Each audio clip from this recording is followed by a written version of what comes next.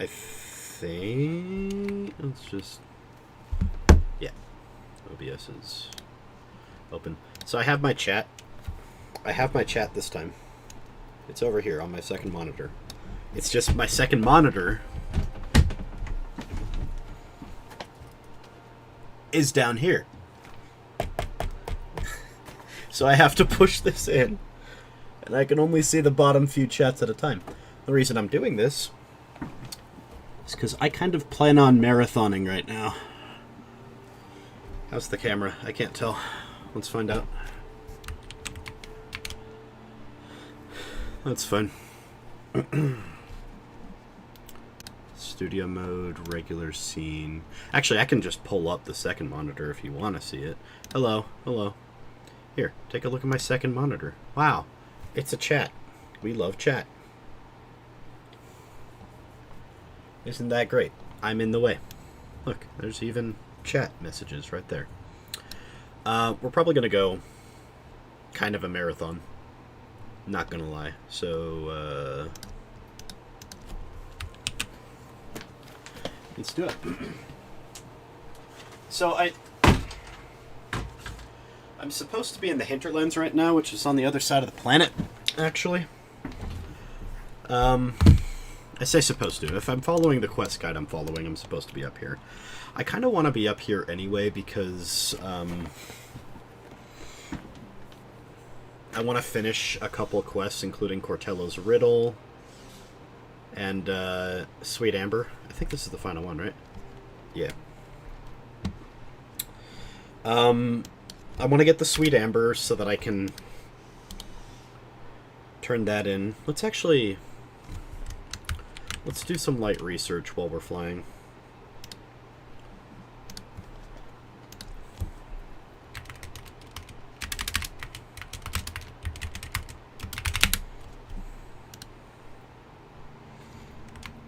Yeah, drawer chat. Do I look tired? I'm very tired. I'm gonna be getting an energy drink here in about a few minutes.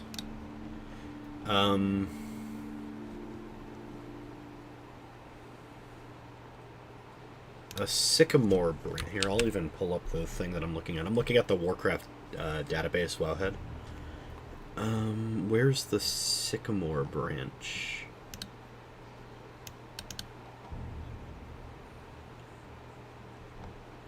Oh, this is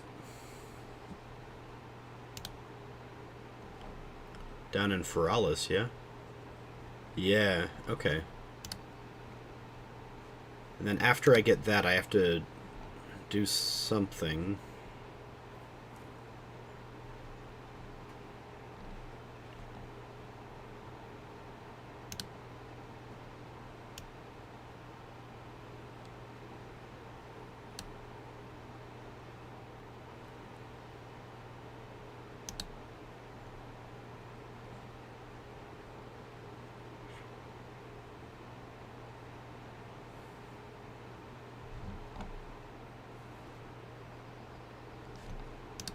What if we did the following? I'm going to have to come back here to Feralis anyway. I don't need to mine copper. Copper's useless. Let's do this. Is there more better? Wetlands versus Booty Bay. Yeah. Yeah. We're going on a trip.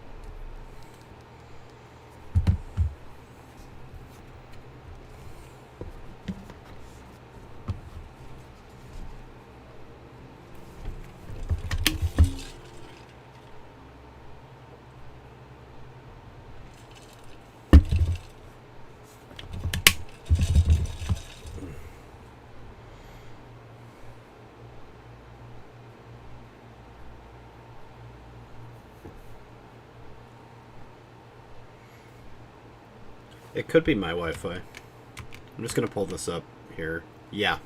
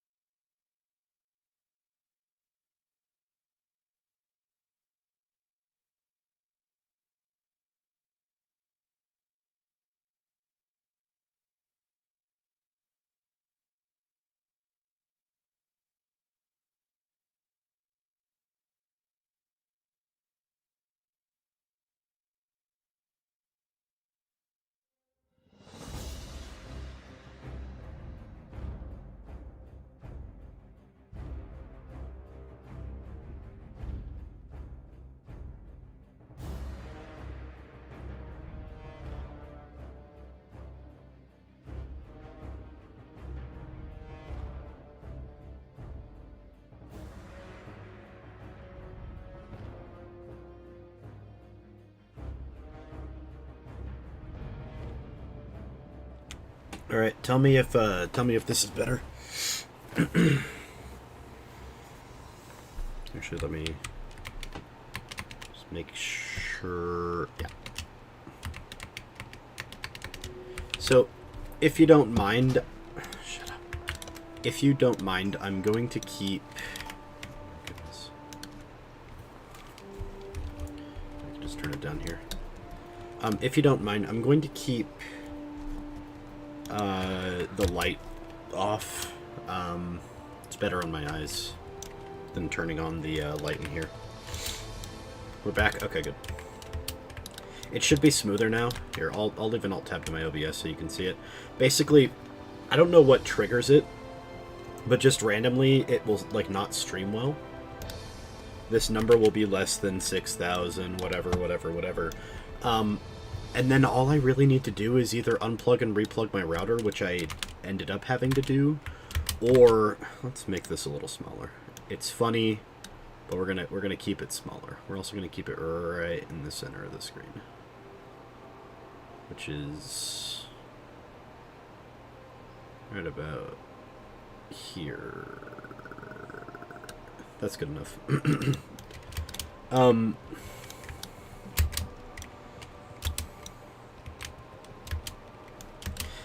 I thought all I would really have to do is just, like, close and reopen Warcraft, because for some reason that does it as well sometimes. But I think what happens is, like, if you turn on the stream from YouTube's side, somehow before, like, OBS has finished initializing, like, it doesn't fully initialize properly. I don't know. Anyway. Running around. We got the horse and we got the dragon. You like how it does that? OMG. It's really him. No.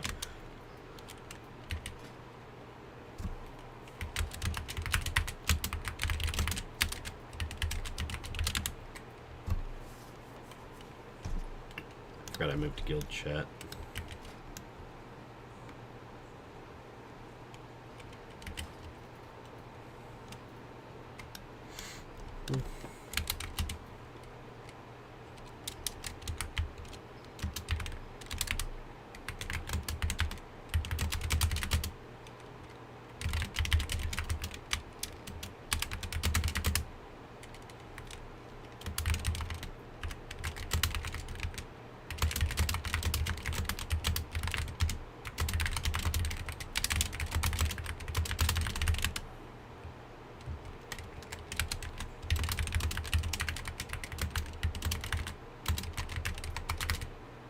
Thank you.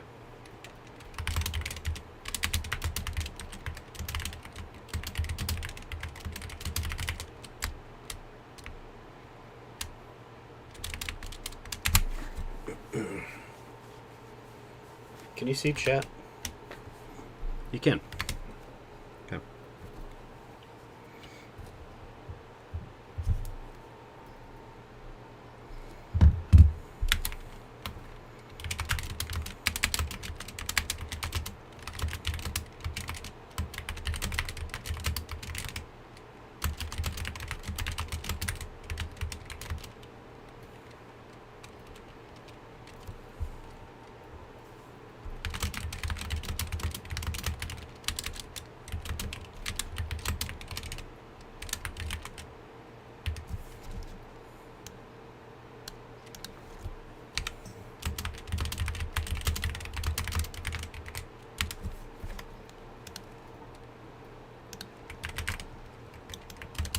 Yeah, the ships are... So this is a, like...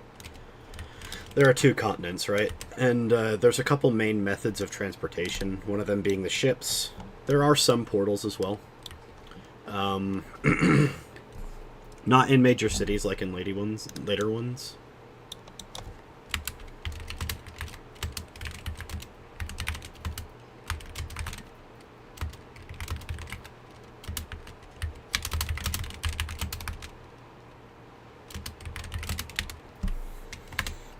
Sorry. So there's a couple ways to move across the continent. You can't really see them on here, but if you're not a mage and you can't make a portal to the other continent, then you have boats like this. And for the Horde, you have zeppelins. Zeppelins are like flying boats. In fact, I should probably just keep open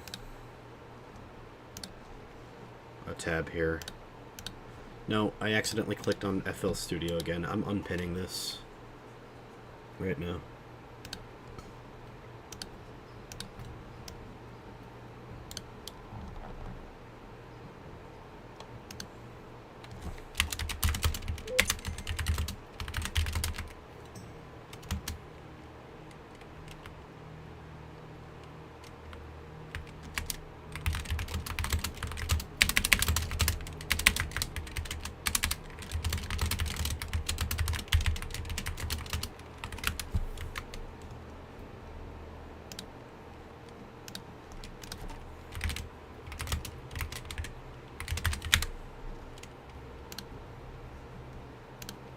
Yeah, so it looks like this. It's a flying boat. Here it is at the Zeppelin Tower up in the air.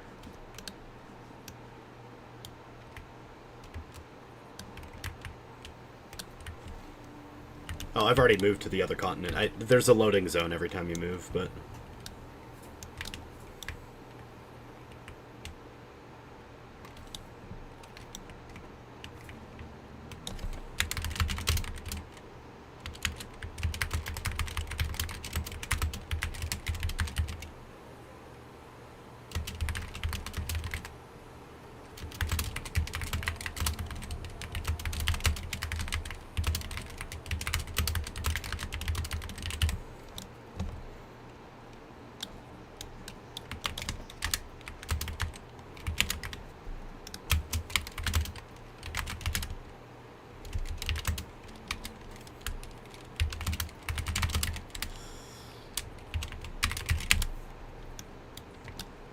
That's so funny.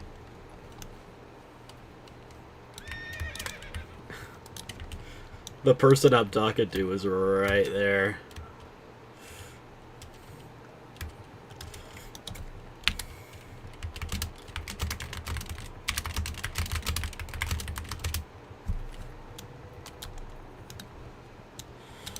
Can I help you? Where am I going? Hinterlands. See you around.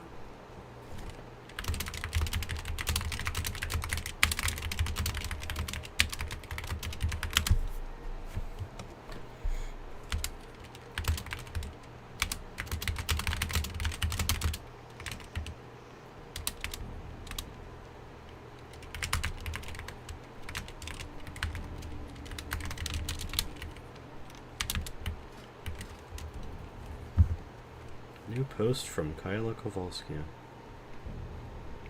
Repost. Watching a championship series is always bittersweet if you want to see both teams succeed.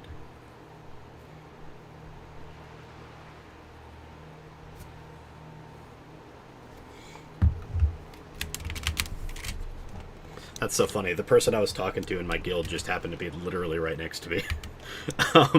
He was waiting for the same boat as me because there's only one boat that goes from... So there are a couple of transit locations. Sorry, I got distracted by guild chat. This harbor right here only goes to this harbor right here and this harbor up here, right? So there's only one boat that goes to each. This harbor here goes back to the one that we just went to, but it also goes up here so that you have a way to get here if you don't have this flight point. This harbor is a neutral harbor owned by goblins, because the goblins are like the neutral guys. They play both sides. And they're really like, you know, morally gray neutral. They're not like, we don't want to be a part of this conflict because we like peace. No, they're neutral from the Horde and Alliance because they sell weapons to both sides, you know. Weapons and supplies. So this one here from Ratchet goes down here to Booty Bay and only back and forth. There's a Horde Zeppelin tower that sits right here, and the other side of it goes right here. This Zeppelin tower also goes down to Stranglethorn Vale, so they have two ways to get here, but it goes up here to Gromgal Base Camp. And I believe that's it for intercontinental travel, because otherwise intracontinental travel is mostly on flight paths like this, where you take a Griffin or a Hippogriff for the Alliance, and you take a Wyvern or a Bat for the Horde. It always depends on where you start, too. So I started in a human place. Humans and dwarves and gnome settlements, they will all have griffins, whereas night elf settlements will have hippogriffs, and it's the same with the Horde. The orcs and Forsaken will always have... or sorry, not Forsaken. Orcs and Tauren will always have wyverns, and then the trolls in Forsaken. There's not a lot of troll settlements, just like there's not a lot of gnome settlements, but the trolls will, and Forsaken will always have bats. No! Actually, I think the trolls have wyverns in this version. In later versions of Warcraft, the trolls have bats. But yeah. Just random chance across Chugsicle. Chugsicle, so he's the friend of the streamer that I'm going to be tanking for. And, I think, like, the real-life friend, too. So, I probably shouldn't say this on a public record stream, but I try to make Chugsicle feel just as valued as the guy who does the streaming, because I know how imposter syndrome I would get, you know, if I was, like, friends with a streamer and I was only getting attention because of the streamer. So I try to like be as friendly as possible to Chug, because I do think he's a nice guy. He's been nice in every interaction I've ever had with him. And again, they're both Canadian, and you know what they say about Canadians. That if they're not Oro Crony, they are nice. And then if they are Orocrony, they're also still nice. Do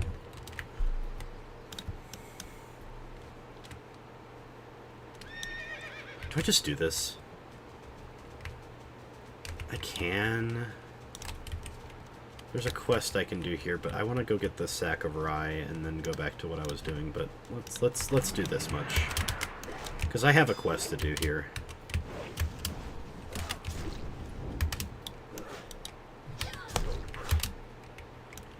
And I kind of want to pick up these feathers anyway.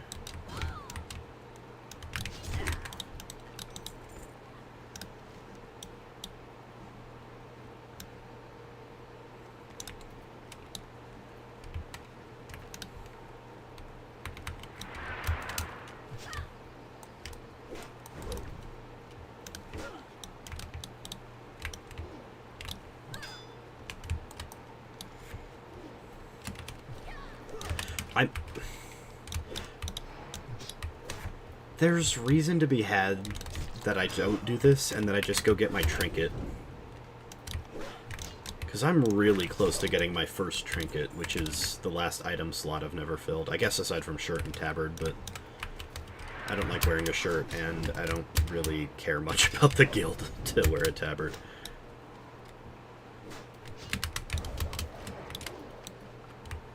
I'm going a little fast, I think. Hold on.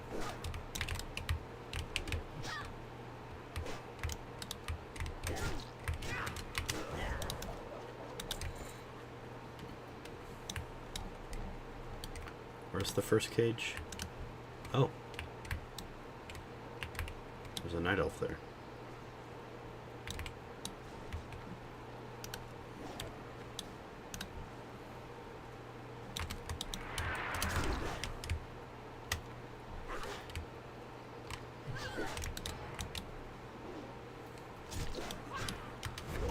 I think they're gonna be fine, but let's swoop in and save them to be safe.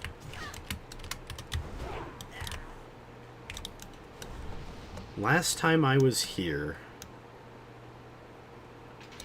in this exact zone killing trolls, was my first time watching the Dressrosa arc of One Piece. The one that's loosely based on Rome and Spain.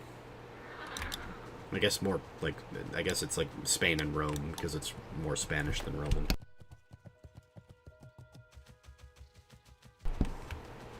Sorry. And I only know that because every time I go to a place in Warcraft, like a location, I tend to remember what I was doing, watching, thinking, talking about, etc. the last time I was in that same spot. So when I go to, for example, Red Ridge Mountains, right here. When I go up to these knoll camps up there in Red Ridge, I remember the episodes of Trailer Park Boys surrounding but not including, or surrounding and including, I should say. I don't know why I said not. Surrounding and including the... Oh, the second cage is right next to it. My bad. Surrounding and including the... first introduction of Lil Wayne, or whatever his name is. Is that his name? Is that his actual name? Or like his rap name, or whatever? Lil Wayne.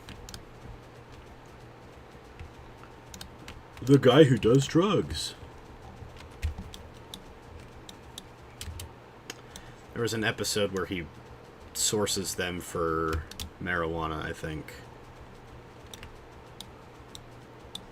He parties with them, and they basically say that he's the coolest guy ever, or whatever.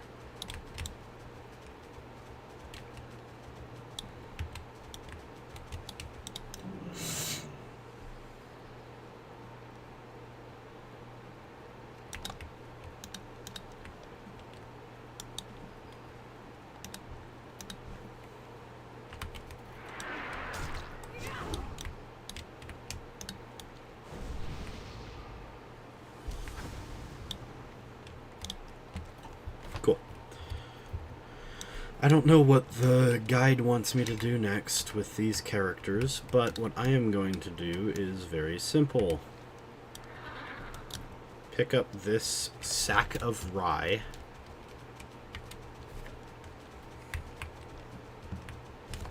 Wherever it might be.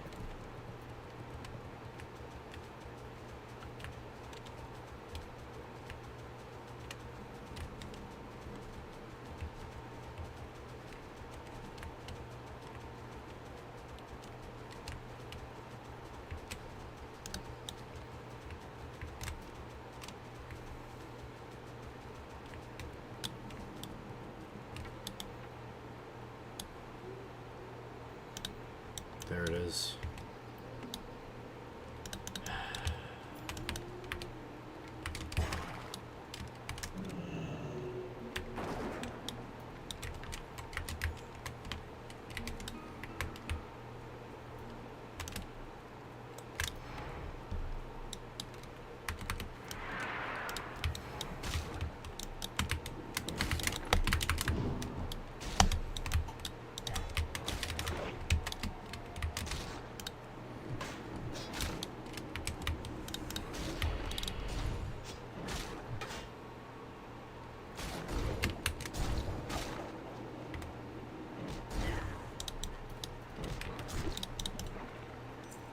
Ooh, nice.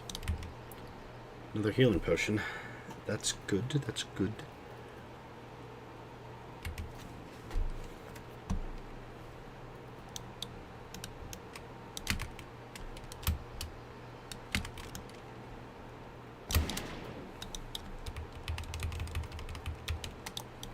I have to jump off that ledge there because I'm pretty sure they don't have pathfinding up to there, although they might from this walkway.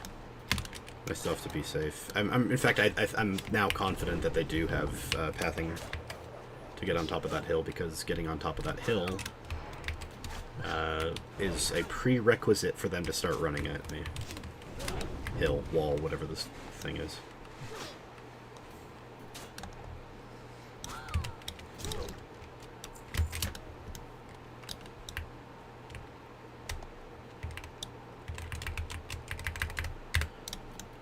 Oh. Please don't pull the collar. Okay. I should have waited. It's okay.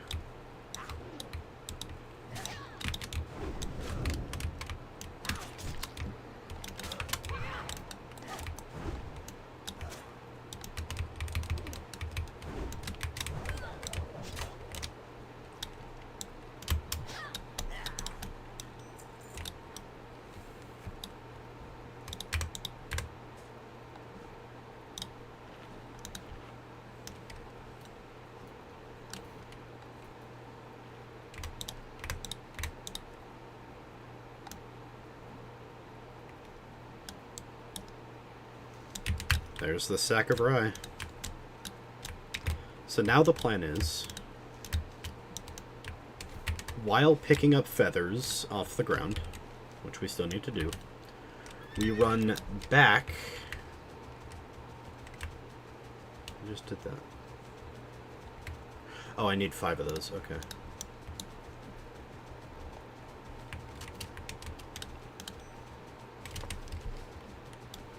So while picking up feathers, we run back to the Flight Master here.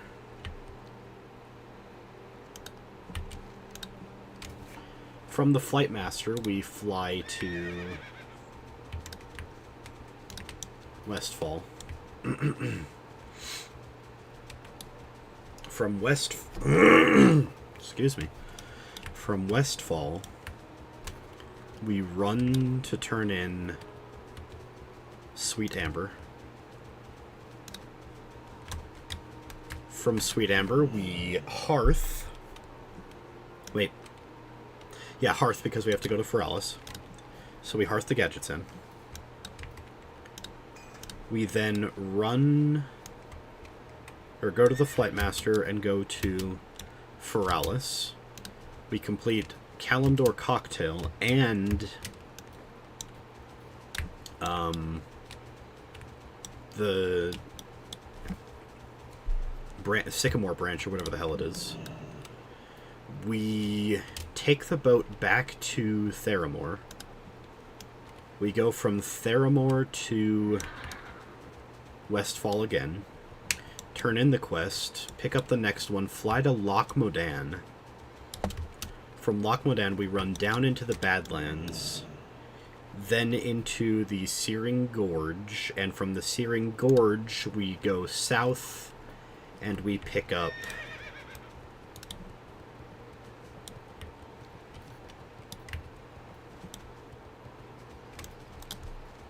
How's that Root Theron village? Isn't Root Theron... Oh no, that's the one in Teldrassil. Then we pick up the Charred Branch, or whatever it is. Then we fly, or then we get the hell out of Dodge, run back to...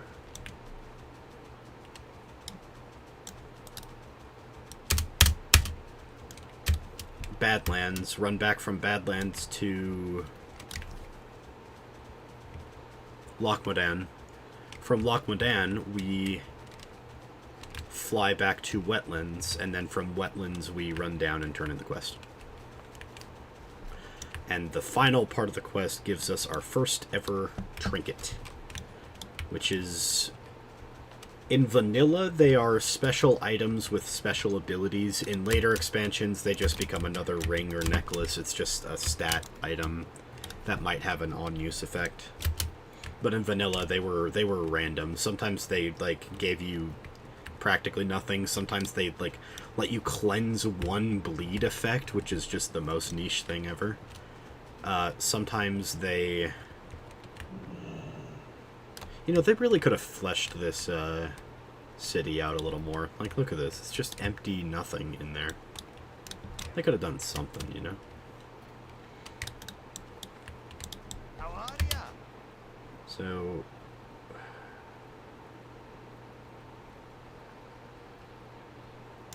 Off. 8-minute flight.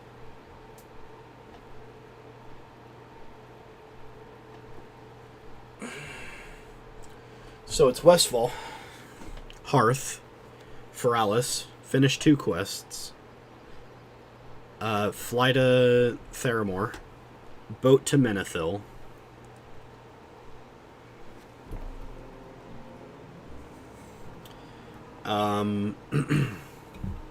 excuse me, fly to Westfall, run to Guy, run back, fly to Loch Modan, Badlands, Searing Gorge, Badlands, Loch Modan, because that's literally the closest. I guess technically I could like try to run through Searing Gorge up to the flight path here, but that's scary. It's scary to... Wait, no, these are... Oh, I think the zone is fine. Yeah, with level 45 quests? 47? Yeah, okay, we can do this. We can do this. They should let some wood stuff... I have no idea what you're saying. That sounds vaguely... Halu. Vaguely. Not gonna pretend like it is, but it sounds vaguely that way.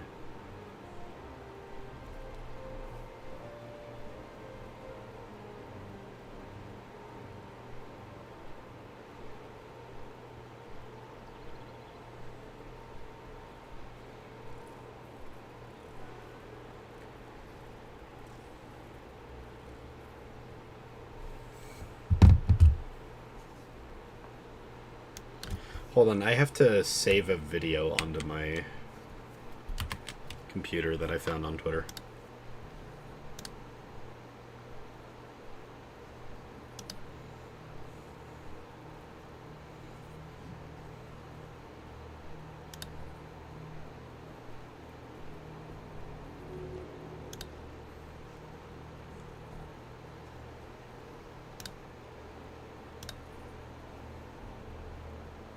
Buckle in.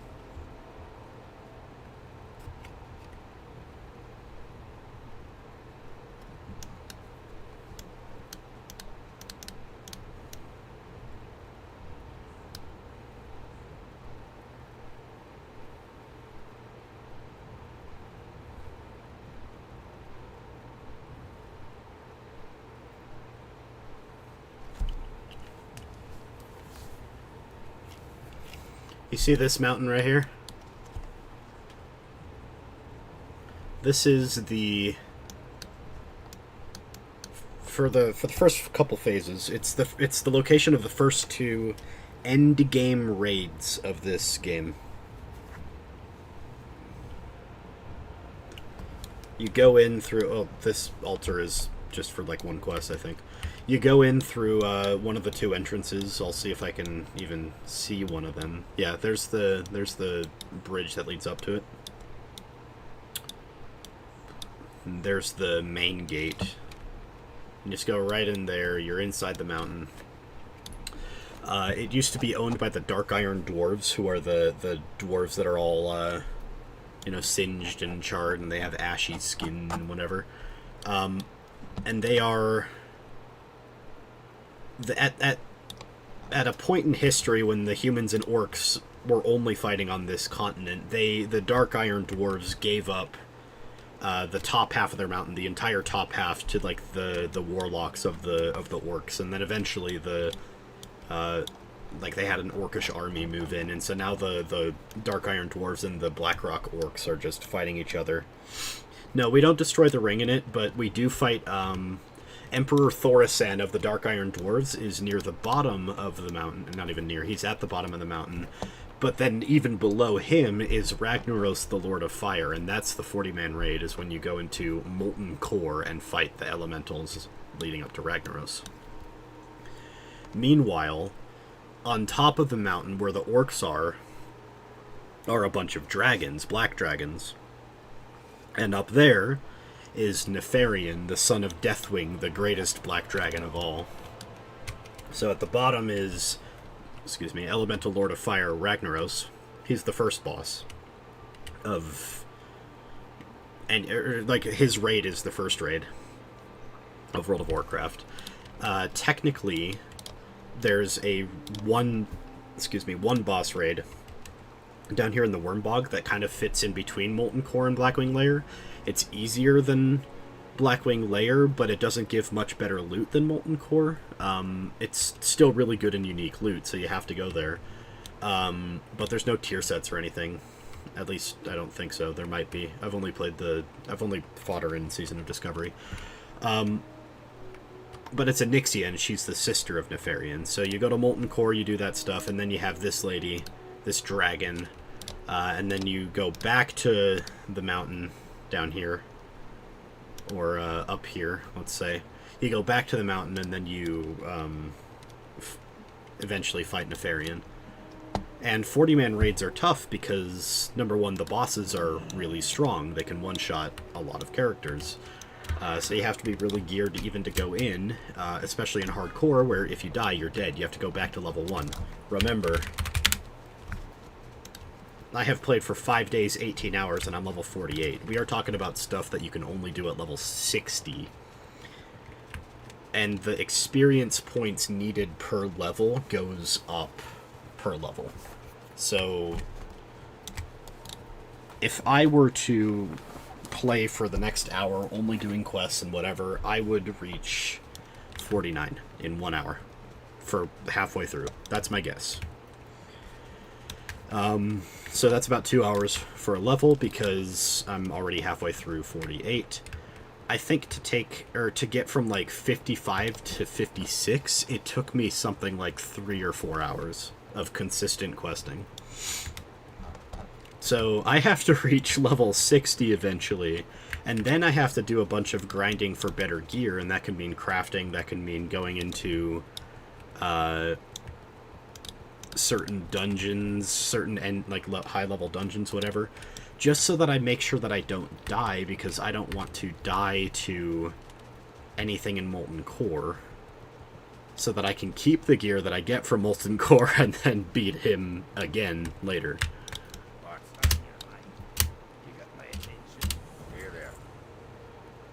Oh, frig.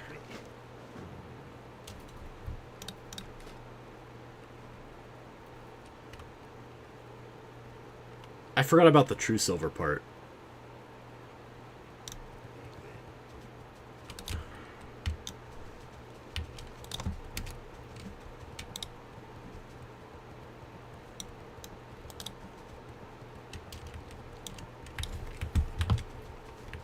Oh yeah, it's very rough.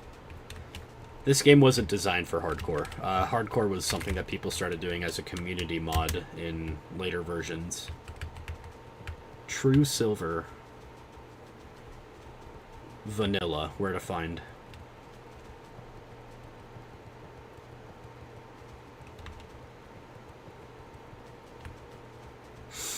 Burning Steps.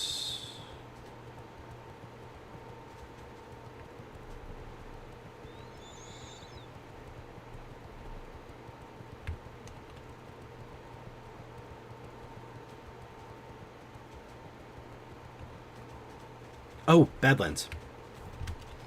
They say Badlands is a good spot, so we're gonna take the Badlands trip early.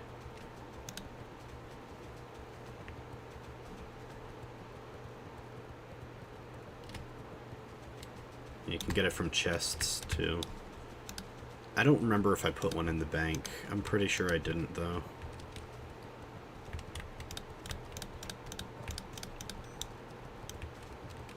Sorry, Flight Master over here. Yeah, so now I forgot I have to do this, you know. What can I do for you?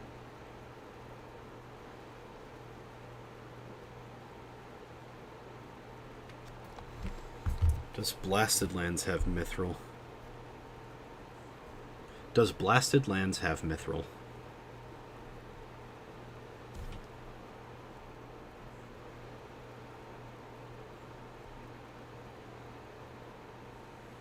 See you around.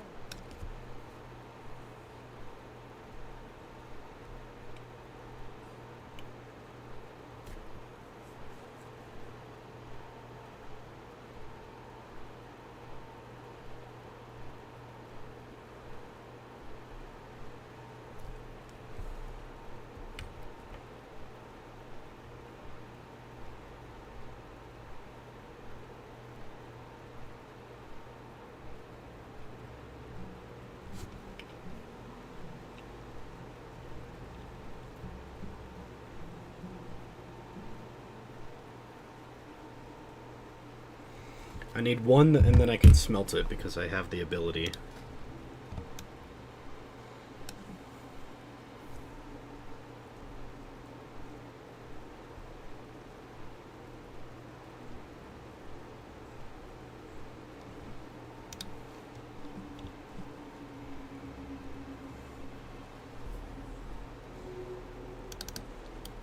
By the way, this right here is an add-on, right?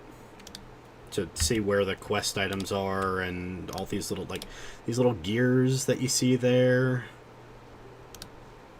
All of that. That's an add-on. That is a mod, essentially. You can only have mods in this game that are, like, client-side. They don't affect gameplay. They don't affect, like, any systems in-game. All they affect is, like, you know, I have a mod that shows me my weapon swing, and when my weapon actually, you know, swings, and it has a little loading bar until my next attack, you know? I have a mod here to look at gear from dungeons. I have a mod here to check all the attunement quests that I have to do. These are quests that are required in order to go into later dungeons. So all of those are Burning... Yeah, I can get rid of Burning Crusade. For example, if I want to go into Skullomance, then I have to do all of this stuff in order to reach the key to Skullomance so that I can open the Skullomance door. Unless, you know, somebody lets me in. Somebody can let me in the Skullomance door. Or Molten Core. I have to do these quests in order to get to Molten Core. I have to do these quests to get into Onyxia's Lair. I can't just have somebody let me in. I have to do these quests to get into Blackwing Lair. I have to do these quests to get into Naxxramas, right? So I have these mods, these various different mods, aside from, you know, the chat mod, who will not be here because she is packing and leaving for a trip. Good luck to her. But, you know, I have these modifications to my game, not moderators. Bad joke, sorry. And these mods are essentially, you know... Why am I loading? These mods are what let me, see where the quest objectives and stuff are. In the base game of vanilla, back when the game came out, there were no quest objectives on your map. You had to read the quest, and it told you not even exactly where to go, it told you roughly where to go. So you see this that says, give him, he wants true silver, right? Let's imagine that true silver was something that you can only get out in the world like every other step of this quest, because this is a bad example from this quest chain. But most of the time, this quest is saying, or this quest line is saying, go pick up a sycamore branch. What the hell is a sycamore branch? Where do I find a sycamore branch? Nobody knows. So this quest was one of the first, like, community efforts to go and complete some, like, random Easter egg hunt, essentially, in the game. Not Easter egg like a video game Easter egg. I mean, like, you gotta go to random locations randomly around the world to get these random items. Oh, wow. Okay, I found true silver immediately. We're so back. Let's just hope I don't pull those guys. They're orange. They're walking this way. I need one hit. I need one hit, please.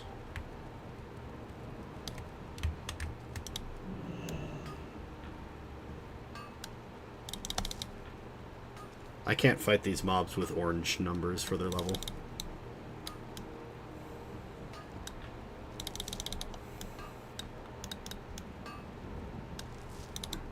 Okay. Next thing I need to do is somehow get the hell out of here without dying.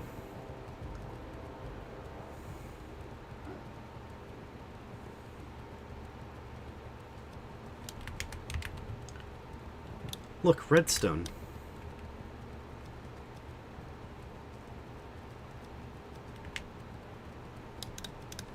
These basilisks say redstone. Oh, they would do... Those orcs would do more than bonk me. They would do things... Horrible, terrible, atrocious things to my mind, body, and soul without my permission. I don't want this to happen.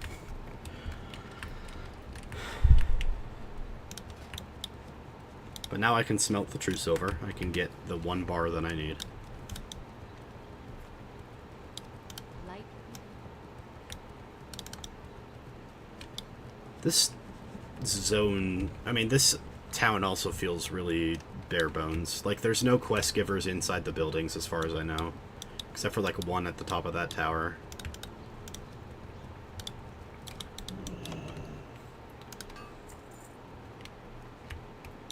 Like, if you compare this place to, Theramore or Menethil Harbor, like, those places are fleshed out. They have a lot of named NPCs, a lot of quests, a lot of reason to go to, like, random corners of it. This one sort of feels like it's a work in progress. It almost feels like I'm in a Horde quest area.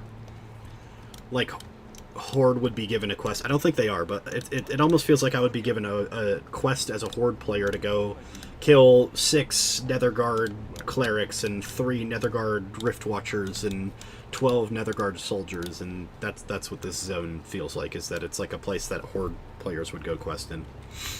I don't think it is. In fact, there are very little quests in this entire zone, and that's partially because of that thing that you can kind of see over there, the dark portal.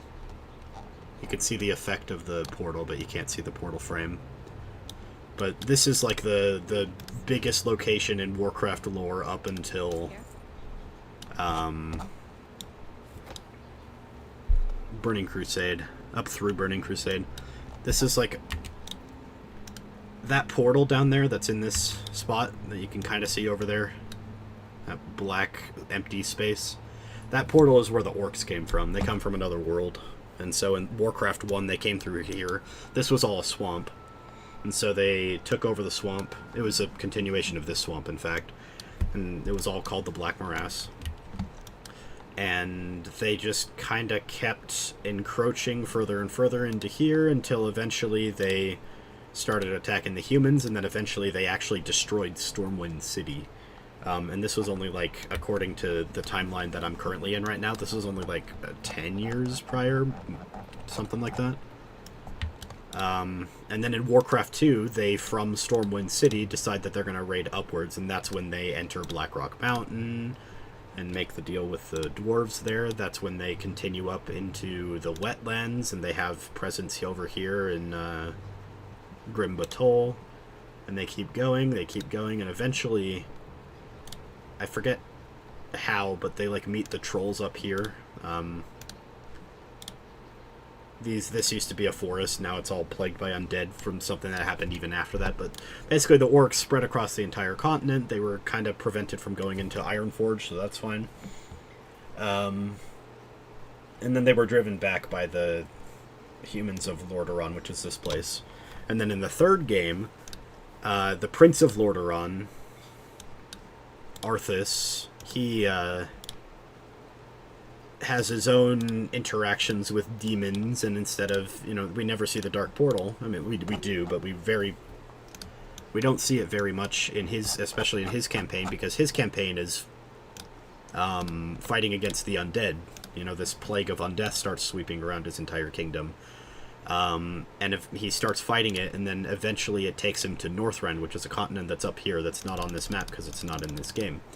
And so in Warcraft 3, he goes to Northrend. He gets the more and more corrupted by the influence of the undead and the demons that control the undead, and eventually he comes back to Lordaeron here, to his main city, and he kills his father, like, right in front of everybody, and then the undead armies sweep across, and now this entire top part of the zone, or continent, is just like an undead wasteland, aside from up here where the elves are, which I can't click on because they're blocked off from us. And like down here is a human kingdom that was completely isolated. They have a big wall across this peninsula, and then just like all of this is like contested between undead and whatever. Well, also in Warcraft 3, we find out that some undead are regaining their free will, and so that's when Sylvanas, the undead Banshee Queen, the former Ranger General of the Elves, unites the undead with free will under her own control, and eventually they become the Forsaken, which are the playable undead that eventually join the Horde, which is the other faction. I'm on the Alliance, remember? So all of that undead whatever is now being contested between the good guy undead, if you're Horde. They're still bad guys if you're Alliance, but the undead with free will that live over here, and then the undead that are still controlled by the Scourge that live over here, with this as sort of like their battleground.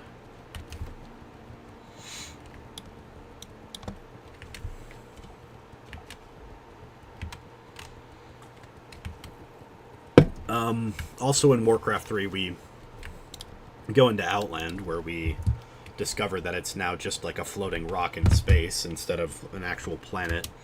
And then in Burning Crusade, which is the expansion after this one, which I'm not exactly a fan of anymore. I like the aesthetic, I like the story, I like whatever, but I've ranted enough about how I want Warcraft to go back to its vanilla roots, and I think Burning Crusade is what like started ruining that. Now I go get a Sycamore branch. So this requires a Hearthstone. Oh, there's a lot of lore. And I've ranted about this at length, but the TLDR of my issues with Warcraft lore and like the current versions, like let me just pull up here. We are now 12 versions in expansions. Hold on, there's Vanilla, Burning Crusade, Wrath of the Lich King, Cataclysm, Miss of Pandaria, Warlords of Draenor, Legion. What's after Legion?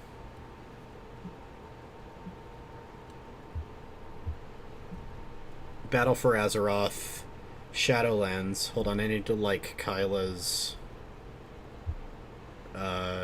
short because I'm up at Malo. I have to.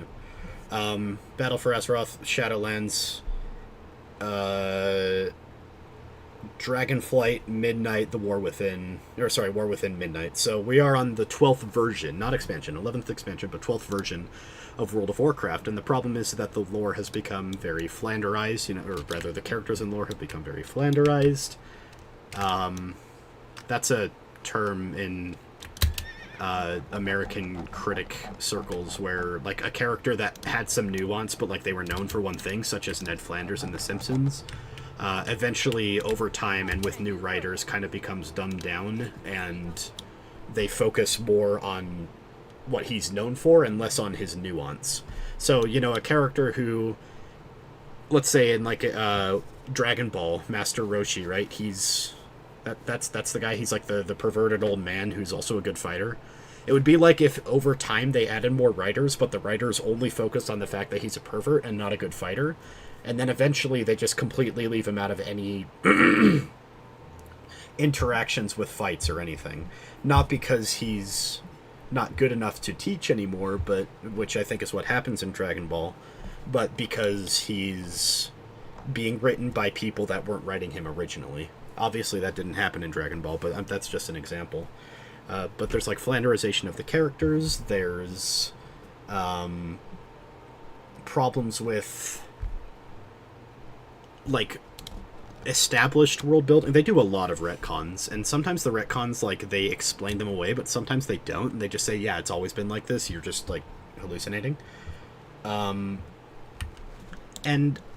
all of that together means that I don't really like the direction that the lore went, and the world as it is, as you've seen me play, with the aesthetic that it has, with the characters that it has even, has just, like, completely been forgotten and died away in the 20 years since this game came out.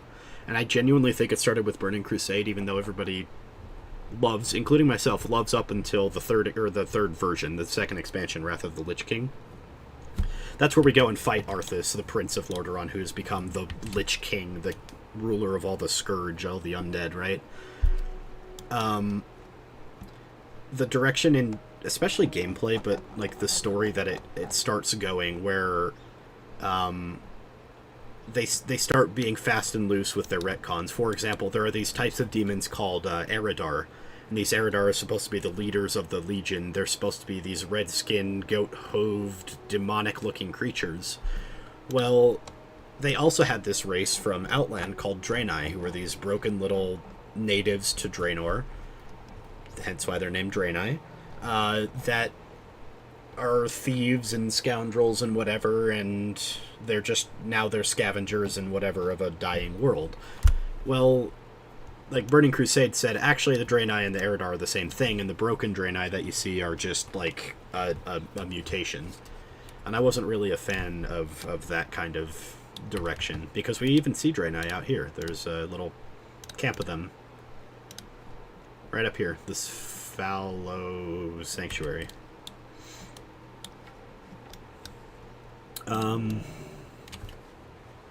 But it's not nitpicks like that. It's, like, entire, like, the direction that the story went is less about you as a character exploring and being one part of the world, and more about you as the character being the main character alongside a cast of a lot of thinly veiled self-inserts. So you have, you know, all these characters that don't really have any nuance, but you're supposed to believe that they're...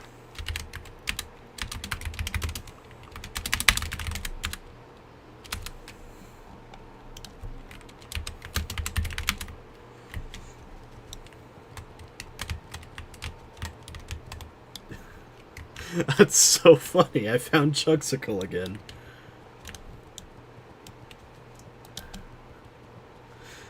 I guess he did say he was going to... No, I said Feralis Tanaris, and he said Tanaris. That's funny.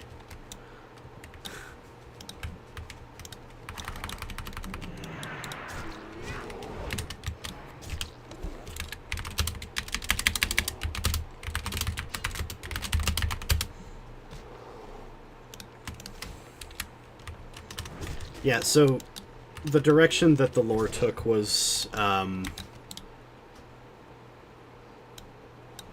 not in a group.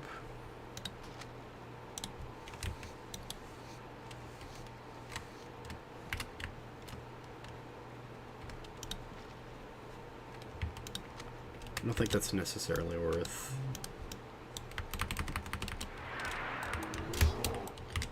Anyway, So, like, I can nitpick about, like, the characters and the fact that your character goes from just being one part of a living world to being, like, the central driving force behind a world of mostly nothing. Or the fact that they, like, don't update their previous zones at all, so you could just, like, go back almost 15 years of in-world time, or even 20 in some cases, and people are just, like, stuck in a loop there. I could complain about that, but the problem with the lore after vanilla is that it's not like Warcraft very much anymore. They as early as Burning Crusade, they start saying, like, we're gonna make the lore about, like, these big bad guys that the Horde and Alliance have to put aside their differences to fight. Which, yeah, you get that down here, but there's, like, a reason for it. But in Outland, like, Outland isn't us. We don't care about Outland. Why should I care about any of the guys here? I like the idea of Outland more as, like, I'm exploring their world and discovering, you know, trinkets and stuff. And then the big bad guys, like, as just things to fight. Like, they are challenges on my totem pole. It almost feels like I like Warcraft when it's closer to Monster Hunter, where the lore doesn't really matter. Even though I love the lore, like the lore doesn't really matter, and I just kind of like the idea of getting stronger for the sake of getting stronger and nothing else.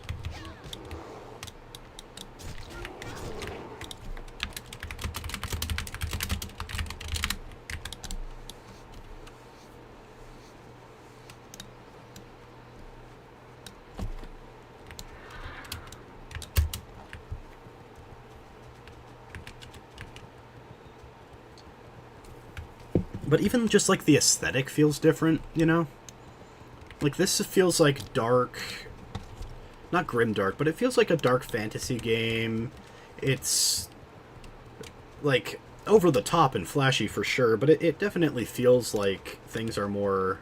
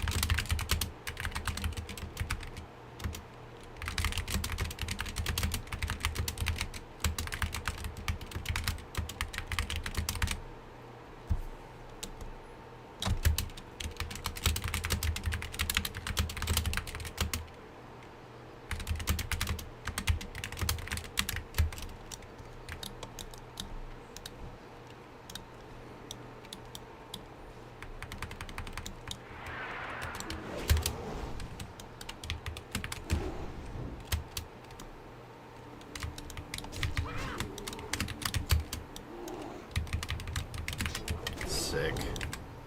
Unless he dies. If he dies, then I won't be able to win. Looks like I'm going to do an Oldemon run after this. I haven't done Oldemon in a long time. It's actually a little scary as a tank.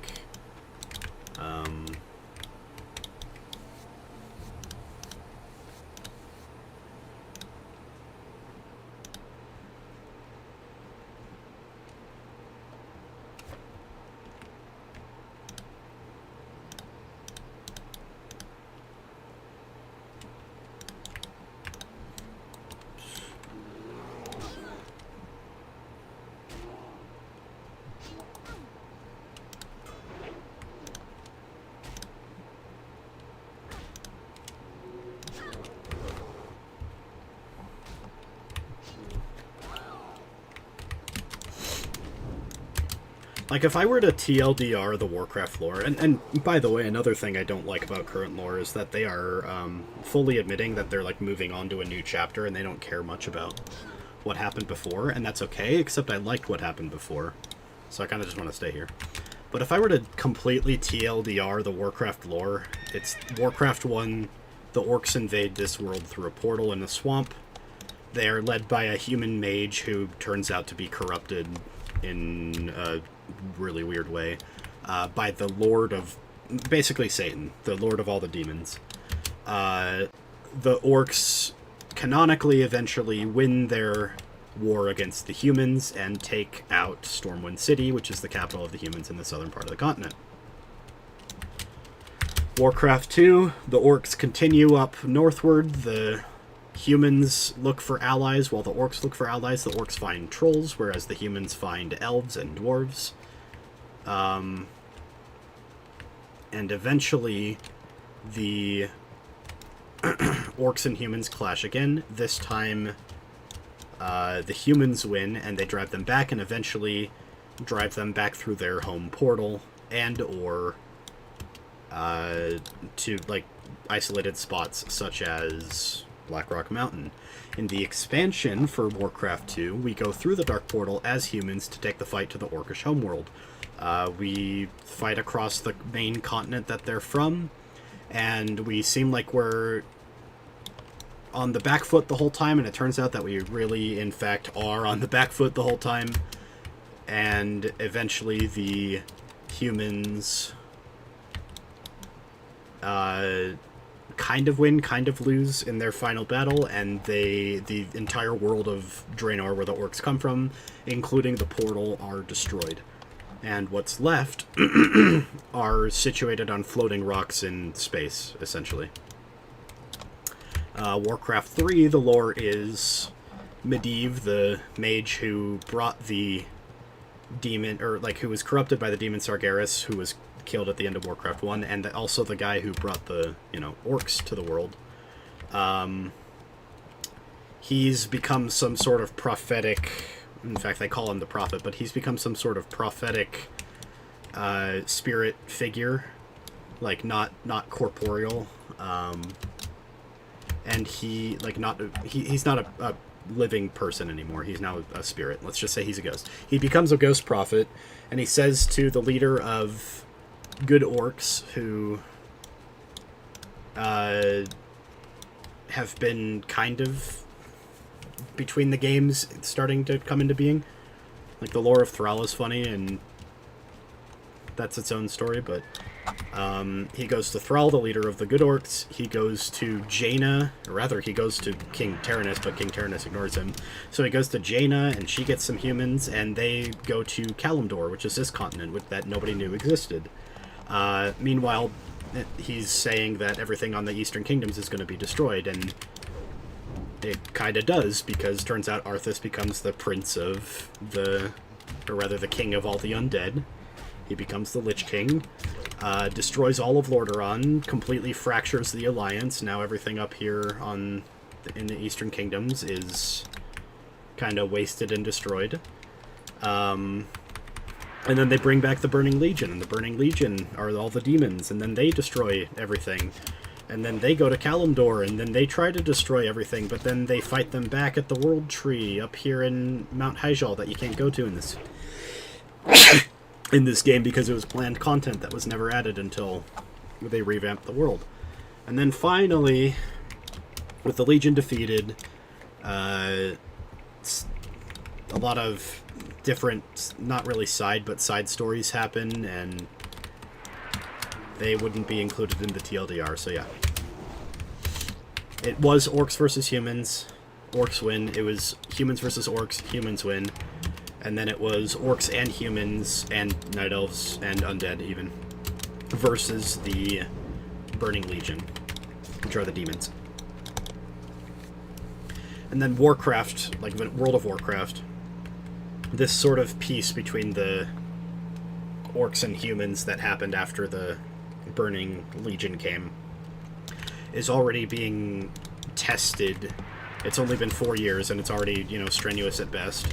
The orcs are looking for resources, so they encroach into Night Elven lands up here in Ashenvale, which the Ashenvalian Night Elves don't like, That's why you have this lumber camp right here prominently on the map. That's the orcs' cutting down trees, the sacred night elf groves. You have the night elves up here in Teldrassil who decide to join the Alliance instead of the Horde simply because of that reason, because orcs are, you know, now taking their not even their resources, but like their sacred groves as resources. Meanwhile, the humans over here,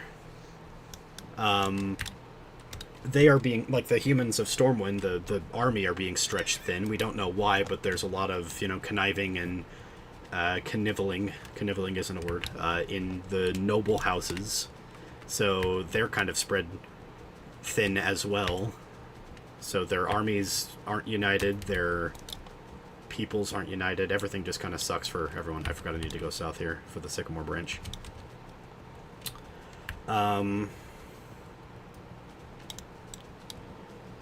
The undead up here, they want to rejoin their human brethren, but they are undead and the humans don't trust them, so they join the Horde instead and become allies with the orcs. So dead humans join the orcs and alive humans join the...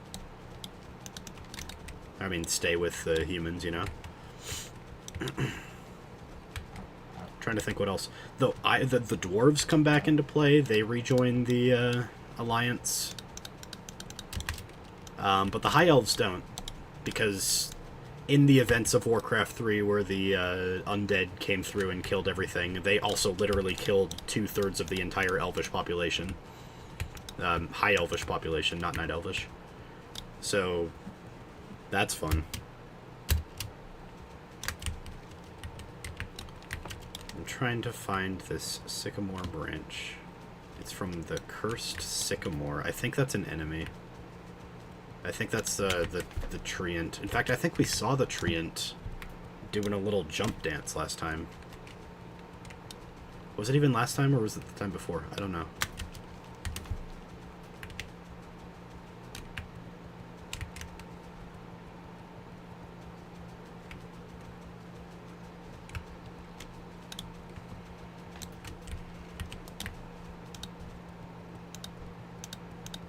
That is my favorite race in vanilla. I want to be his friend. He's a cowman. Look at him. Look at him go. Look at that cowman. Look at him. He's so beautiful. Well, in modern Warcraft, there are like 5 different types of elves. In this version of Warcraft, there are 2. There are the High Elves and the Night Elves. And the Night Elves are from Kalimdor, and the High Elves are from the Eastern Kingdoms. 10,000 years ago, when the Burning Legion first invaded Azeroth, which is the name of this world. I knew it was an enemy. When the Burning Legion first invaded Azeroth, there were just Night Elves. In fact, it was like Night Elves, Trolls, and like Proto-Tauren, which are those cow people that we just saw a player playing. And Proto-Dwarves. They had dwarves made out of stone. But what happened is... when the Legion came, the Night Elves had this big empire. They were actually in fact, their queen was the reason that the Legion came, because she wanted more power and she wanted to be the consort, the wife of this world's Satan. So, you know, that's its own fun, I guess. But in her blind arrogance, she brought destruction to the world, you know, yada yada, whatever. And this whole world used to be one continent, which was fractured right down the middle when that whole thing happened. In fact, this maelstrom, this big whirlwind you see in the middle of the zoomed out map, that is the location that they had this big well of pure magic in the middle of their entire civilization, right? Well, obviously they win, but like most of the world is destroyed and most of the elves are on this side of the continent. In fact, all of them are. This is the direction that they all escaped to. When that happened, part of their reforms was to accept Druidism, which was new at the time, instead of arcane magic. So one of their 2 new leaders was Malfurion, and he's still around because these elves are literally immortal. He's a druid, turns into animals, communes with nature, yada yada. They turned to Druidism instead of arcane magic, which is, you know, like magic that can be studied and controlled, as opposed to you're asking nature for help. That's the main, like, philosophical difference, is whether you ask nature for help or whether you, like, command the elements for help, I guess. And when they shift to druidism, and also a re-emphasis on their goddess Elune, who's like the big deity of the elves, they said we don't have time for the arcane guys anymore. And all of the arcane casters were nobles, like literally all of them. If you were able to cast magic, you were either already a noble or became a noble. And so the noble ruling class were exiled. Some of them actually came down here to Feralis, and they set up here in Dire Maul. But most of them went on boats and sailed across the sea. And they eventually landed up here in Quel'Thalas, and they became the first High Elves. They lost their immortality, they set up a new magic well, but this time it was slightly different and infused a little with holy magic, and then eventually they evolved their own civilization. Mostly forgot about the Night Elves, or assumed that they were just, on a distant continent or of whatever. And 10,000 years pass, and multiple generations of these still long-lived but not immortal elves pass, and they've, again, completely forgotten that Kalimdor, like, is a thing.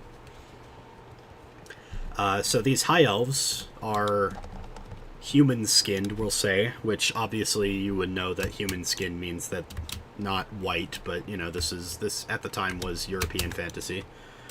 In Modern Warcraft, they're a little more loose with stuff like that, but this was like firmly Renaissance era European fantasy at the time. And so these essentially white elves versus purple elves is what they are.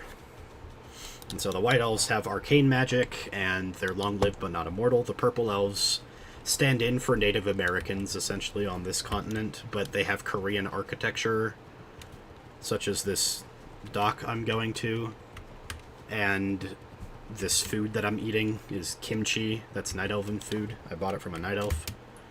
Trying to think what else. And they're almost like Rome in the fact that they're like an ancient empire that ruled the entire world but fell eventually. And you can see their ruins everywhere. Not here, obviously, but they do have ruins everywhere. There are ruins over here, in fact, I know. But yeah, the High Elves, the white ones with arcane magic, they eventually got... They had these, like, ward stones protecting their place from, like, evil and demons and stuff, but Arthas, the king of the undead at the time, infiltrated them somehow, broke the ward stones, went right to their magical well, the Sun Well, which, again, it's kind of like that old magic well that they had when they were Night Elves. They go right into he goes right into the Sun Well. He literally blows it up. And then they just massacre, soldiers, women, children, whatever, just all down to the last, like, third. And the last third escape, and the ones that remain High Elves, the ones that stay with the Alliance, are mostly situated in, like, human cities. There's one called Dalaran that's up here. It's like the Mage City. It's up here in right there. They get destroyed in their own way, but they come back, and they're in the lore right now, currently rebuilding it. There's a couple High Elven settlements that were all around. For example, there's one here in Loch Modan. It's up here in the mountains. So you can go get quests from High Elves there. But most High Elves are replaced by their own descendant race called Blood Elves, where the king, or rather the regent lord, he decided not to call himself king. No, did he? Yeah, he did. So King Kael'thas Sunstrider, the prince, eventually, and kind of de facto king of the High Elves, in honor of the blood lost that day, or like in memory of the blood lost when the Scourge invaded, renamed his entire race to Blood Elves. They basically, when they rebuilt their ruined city, they basically painted everything red. I'm not even joking, they actually did this. Their city was all blue and high elfy, and then they repainted it red to honor the sacrifice of the elves or whatever, which is just really funny to me. That they would go out of their way to paint everything red. But whatever. They become my favorite race in current Warcraft, even though I still like Tauren better objectively. I play a Blood Elf in real Warcraft. And they actually, after their own story in Warcraft 3, where they go to the Outland and Kael'thas becomes corrupted with demon power, and they bring back to the Sunwell, they bring the Sunwell back, but it's no longer a holy well, it's now a fell well. And then the lore of the Blood Elves is that they have this magic addiction that they fuel by draining mana from magical creatures or from the Sunwell. And they, are addicted to magical power, and they need to get stronger, so they have this, morally gray lore, essentially, where they are, they want to rebuild their civilization, but the only way that they know how is to use demonic magic and to use, uncursory means, and eventually they enslave what's essentially an angel. They enslave one and torture it constantly so that they can use its power forcefully. This is the first instance where we see priests and paladins, these holy light characters that use light magic, that are forcing the light, the literal metaphysical concept of the light, because there's this whole cosmology, but essentially they're forcing light element as an element to do their bidding instead of serving the light as a religion or whatever. It's so funny in that way that they're these morally gray badasses who literally have an angel enslaved so they can control it.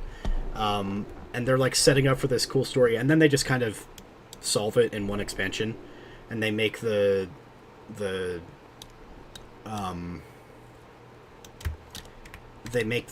Sunwell a holy well again instead of just an arcane well, and it was kind of funny. Excuse me. But yeah, the Blood Elves, the in-world difference is that they're honoring the loss of their fallen brethren or whatever, and the High Elves just kind of stick to their own history or whatever. But the real world explanation why there are Blood and High Elves is so that one can be blue, and blue is for the Alliance, the humans, right? And one could be red, and red is for the Horde. And yes, the Blood Elves, who are in complete ownership of Quel'Thalas, which is the High Elf homeland, right? So these Blood Elves eventually join the Horde. And so you have Night Elves, these guys that only just recently joined the Alliance, being the Alliance Elves, and then you have the Blood Elves, who were literally foundational members of the Alliance, joining the Horde because of racism. Yeah, humans, it turns out they're not really accepting of elves in that sense. They're accepting of the Night Elves for convenience, but they weren't of the Blood Elves. Racism makes for good fantasy conflict. Let's be real for a second. Racism is not good, right? It is not a good thing. It sets up conflict, and therefore racism in and of itself is a great plot device for setting up conflict. You have characters that are prejudiced in some way, forced to interact with characters that they prejudice against, or forced to interact with them in negative ways.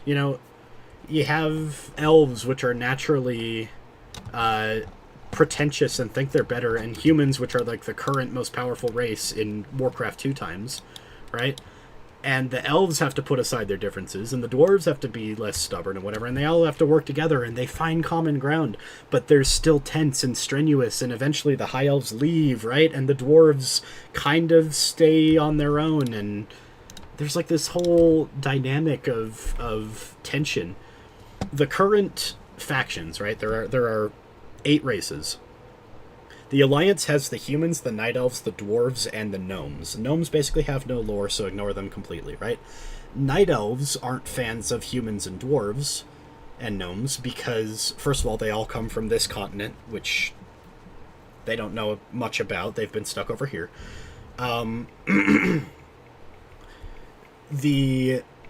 They're also not a fan of their technology and their rampant use of, cutting down trees and whatever. And in fact, in Season of Discovery, there's a quest where there's a night elf assassin who's gone around killing prominent Alliance soldiers because she doesn't like the Alliance. She doesn't want to join the Alliance. She wants the night elves to stay independent.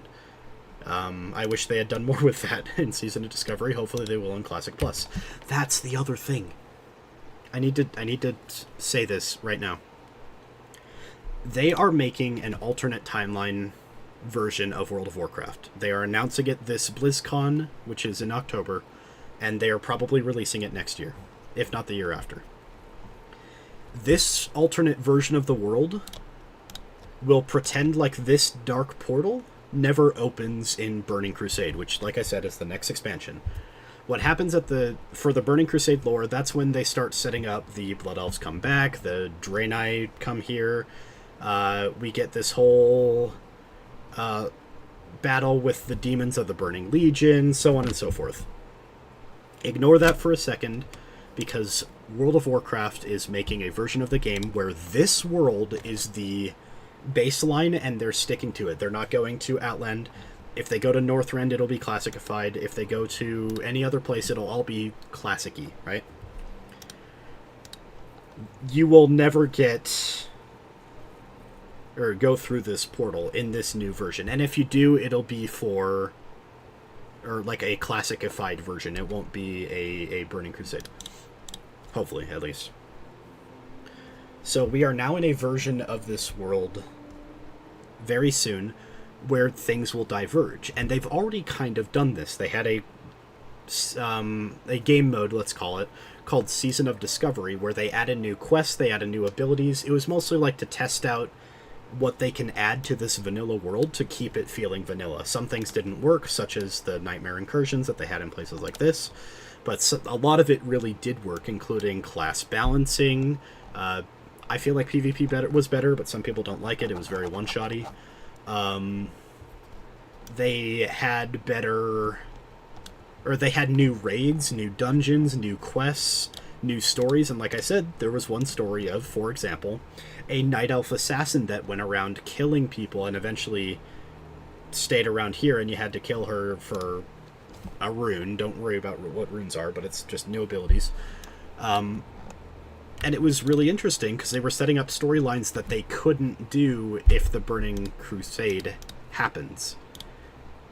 So they were treating this world as it is, which is essentially a Cold War between two factions where the tensions within the faction themselves are already stressed. The humans don't... they're not so much racist anymore, especially the Stormwind humans, because Stormwind was rebuilt by dwarves and gnomes with them. But they have this this own tension within their own thing because, spoiler alert, their nobles are being corrupted and manipulated by an evil force, which I won't go into, but it's a really, really interesting questline that happens really early on. It's called The Missing Diplomat, and you go through it for like 20 levels, and then it abruptly stops. But then it keeps going at level 60, and you find out the truth behind the corruption, and the truth behind why the Alliance soldiers are being sent to all corners of the Earth, and they can't be centralized to take care of their own self. So when you're playing a human, such as myself, and you start off in this starting zone, they're essentially saying, like, the army can't protect the people from bandits, from gnolls, from murlocs, from, like, local threats. That's where you come in, Miss Adventurer. Cecilia, Immergreen, Hololive, and Justice, spin to win. Go and spin to win on these murlocs. because we don't have enough soldiers to do so. Which is, you know, tension in and of itself. So they don't really hate anybody, but, like, the Night Elves kind of hate them because they have this tendency to, you know, the humans have a tendency to kind of overexert their influence on places, and they think they're the leaders of the Alliance, so they kind of think they're in charge of these Night Elves, and these Night Elves are like, no, we're just allied with you, we're not under your yoke. The Dwarves are stoically independent, and they were only really kind of friends with the High Elves, and now we're finding out that there's a different kind of elves that they have to make friends with, so they don't really like anyone. The Dwarves are dealing with their own kind of threats with the Dark Irons and the big volcano mountain that we passed by. The Gnomes kind of just exist as this entity that's separate, but they do have their own problems. Their entire city was essentially, like, irradiated with nuclear waste. Oh yeah, let's let her spin. I don't have the ability to spin right now, but we can... Wait, actually I do. Maybe. No, I don't. I don't get enough rage to spin just for fun. That's sad. But anyway, like... So the Alliance already, like, they're supposed to be quote-unquote the good guys, and let's be entirely honest here. Humans and orcs are both the good guys in this world.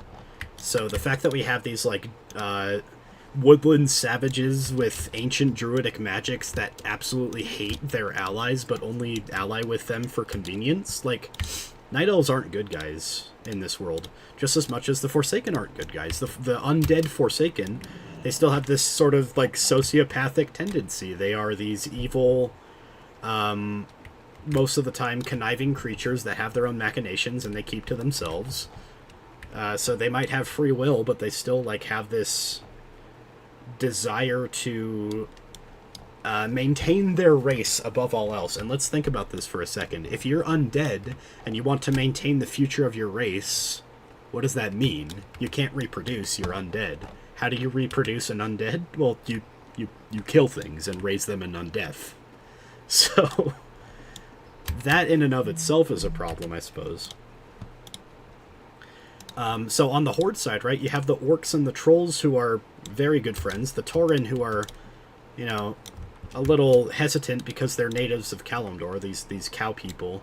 They're natives of this continent, and they don't have as much intra-faction conflict. They don't really hate each other very much. Aside from, like I said, these conniving undead that are, like, in their own machinations and only really with the Horde because they don't, like, the Alliance doesn't want to have them. And the Horde are having problems not only with border disputes with the Night Elves because they need the, you know, lumber from the lumber camp here that the Night Elves don't want them to have, but there's also, like, the only land that they've been given, the reason that they're even here in the first place, is because they were driven out of any land here on this continent. Believe you me, there's a lot of land on this continent that they could have had, but the humans literally put them in internment camps. There is an orcish... trigger warning, I guess. There's an orcish Auschwitz. Literally. There is an orcish, like... Yeah. Or rather, human-built to contain orcs as... animals. Like, Thrall's whole story, the reason that his name is Thrall means slave. He was born into one of these camps as, like, the personal pet of the camp owner, and he eventually liberated himself and liberated a ton of orcs and became this... Dude, really? We're doing the transfer aborted meme again? Sorry, I got moved here forcefully because of this transfer aborted instance not found error, and I still don't know how to fix it because I've repaired the game files twice, man. I don't know. Anyway.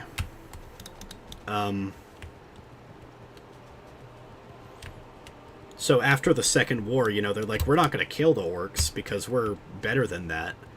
We're not going to kill all the orcs. We're just going to put them into literal slave camps and, like, let them roll around in the mud. And the orcs at the time, the reason they came from Outland is because they were corrupted by demons. Well, they're no longer, you know, the demons leave them, they're no longer corrupted, and so Thrall, born in captivity, raised kind of by humans, but like as this slave pet. When he frees the orcs, he says we're not doing, we're not killing innocents. We're not using demonic magics anymore. We are getting back to our shamanistic roots. We are rejoining with the elements, so on and so forth. And that's really cool. That's genuinely awesome.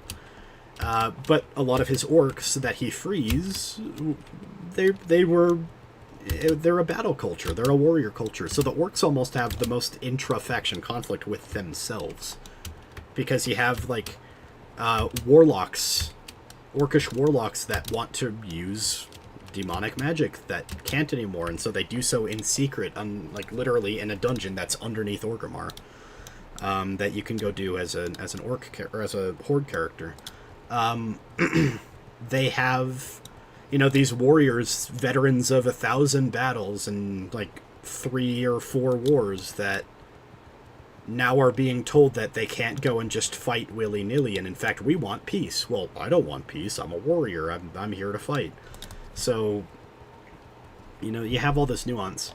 The reason I'm saying all this, especially, is because a big problem with modern Warcraft lore in later expansions is that they kind of flanderize this whole faction conflict. And now the humans and the orcs just kind of hate each other because racism bad, and then all the good guys are like, no, we need to accept the guys who have been killing us for like a generation.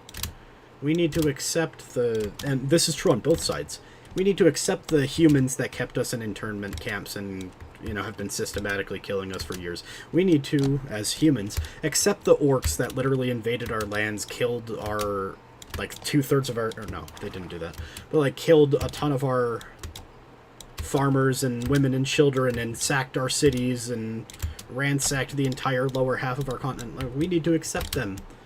And that's cool, but it like ignores nuance. And then later Warcraft is like, okay, we'll not ignore the nuance. Let's say, oh, I don't forgive you, but we need to work together. And then it just becomes like a big,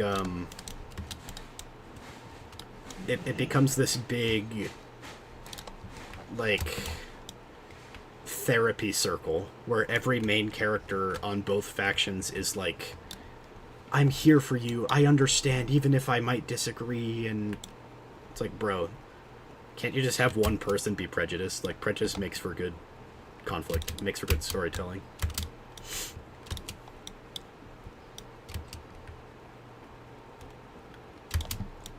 I'm ranting about lore so long that my throat starts hurting.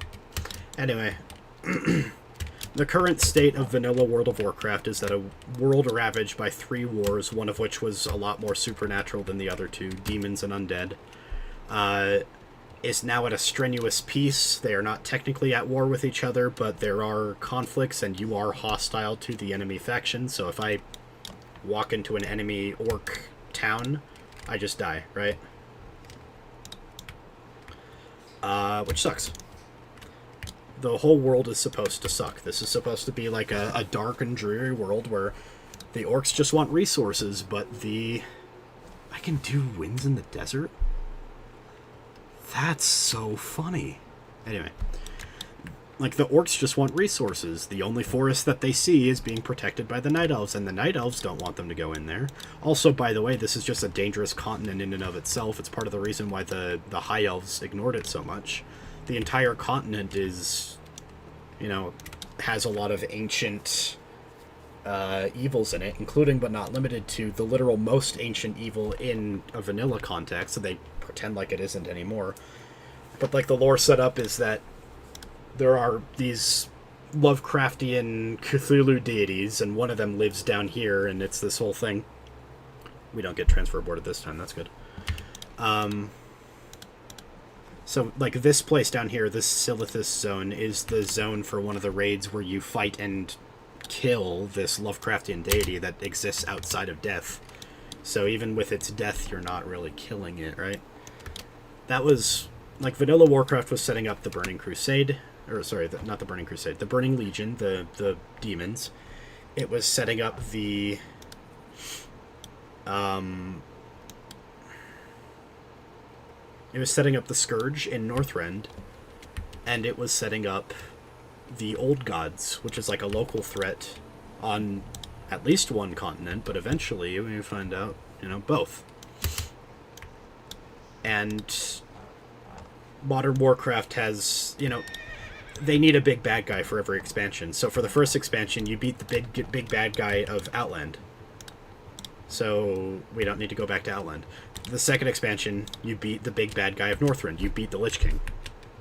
So the Scourge story is done. Third expansion, you beat Deathwing, who's being corrupted by the Old Gods.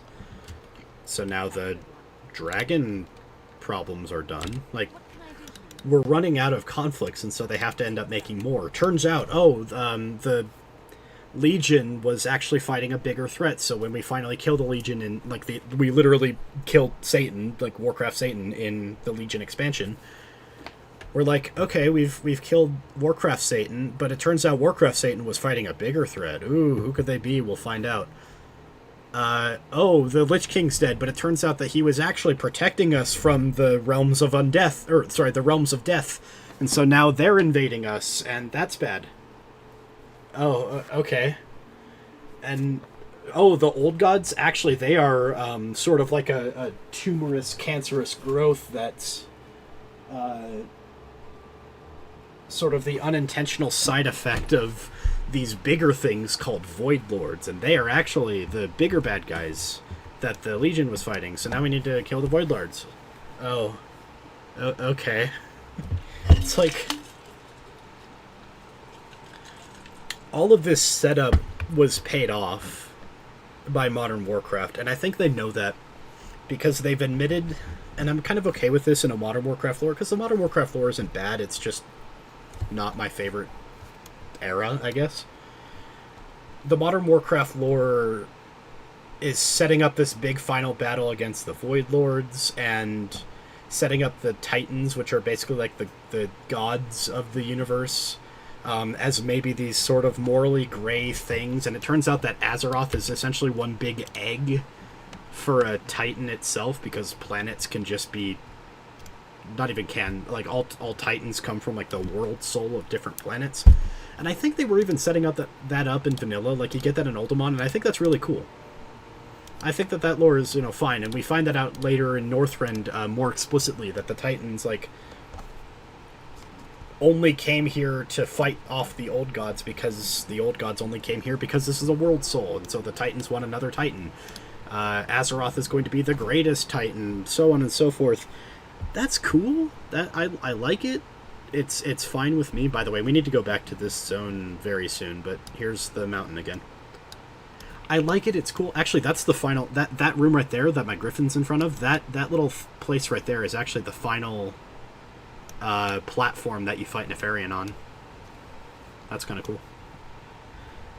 So they have these this Titan lore. That's fine. If I could pick and choose what lore I want to bring back to Classic Plus when they make it, Titans would be a part of it. But, I'm kind of not a fan of the directions that they went, and I wish that we would just come back to this. This world, this conflict, this setup, this nuance. You have good guys and bad guys on both factions. You have people that are sympathetic and people that are bloodthirsty, and you have people that are, in it for the money, in it for power, in it for sex, whatever. I would like to have this conflict set back up, because now it's like there's an objective bad guy that we need to join forces and defeat, and maybe discover something good about the other side that we didn't know before. And that's true for every single conflict. For example, again, when the elves came here to Quel'Thalas, this area up here, when they came here from here, they ended up in a forest that was already controlled by forest trolls. And so there's this conflict between forest trolls that aren't currently playable in any version, but they are another, subrace of trolls. The forest trolls, that this is their ancestral homeland that the elves are colonizing, whereas the elves are looking for a home. However, conversely, the forest trolls are pretty objectively evil, and they were like, putting their yoke on the other races of the region, including the nascent humans. You know, humans were eventually a race that came around. They evolved from giants that came from Northrend, fun fact. And so, like, the new human race that was just starting out was being assaulted by these trolls, basically for no reason other than the trolls just wanted to kill them and take over their lands. And the elves, you know, helped them with that. And so, you know, there's this tension of, who do I trust? The bad guys that were, or, like, who do I leave this land to if I were to choose? The bad guys, but who were already here, or the good guys who encroached on their lands? So that has its own can of worms, and that's its own, you know, cool conflict. And we even get a cool raid about that in Burning Crusade, back when the lore was, like, getting worse but still good. In modern World of Warcraft, I kid you not, the very first questline that you do when you go back to the Forest Troll lands, because we do go back. We go back to Quel'Thalas, this zone here, where the Blood Elves are. They've completely forgotten about the 2/3 wiped out thing because Blood Elves are just everywhere now. That's a retcon, I guess. But when we go back to that place, when we go back to Quel'Thalas, we're supposed to just kind of ally with the Forest Trolls as Blood Elves. We're just supposed to ally with them. I kid you not, the very, like, first quest is saying, we're not actually the bad guys. You guys are the bad guys for coming in on our lands. And they just flat out, like, make the point and claim it and say the Blood Elves are the bad guys in that whole scenario. There's no nuance, there's no whatever. They just say, actually, we were being colonized, and we know that colonialism is always bad 100% of the time, never has had any good. Never. Which, you know, most of the time colonialism is pretty bad in human history, but let's look, like, again, the nuance of that situation is a little more nuanced than, no, we be here before you be the bad guys. And quite frankly, I do agree with them. Like, I agree with the trolls in that sense, in the same way that I agree with the orcs. The reason that I'm a big Horde fan is because the orcs were corrupted. They didn't want to kill all the humans initially. They didn't even know humans existed, right? We got the final quest. We can go to the Searing Gorge. Like, the orcs weren't in control of their actions. They were, like, you know, given a bloodlust and a blood curse by the demons. It's the same thing with the trolls. Like, they were being led by their ruler, and their ruler was making pacts with dark gods. These dark, you know, Loa is what they're called. Loa are just nature spirits that the trolls worship. Well, these Loa that they were making pacts with were the bad Loa. So, like, I'm okay with the current modern day forest trolls of Quel'Thalas being good guys and wanting their lands to not be encroached on by the elves and so on and so forth. But I'm not a fan of the way they did it, because immediately the first, like, few quests is, let's bring this.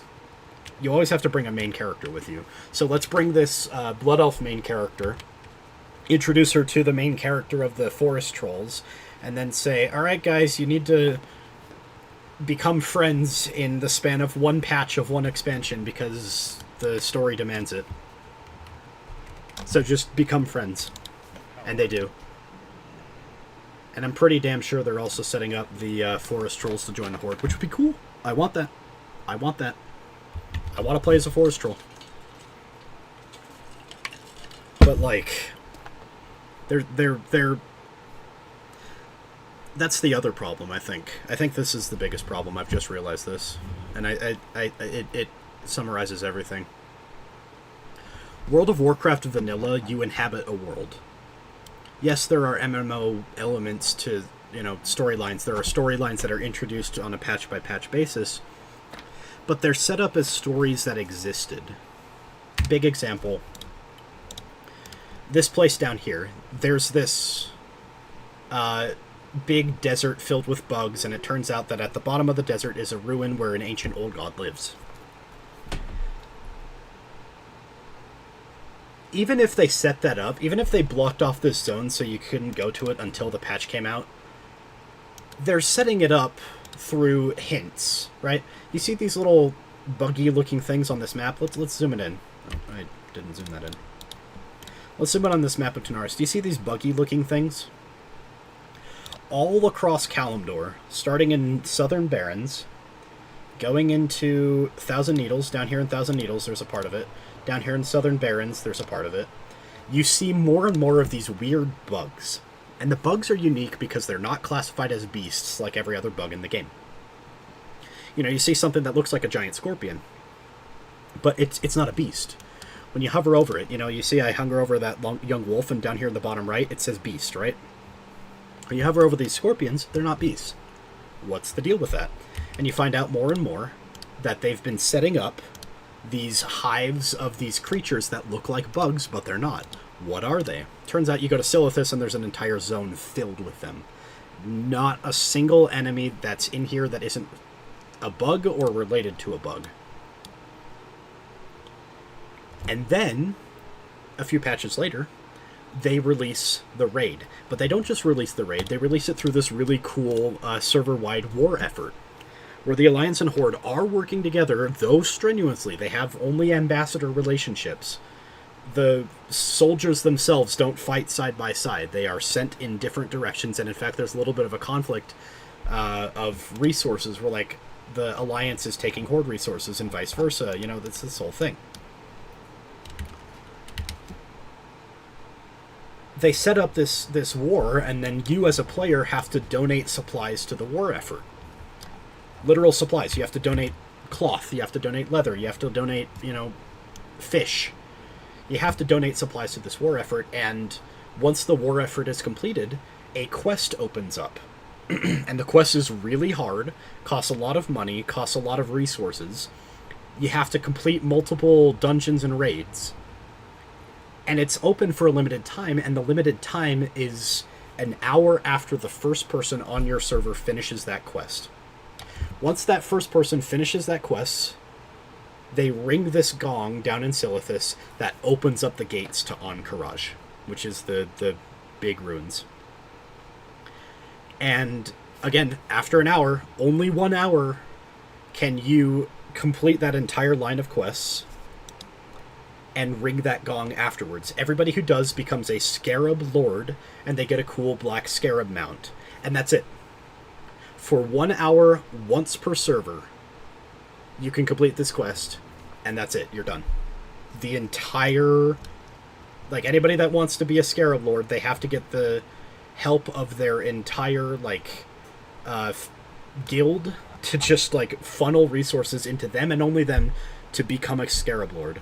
You can see how it can be a little dicey when it comes to, you know, players funneling other players, but the point stands. It was this really cool, unique event that in modern day, like modern Warcraft, people who have the Black Scarab mount are so rare because more players have joined after the Scarab Lord event, 1 hour per server. More players joined after that event than, you know, were active and, you know, active enough to be a Scarab Lord in that time. Some servers only have one Scarab Lord because nobody was really coordinating so much back then. Anyway. The point for that I'm trying to make is they have this setup. Server events don't necessarily matter, but they have this setup in this zone, and they don't fully pay it off. After the Scarab Lord stuff and all this cool stuff, you're still kind of stuck with this question mark at the end of the raid. Was Cthulhu the only one? Is Cthulhu really dead? You know, this entire zone is still hostile. Why are the bugs still active? Why are they still around? That's kind of scary in its own way, right? But the lore of Warcraft Vanilla, and this is true through every patch, the lore wasn't made to be a patch by patch, here's a story, finish the story. Or even an expansion by expansion, here's the story, finish the story. Set up bad guy, set up allies, allies and you beat the bad guy, you're done. That's the current story of Warcraft in every expansion, probably at least since Cataclysm, but definitely since, like, Pandaria. No, let's say definitely since Cataclysm, because Cataclysm is set up Deathwing, beat Deathwing. Pandaria is set up Garrosh, beat Garrosh, right? Every expansion, not even really Pandaria. Pandaria's almost the exception. Like, Pandaria was a really good story because we had Garrosh set up. He was an existing character, and his death didn't actually answer anything because, you know, he's the war chief of the Horde, but he's the bad guy to both Alliance and Horde, so how are we gonna, you know, solve this? Anyway, the point I'm trying to make is the vanilla World of Warcraft story is a story first, and the MMO is built around it. You are a single character in the world, doing quests, getting stronger, but you're not the main character. Your entire raid isn't a, you know, ensemble cast of main characters, or your entire guild or whatever. You're just one person or one group of people out in the world doing things. And those things interact with the story, but the story is evolving behind you. And when you do interact with the story in these grand ways, you're rewarded for it. You're given the Scarab Lord title. You're given a special mount. You're like, people say you are one of, you know, 12 people on your server that was able to do this. Good job. You're special. That's cool. I love that. That's excellent, right? If you want to do anything past that, you know, you gotta go keep interacting with the world. You gotta go to Jintha lore to get the mallet so that you can find the secret boss in Zul'Farrak. You have to go into Uldaman to get certain quests done and certain things and whatever.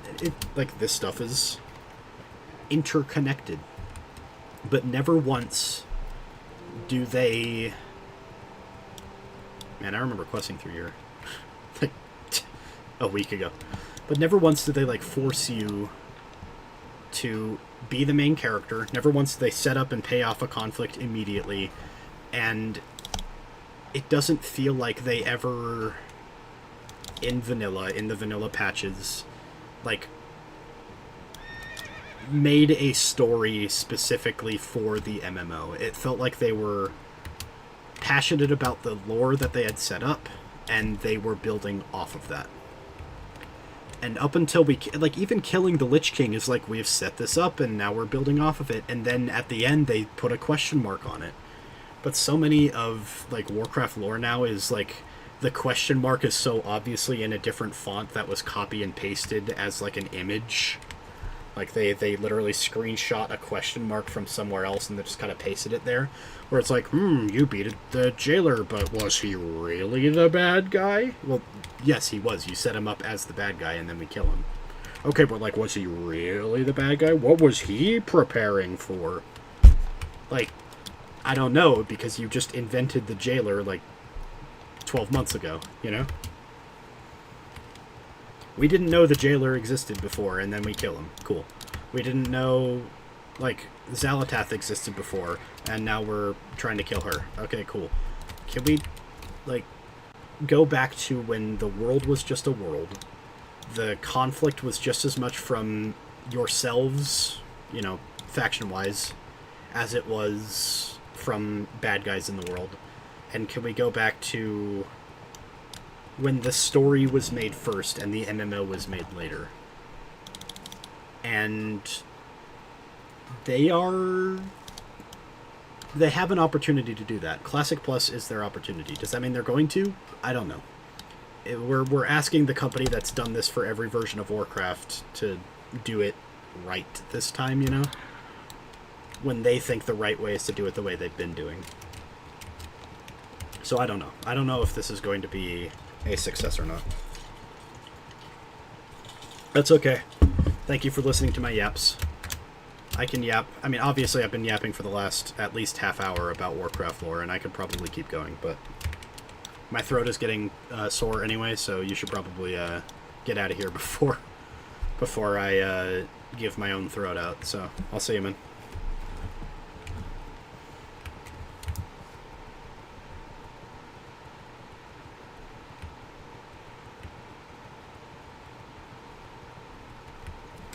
I'm just going to discover this area real quick and then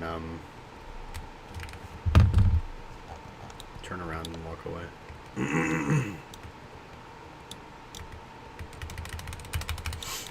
Just want to discover Kargath. Cool. You get a marginal amount of experience for discovering places, and I don't want to let experience go to waste. Good night.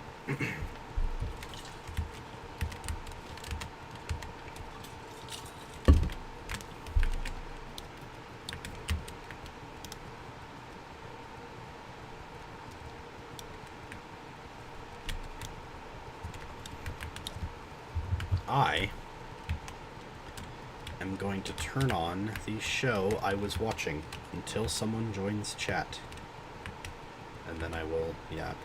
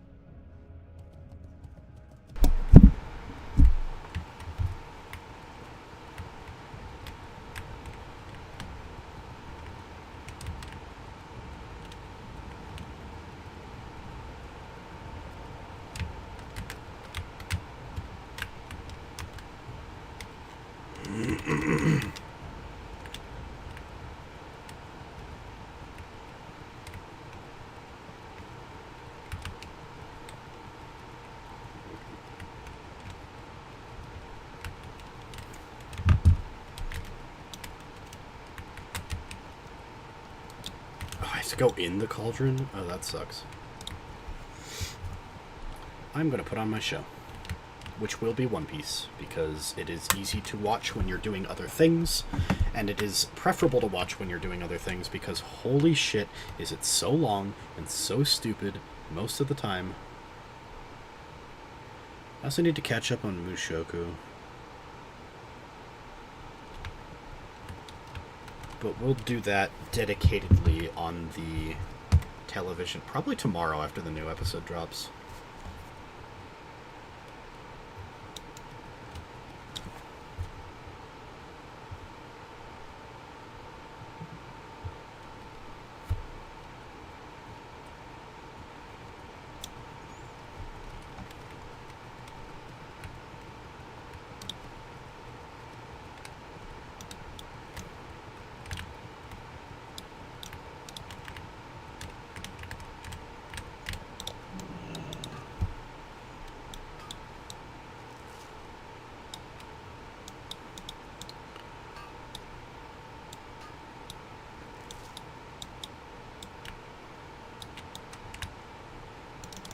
Wait, it might be on top. Yeah, it is. Fuck, okay.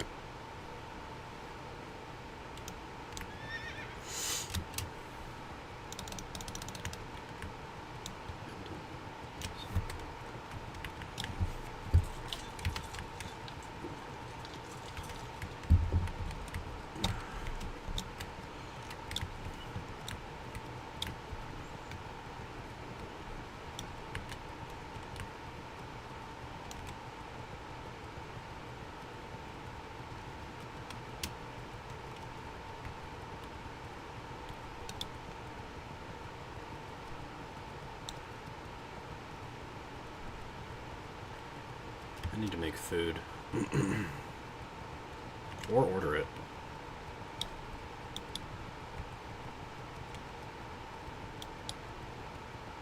There's the charred oak.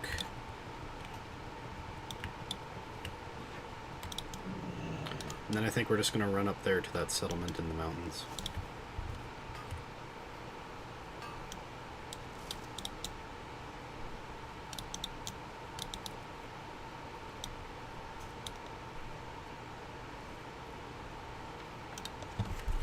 There we go. We got our first...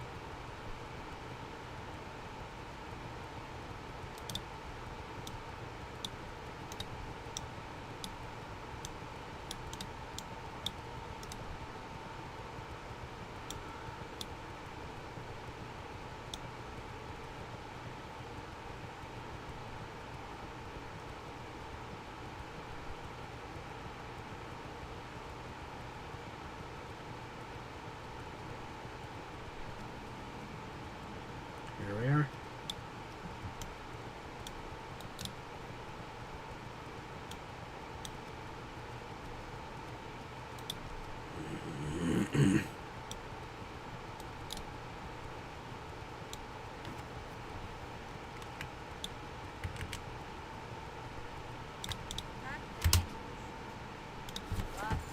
Okay. Give me a second.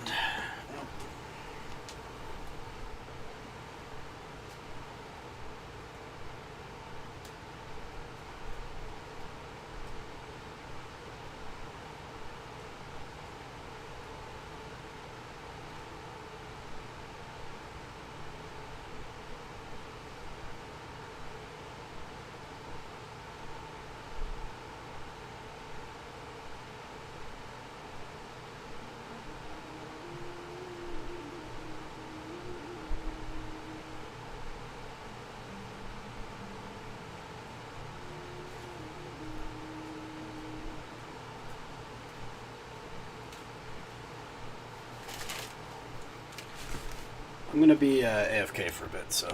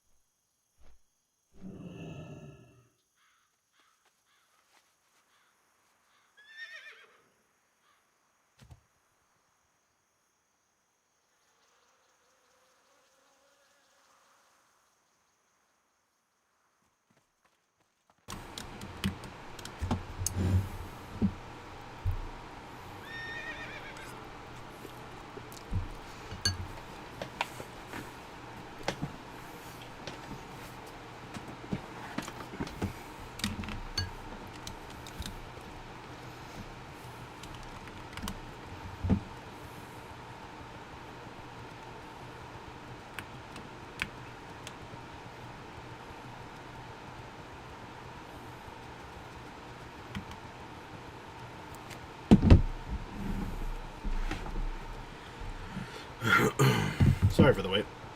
I had to grab food. And then I saw that we had leftover chicken, so I had to add that to the food.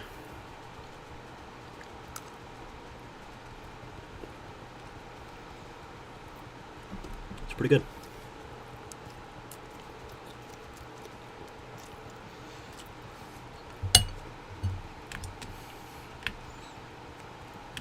I'm a fan of Indomie. Thank you, Kylo Kowalski.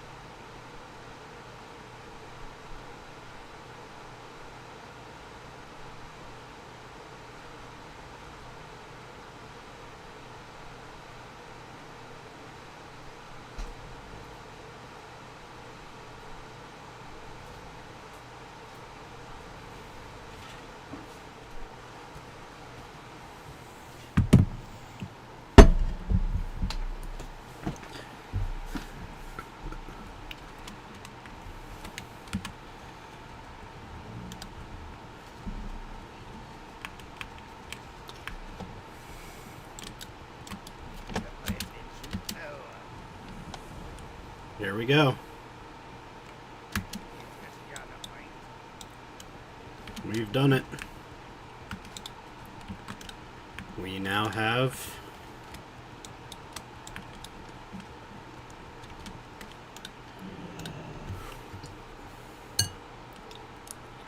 a trinket.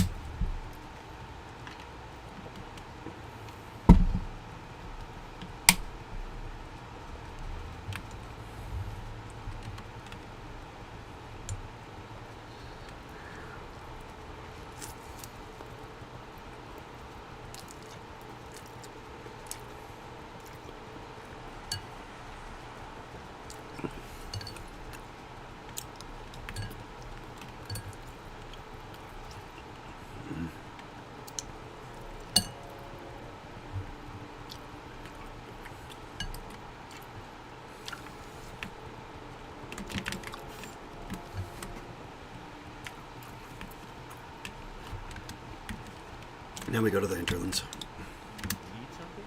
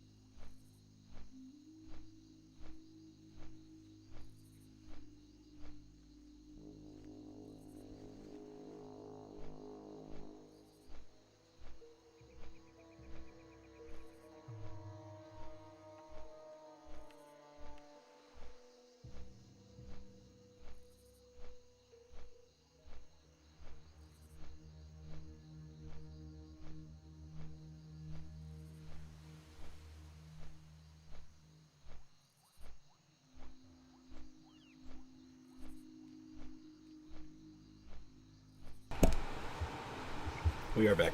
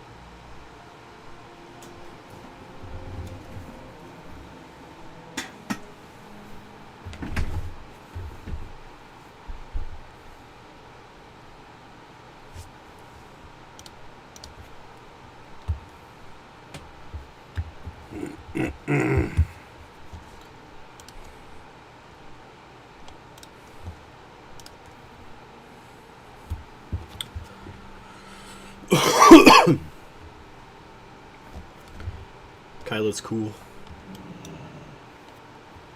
Or something.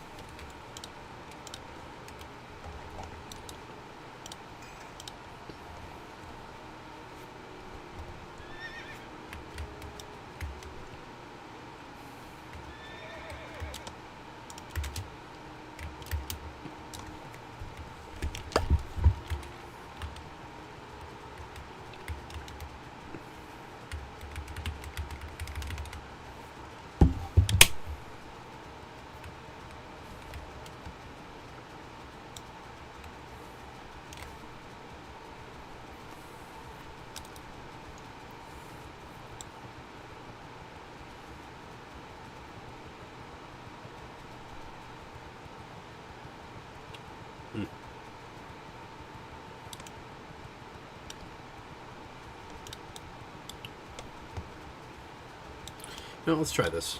Let's try our new thing. 30-minute cooldown. And it does 250 damage.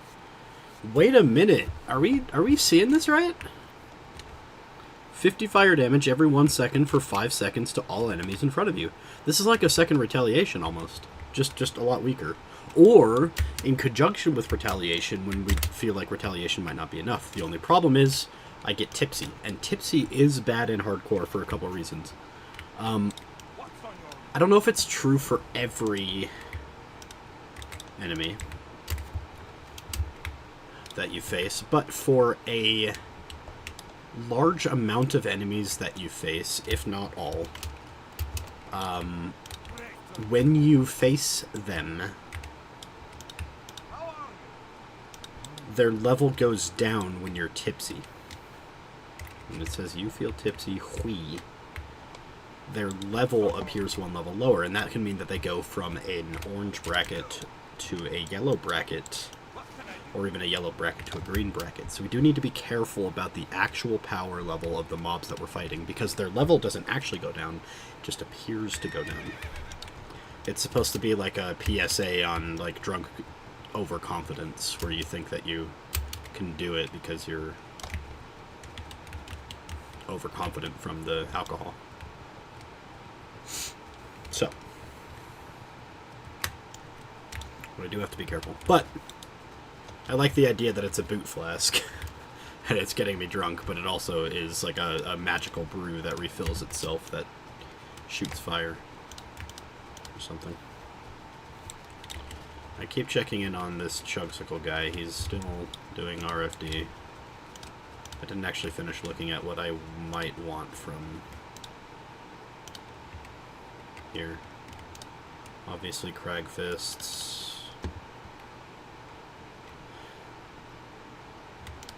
I would prefer a better one-hander.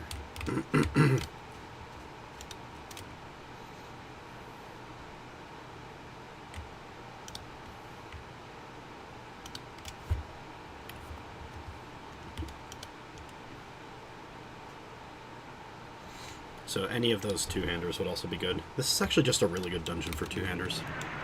Then we go to Maradon later and we get Thrash Blade after one run.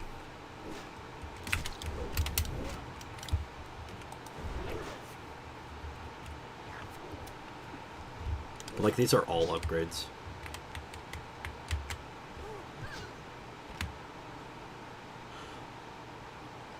Yeah, by 7 damage? Yeah, that's worth the stats.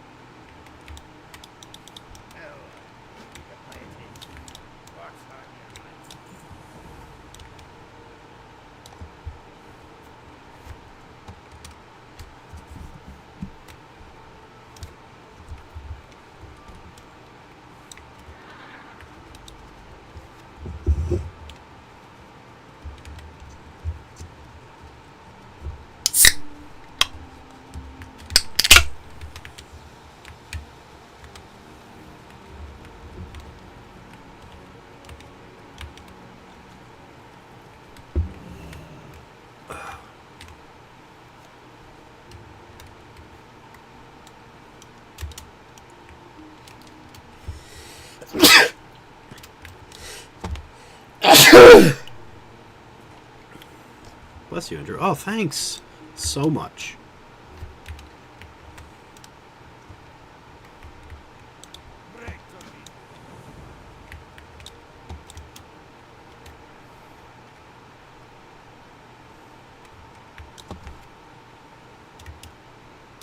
I've done this before.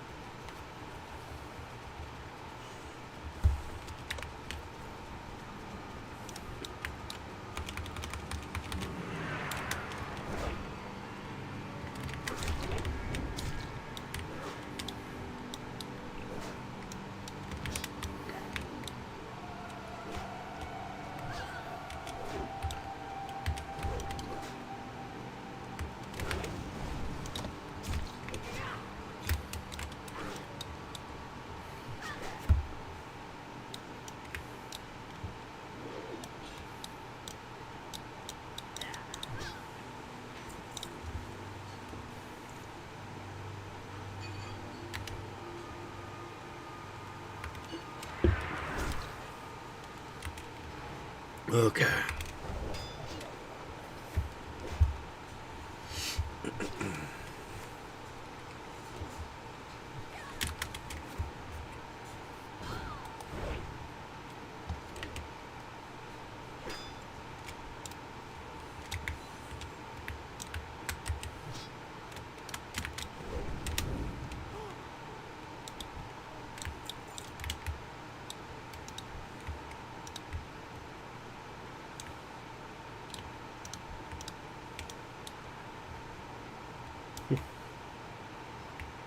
They just made this part easy for me, I guess.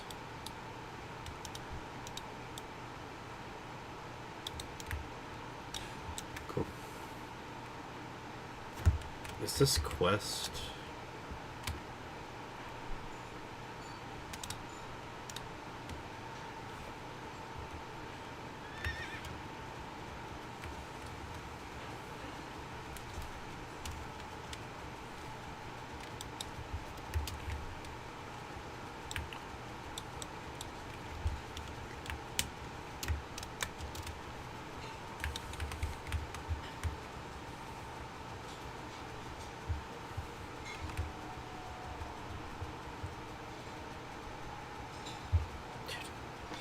Four minutes and 32 seconds into a 23-minute episode of One Piece, not including the final section. Man, that sort of like late middle era was just so bad with timing of the episode. Pacing too, I mean, but pacing never gets better, I'm pretty sure.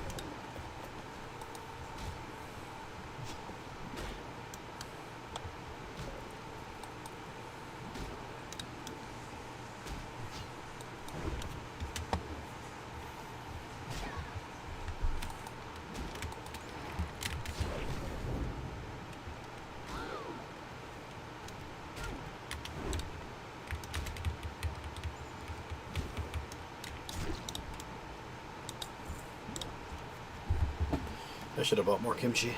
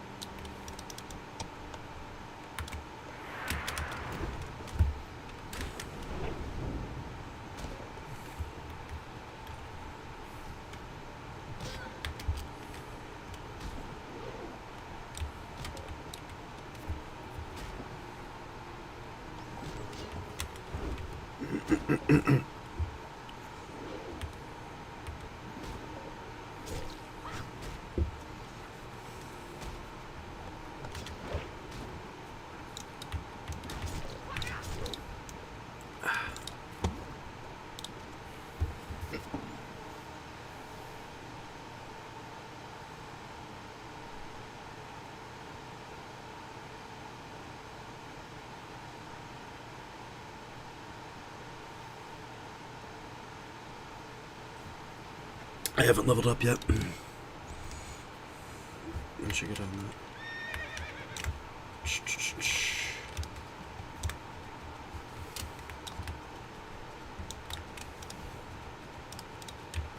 Oh, hi.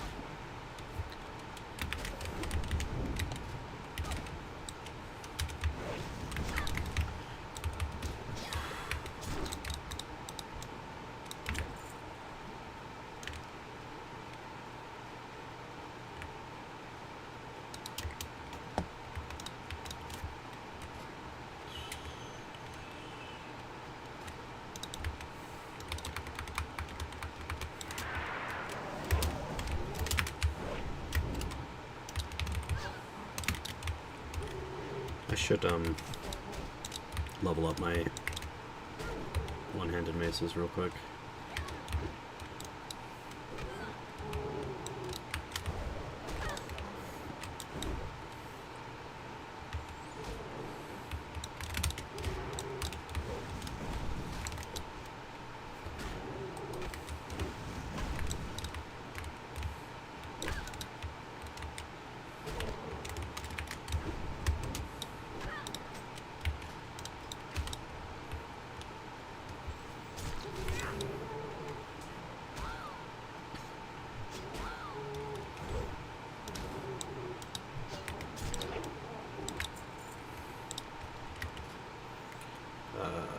I think he's AFK now. That's okay.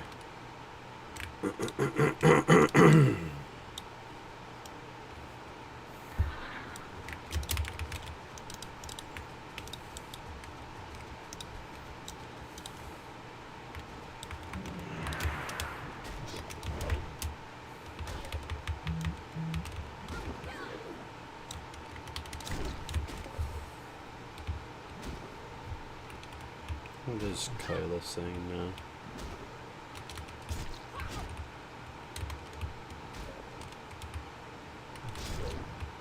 Okay.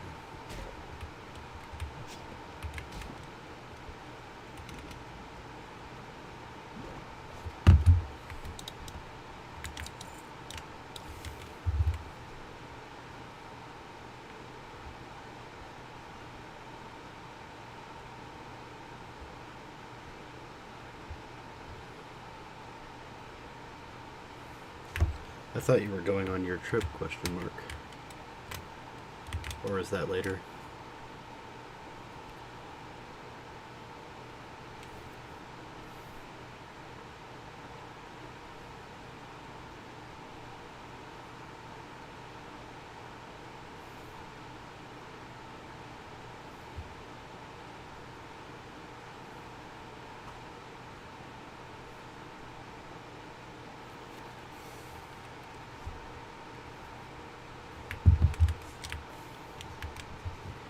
$40,000 feet in the air. 40,000 feet in the air.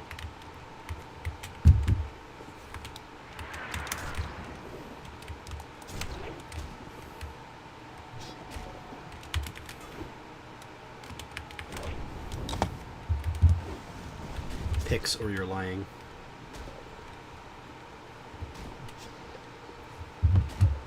Oh.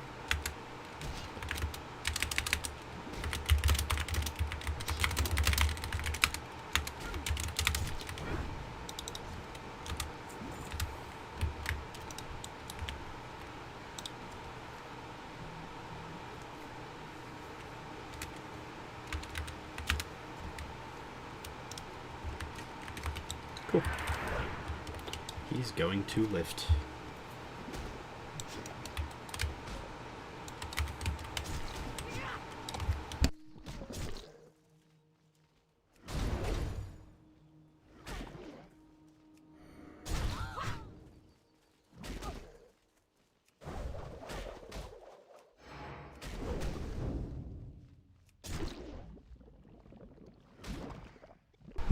I don't know if these oozes can be feared.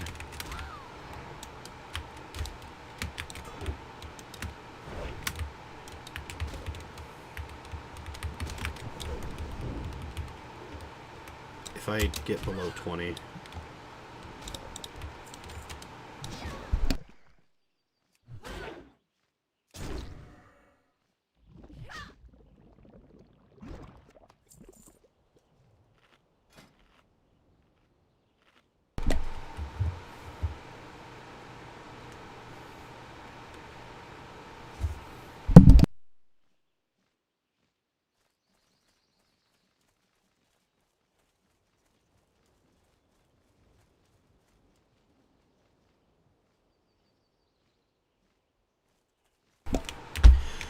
So, I guess just everybody I know is leaving now. Like right now. I'm pretty sure Kyla's going to Japan. I'm not gonna... Well, if she drops by, I might say, like, oh, so you're going to a secret special business trip place that you don't want us to know. Oh. Have fun in Japan. Oh, sorry, I didn't say that. Haha, hee hee. And then, I think it's kind of funny, she's going at the same time as my, like, actual real-life, friends. There's a non-zero chance that they will be within, like, a mile of each other at some point over the next week.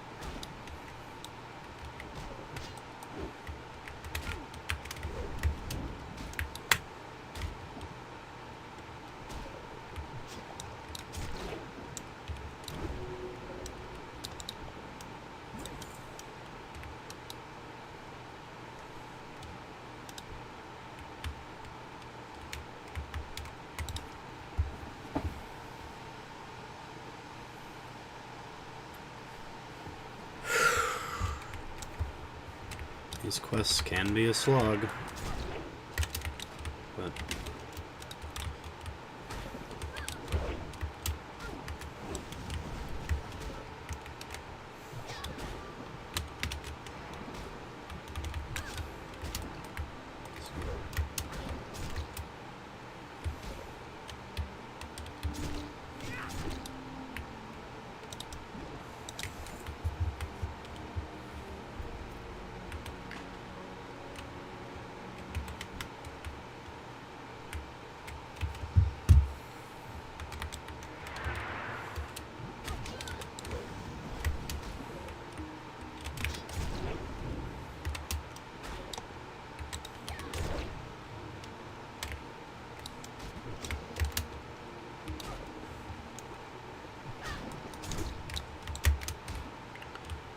I can't just run away when I'm kiting like this.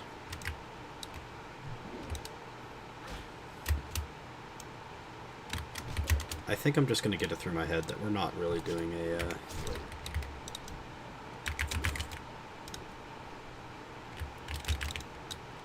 dungeon today. Be cool. But we're not. I have my boot flask, I have my retaliation in 20 minutes.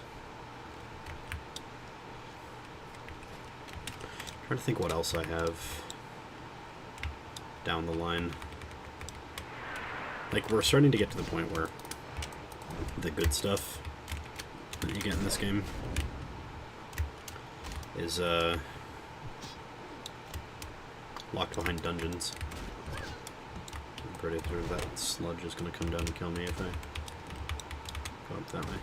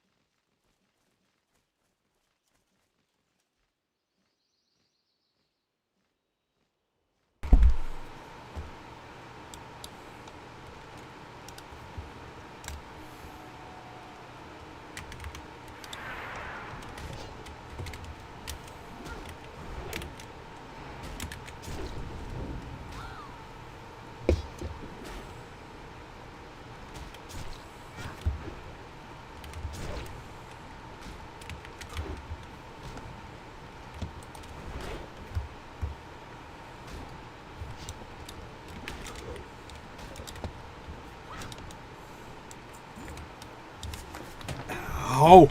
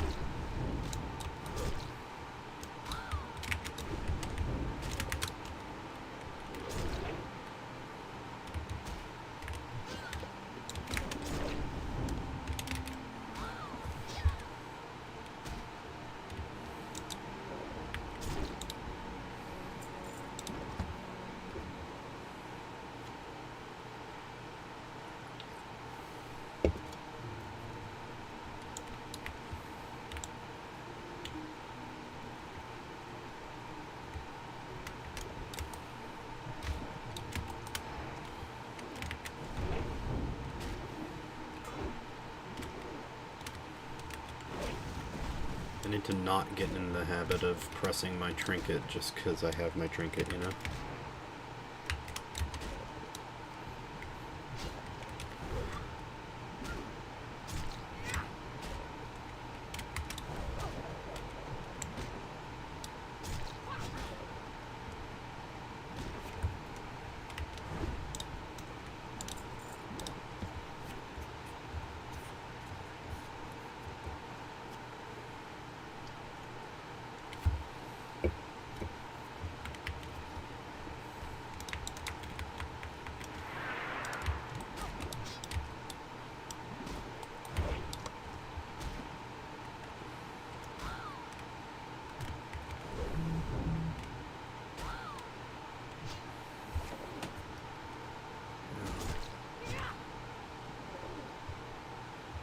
Just...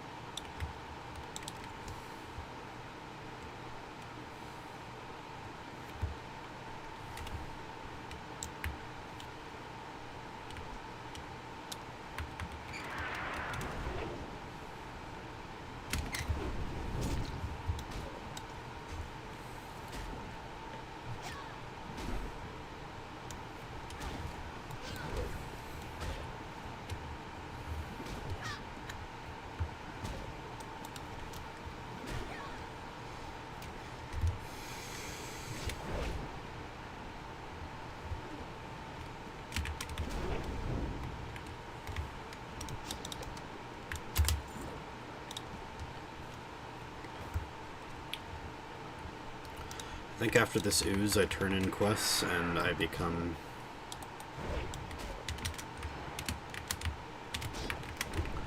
level 49.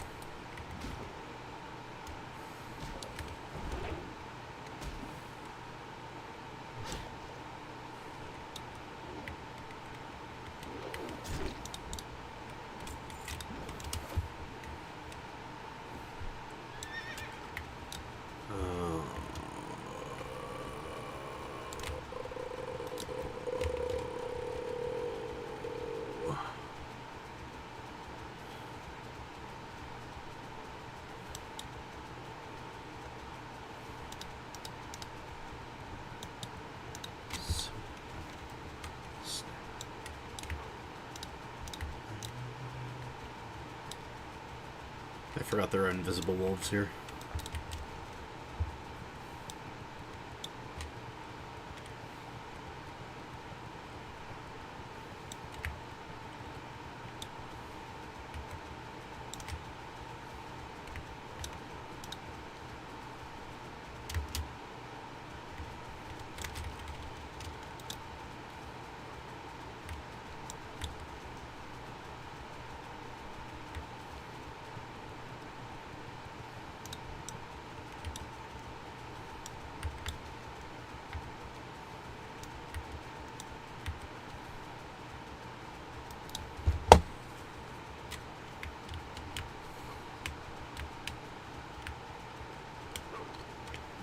Please stop. Okay.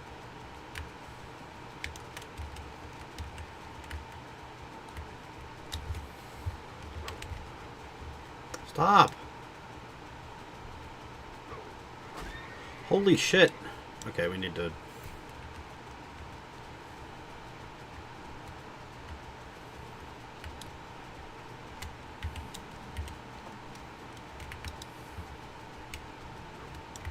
Okay, goodbye. I'm just gonna mine... Holy shit, another one. Okay. Get back to the road.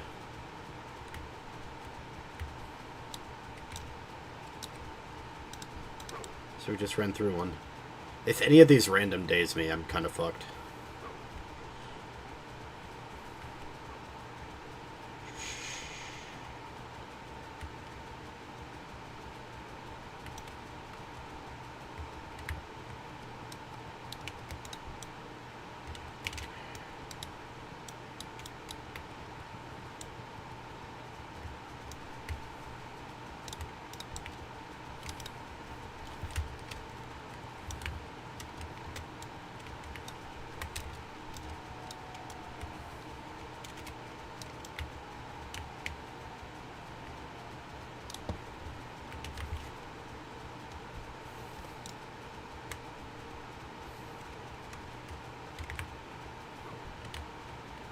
Here we go. Here we go.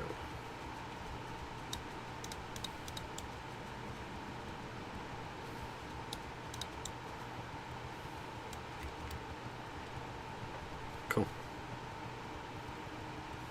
I just need to make sure not to fall off this cliff. Then we need to find Gamarita and some ports.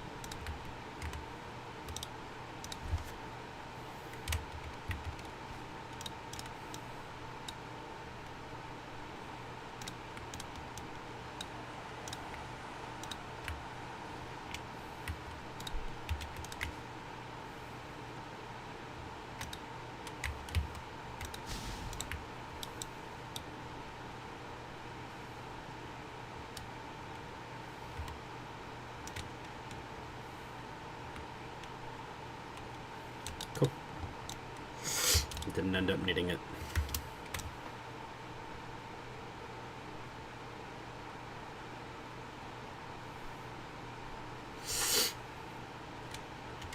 Now I just need to run up and down the coast.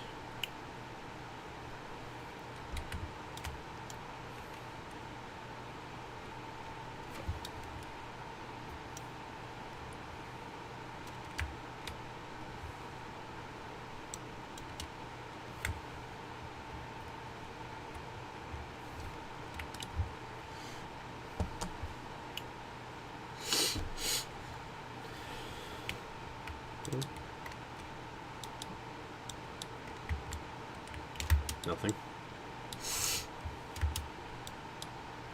Nothing. This quest sucks.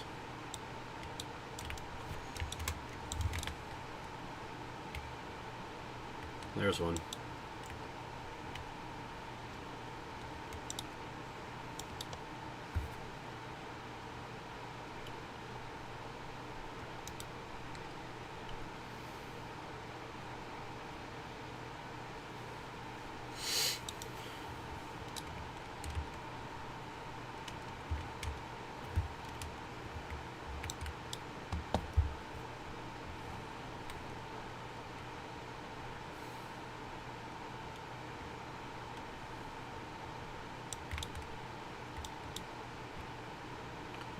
Whiskey Slim's Lost Grog.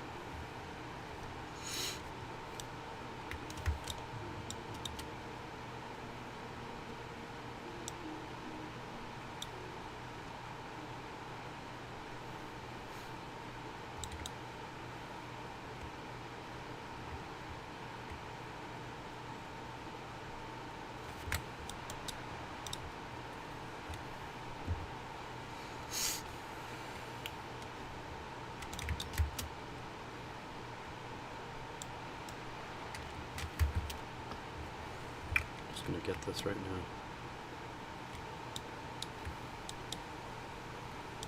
Wherever the hell it is. 14 slot bag, number 2.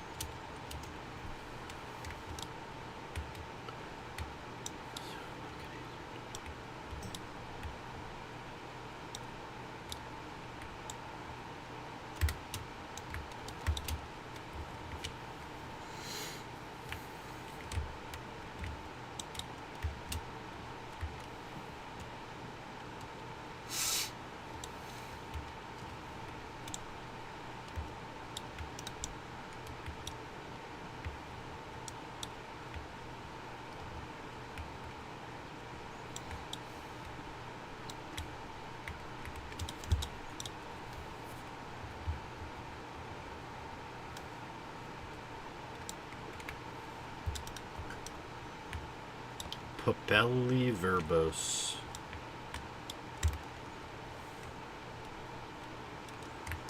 Dude, I want to lay down. I need to stop looking at my bed. My bed is like a siren, tempting me, tormenting me.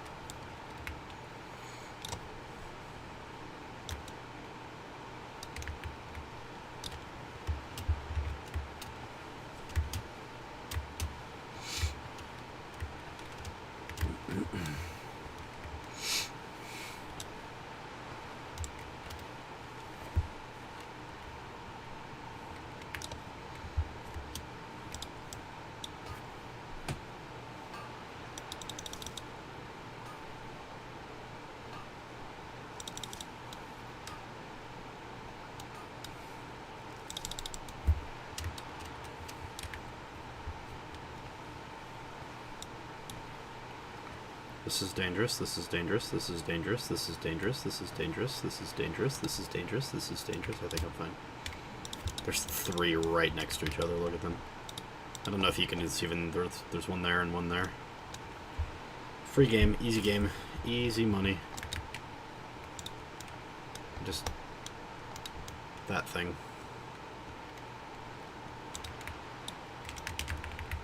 If I have to run, I will.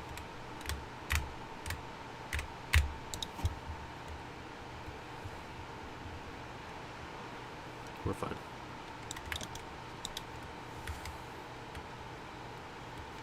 Oh, another one. It's just 4 right there.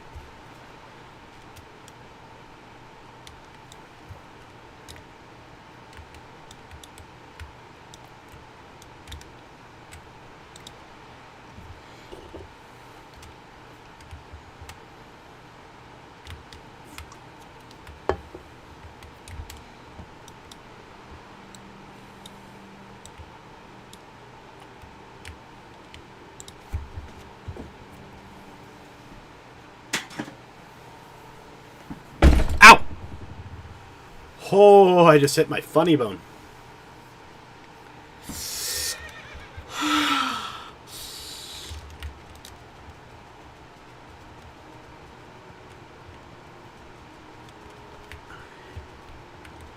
I'm not going back to...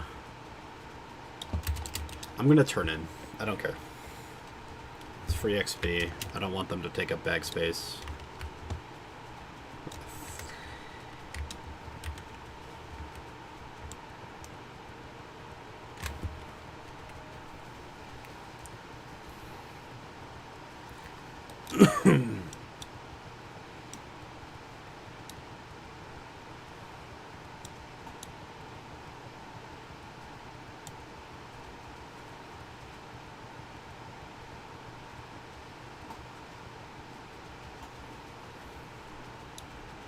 So I do need to be careful.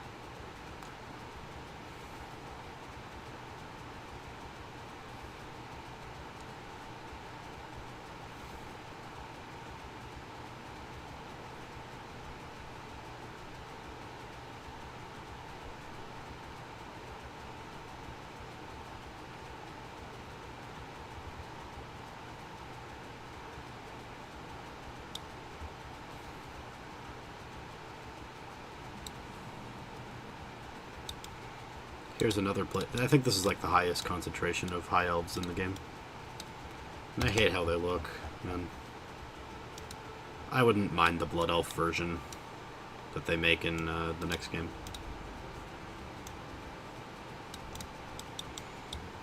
In the next expansion.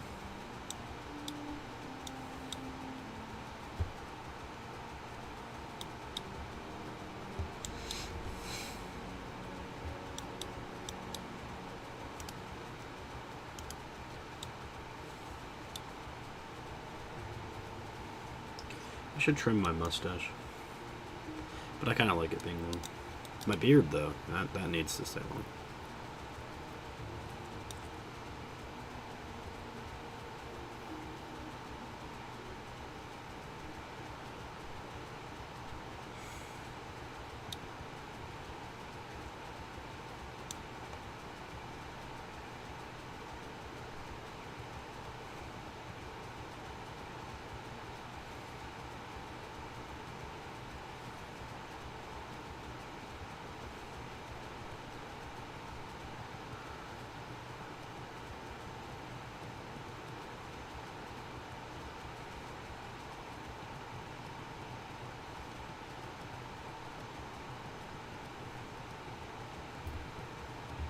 Where do I turn on?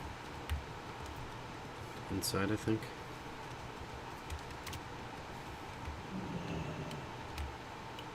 Ow.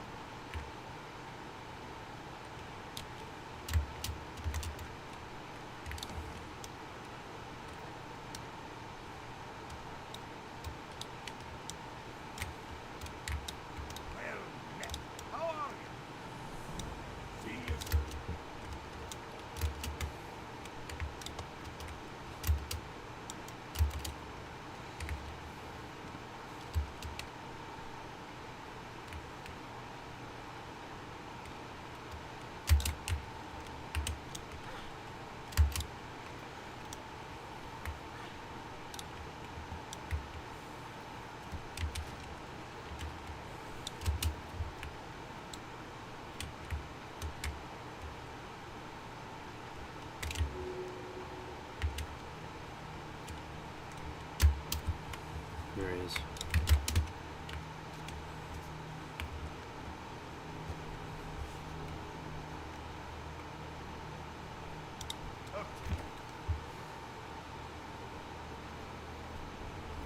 Here they are.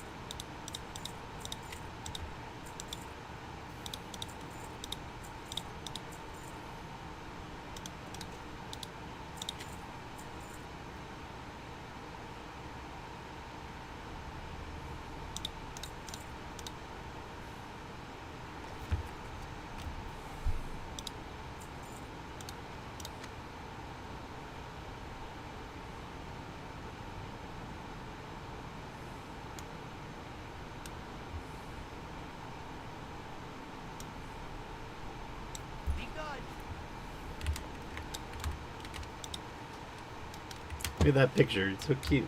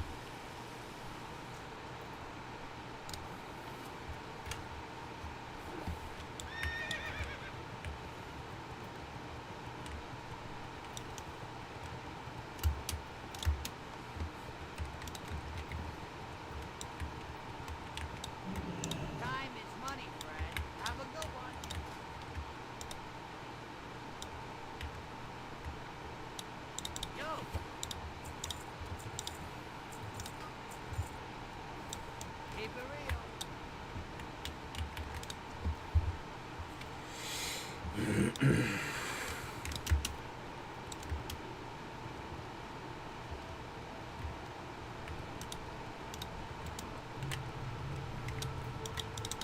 Hey, how you doing?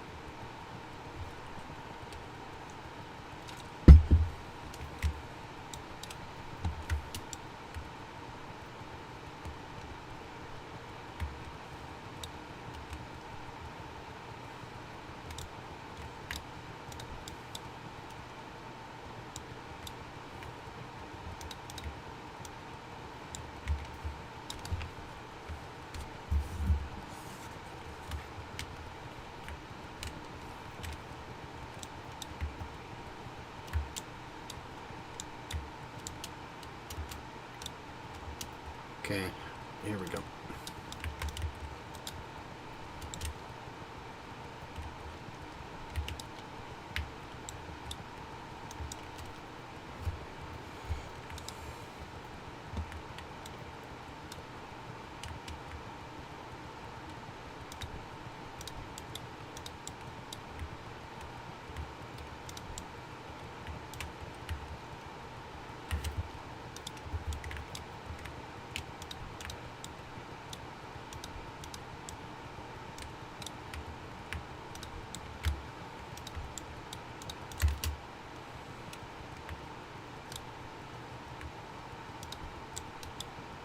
Why is there a level 60 rogue with... What is he doing?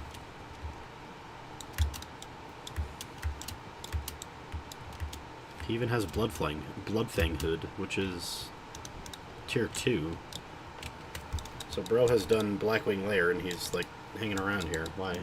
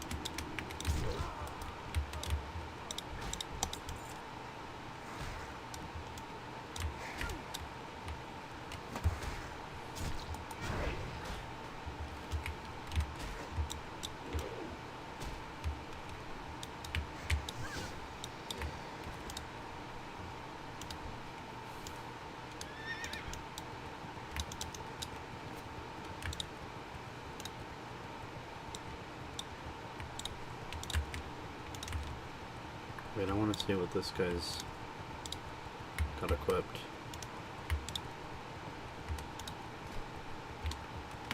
Blade of the Titans. That's from... I don't know. It's a BOE. Okay, interesting.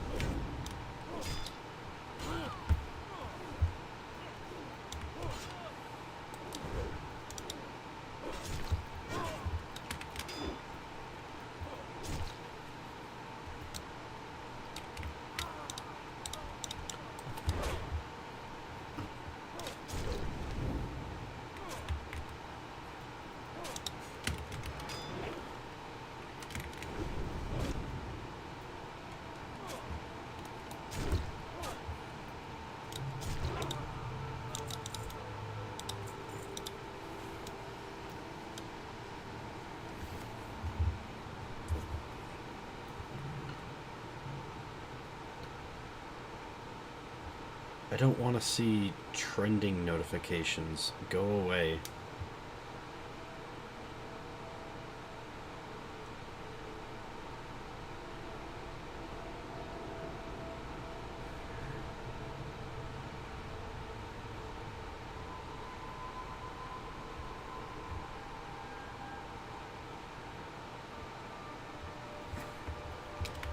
Why is that girl liking my posts anyway?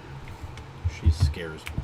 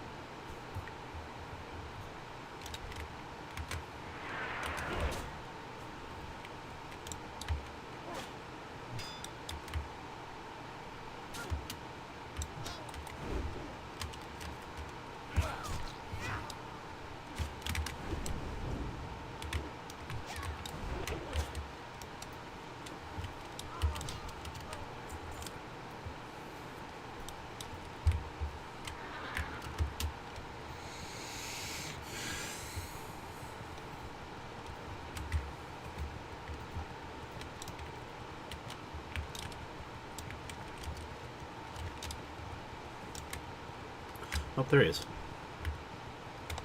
Here we go. This will be free.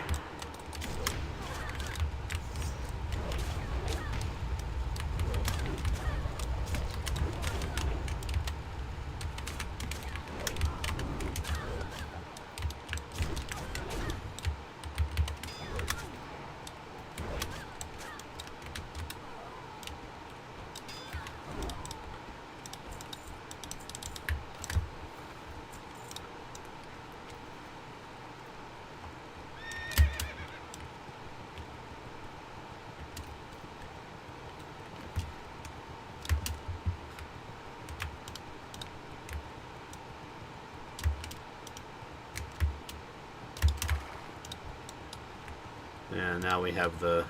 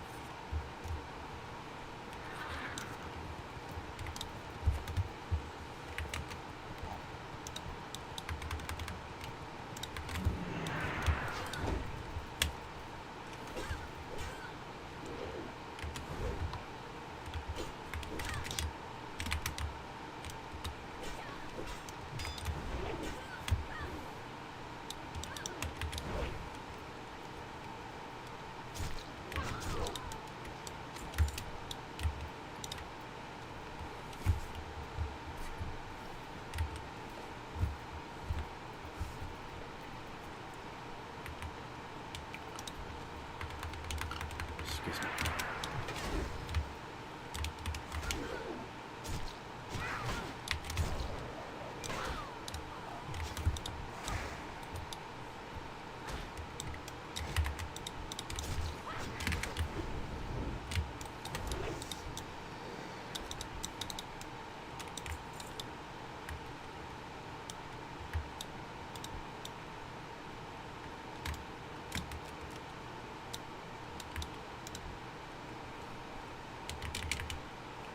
I want Caliph to go away.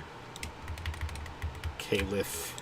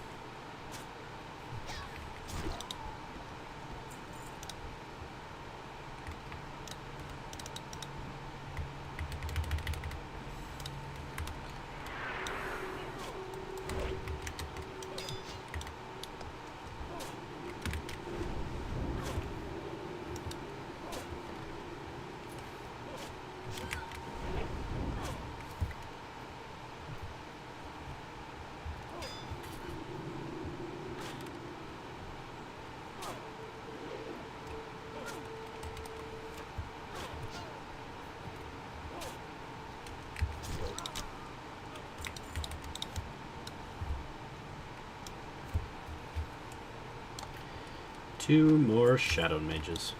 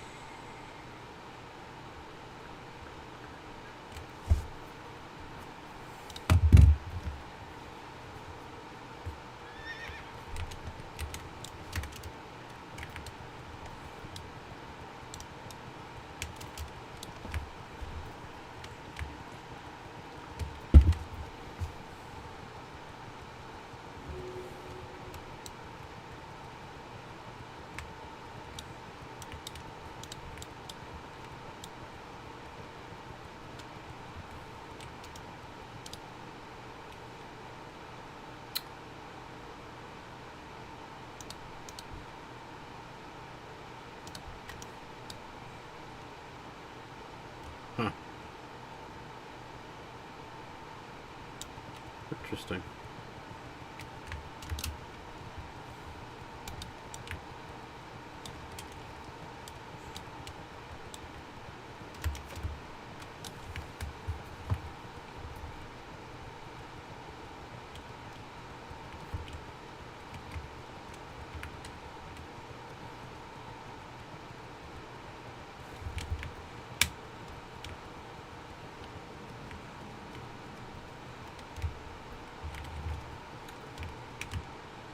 I guess I can go around this way.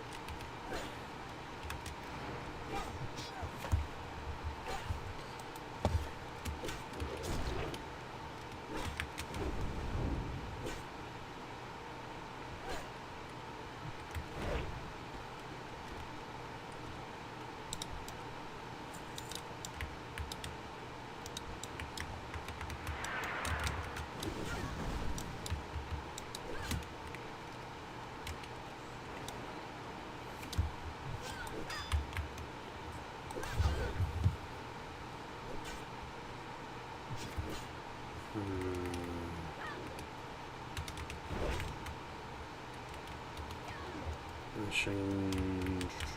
Okay.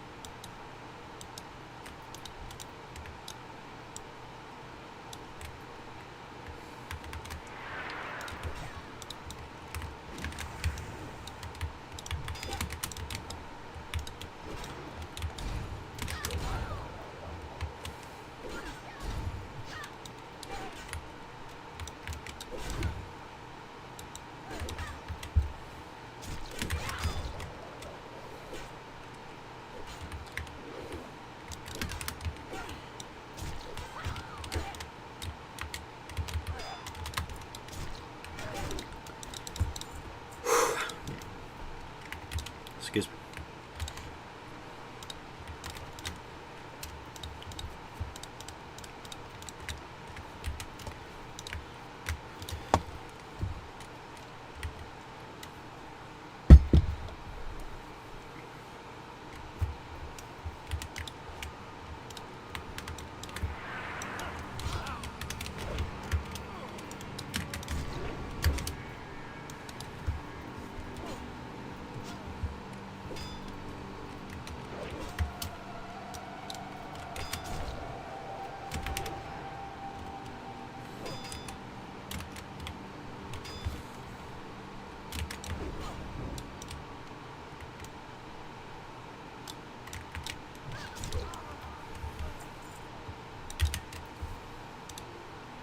Ooh. Captain's Key is really good. I just don't know what it's for.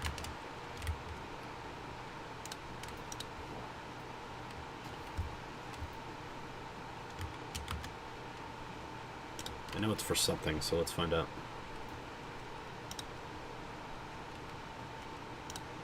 Let's not do it on my account.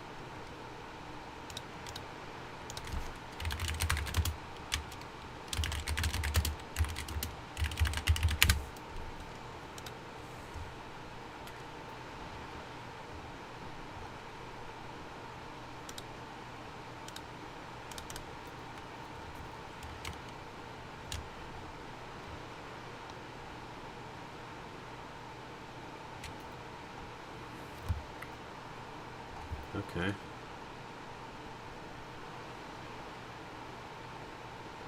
That would be huge.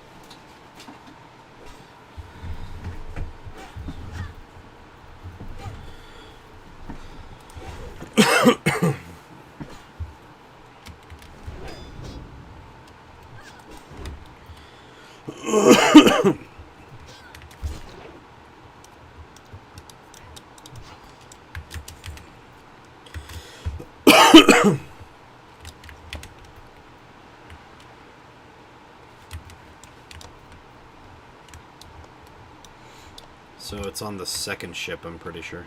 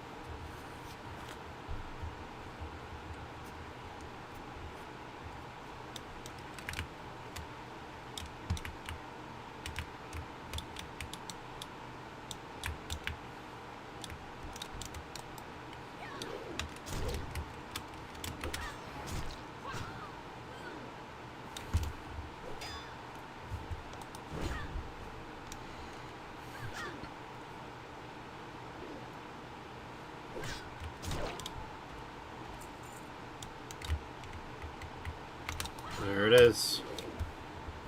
Captain's chest.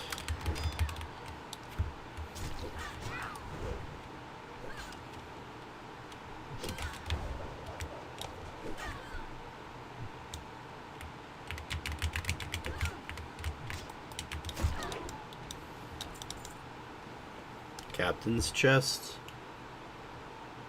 What do we get? Yeah, nothing. Wait, sniper rifle of stamina is massive.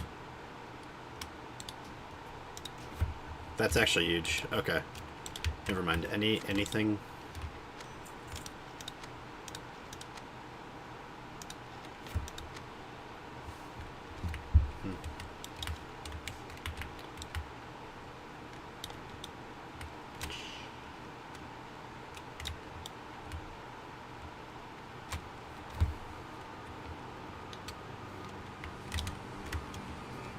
I already have 31 gold again. Nice.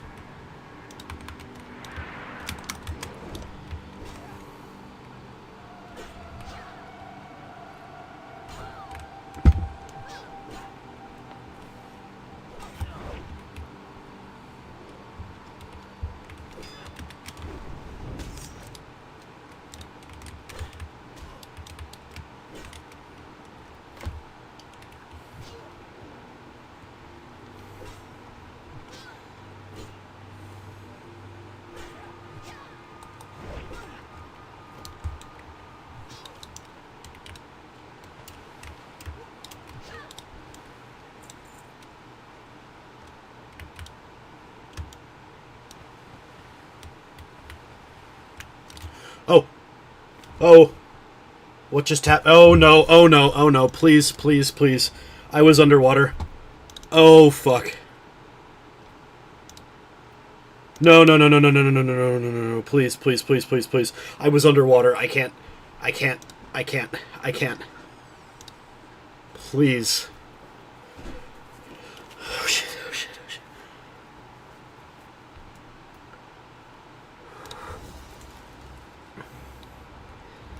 Hurry, hurry, hurry. Please, please, please, please, please. Please. Don't kill me, don't kill me, don't kill me. Please, please, please. You're loading too slow. You're loading too slow. You're loading too slow. Please, please, please.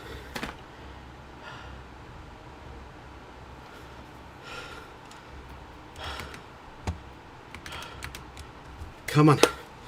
Come on, please. You're loading way too slow. Please. Please.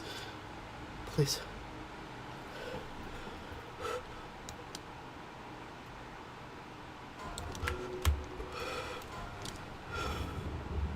I have a potion, I have a potion, I have a potion. Okay.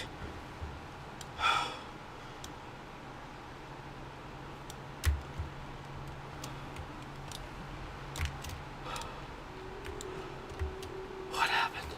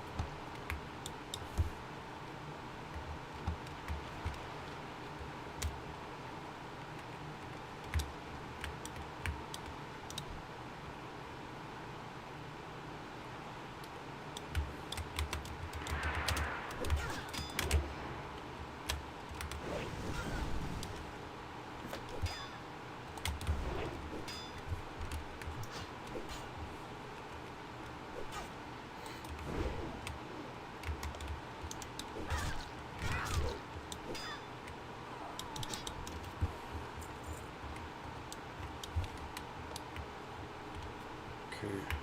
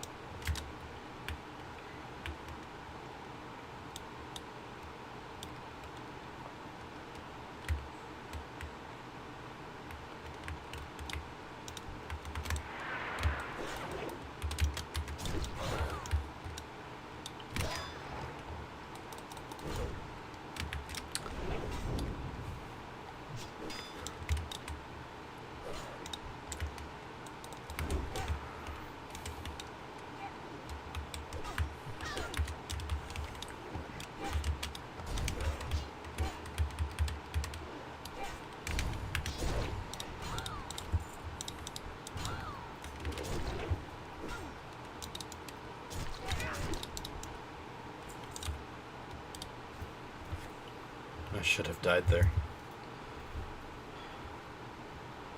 But I didn't.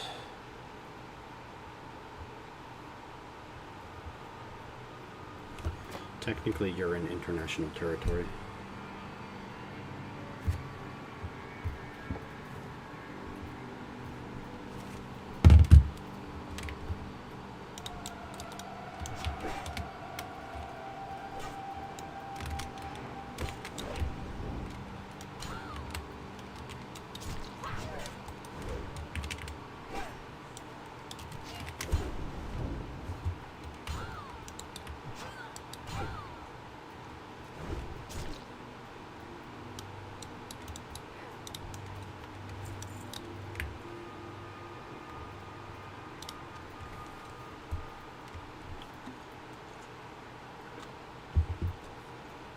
Alright, I'm gonna pop everything and do insane damage.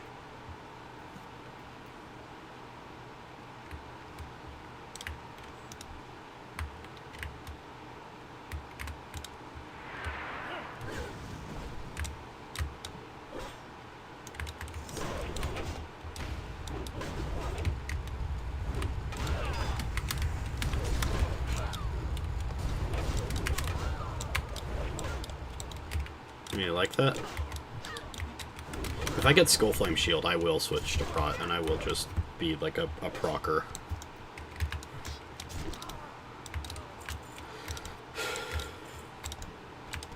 Cool.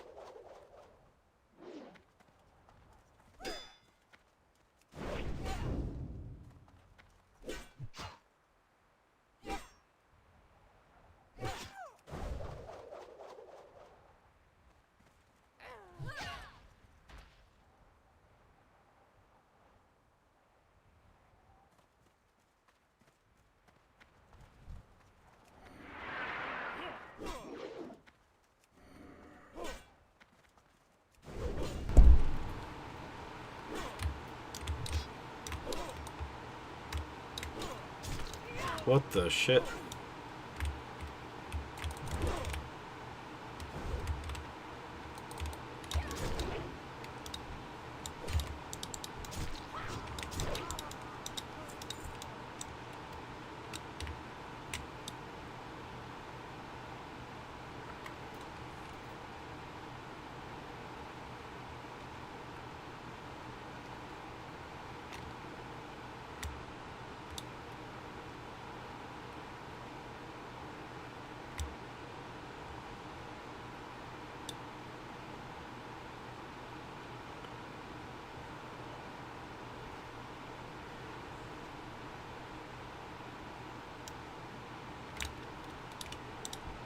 I've done this before.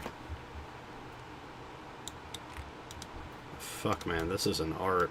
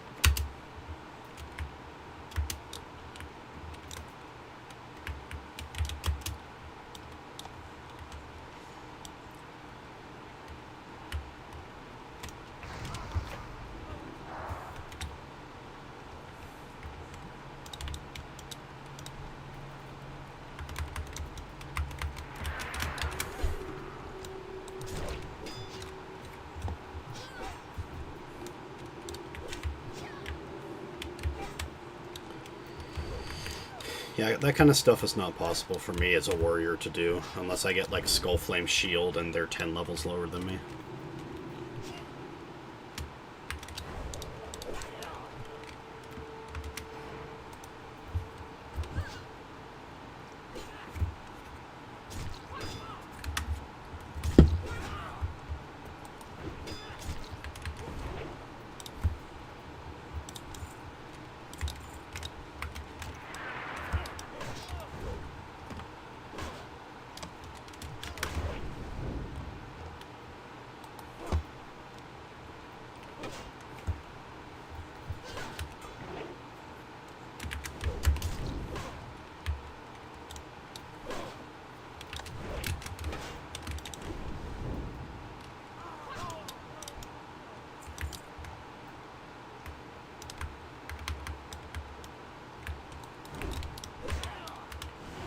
Wait, I forgot.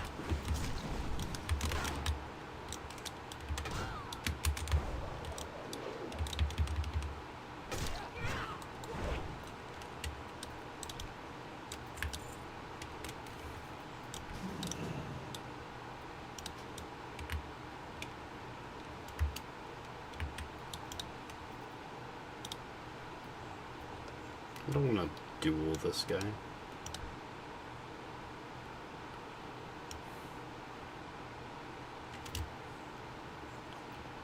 Just have like 3 dudes I want to kill.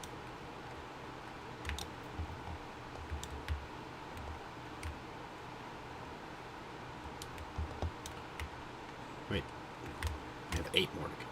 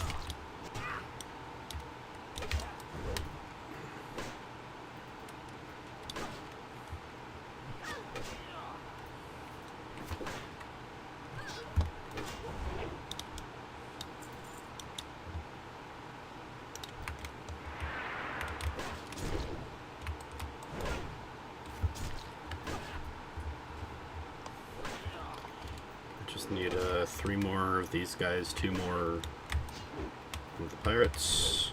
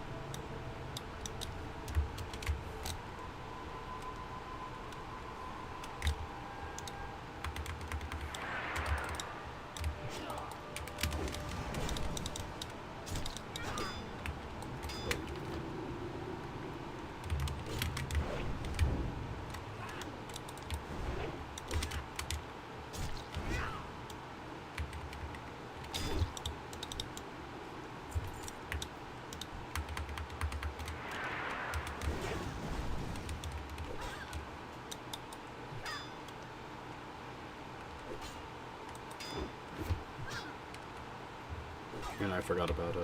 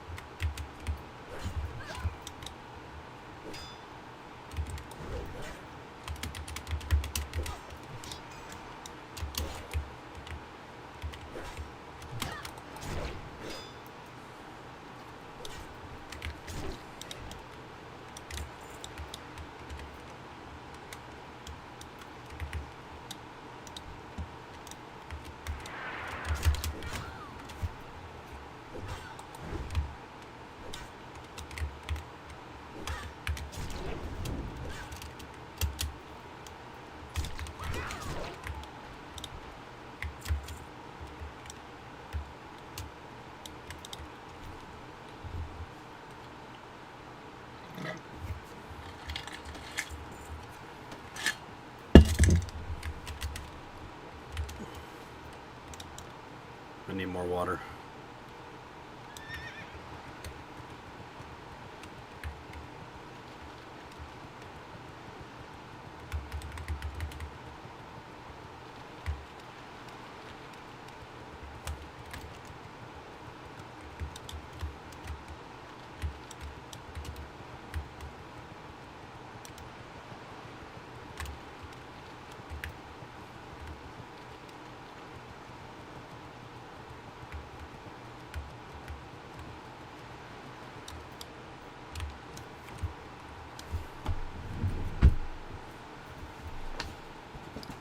Let me get some water.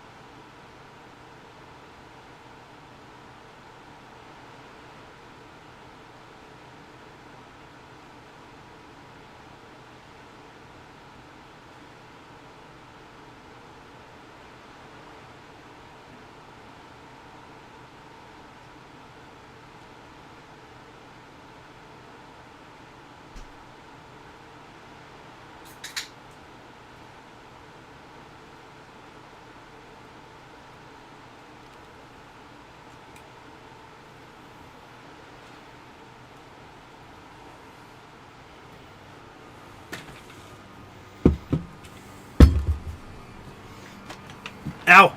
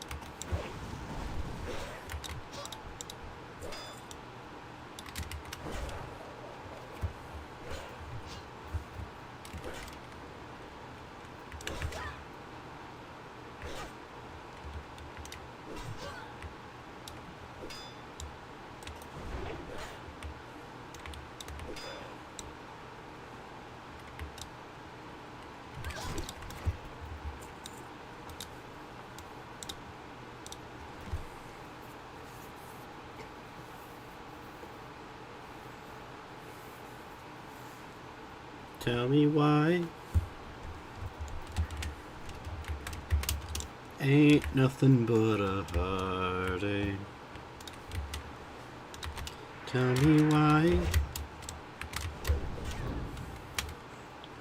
You know,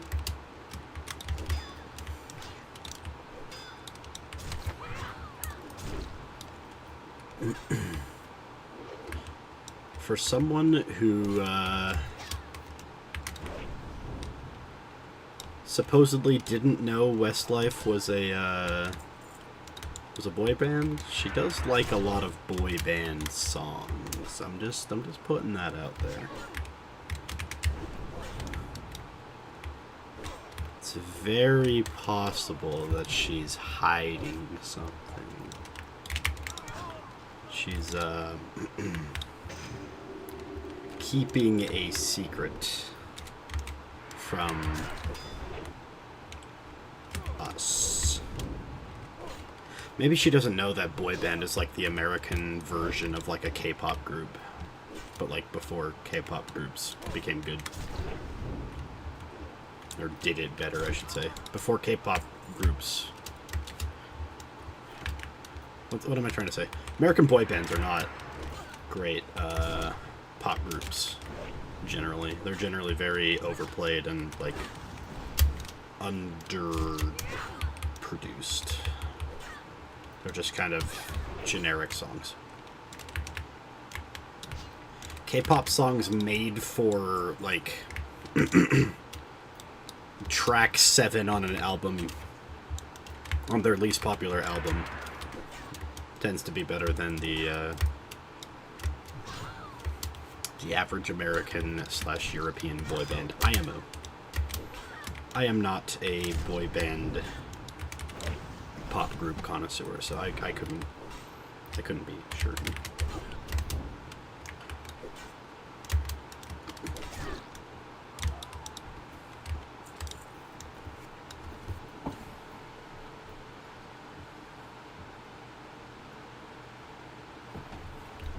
Give him my little soda pop.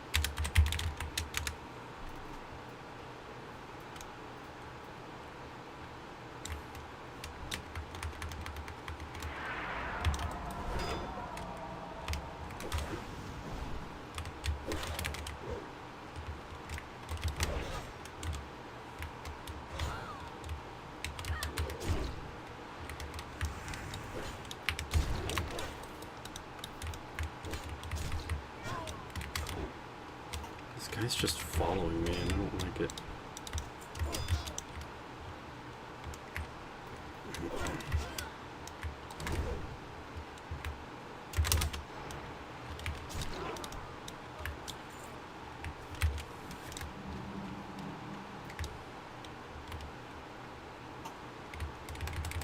I'm literally running away from social interaction with that dude.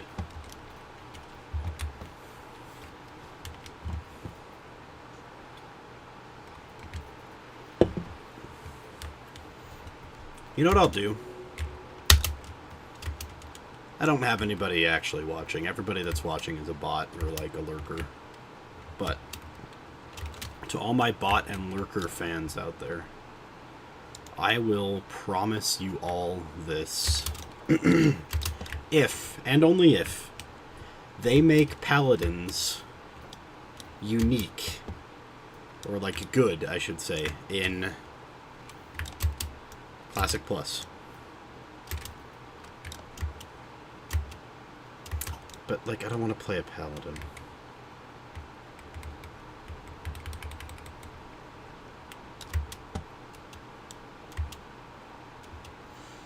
Let me rethink this for a second before I say it out loud. Because if I say it out loud, then there's proof of it. And if there's proof of it, that means that I'm held by my word. I'm not just saying something, you know, randomly. So I need to make sure that I say this with sincerity and correctness. Okay, here's the promise. Unless they do something to another class that makes it more fun for whatever reason to me than Warrior, I will be playing another Tauren Warrior. But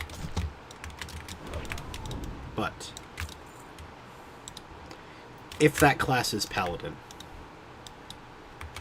then I will make a human Paladin. Like if they make Paladins good, fun, etc., then I will make a human Paladin, female. Her name will be Kyla.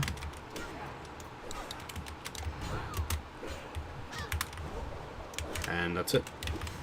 I will make a character named Kyla. Otherwise, it's just going to be Image. That's my name. It's been my name because of esports, and it's going to stay that way. That's my. Oh, nice.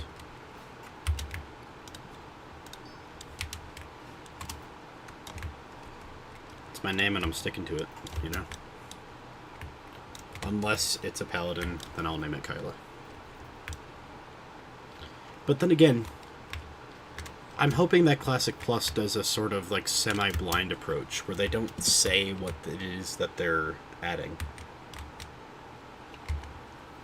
They did that for SOD, and early SOD was like the most fun anyone ever had playing vanilla in the last like 15 years, you know?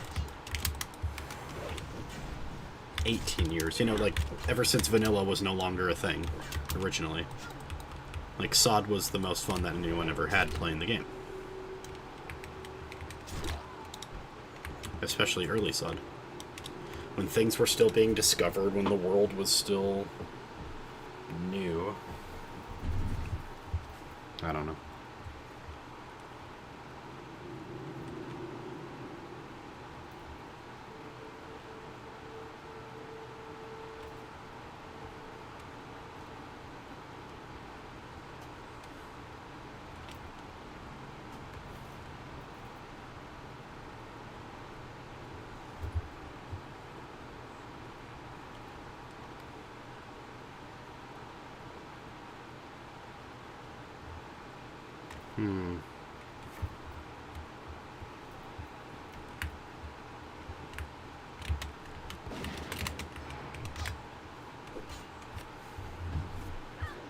Let's pull up my stream and look at my chat on here to see if I have any.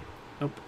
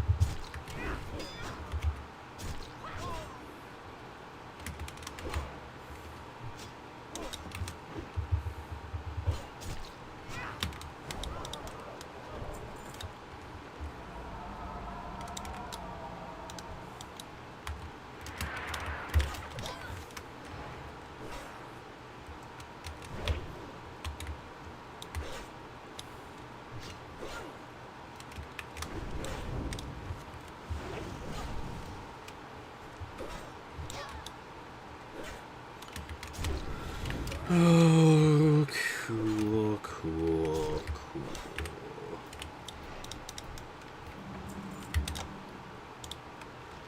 There it is.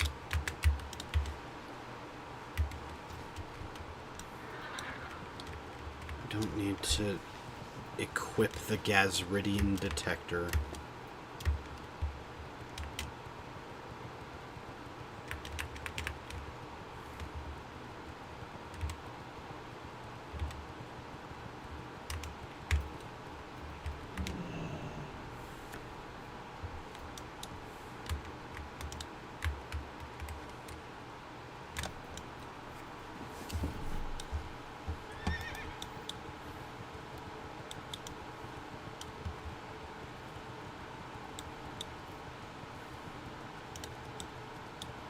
Tell me why.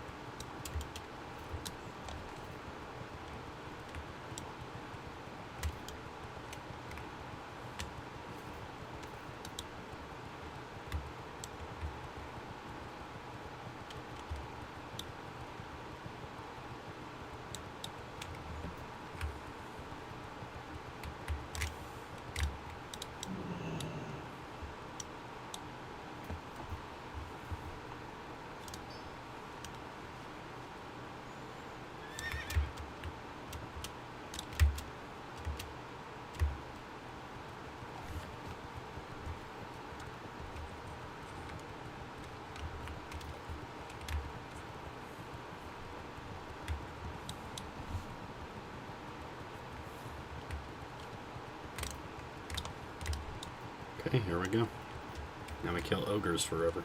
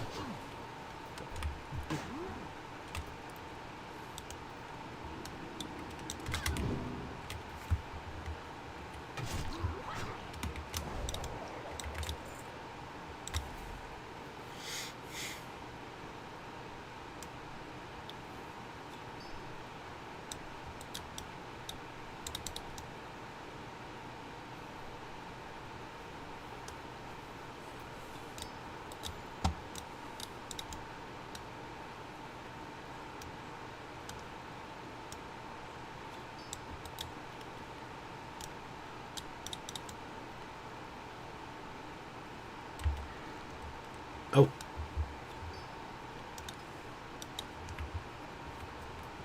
I don't remember leveling up. Must have been a few hours ago. We're good, we're good. Oh, the misery.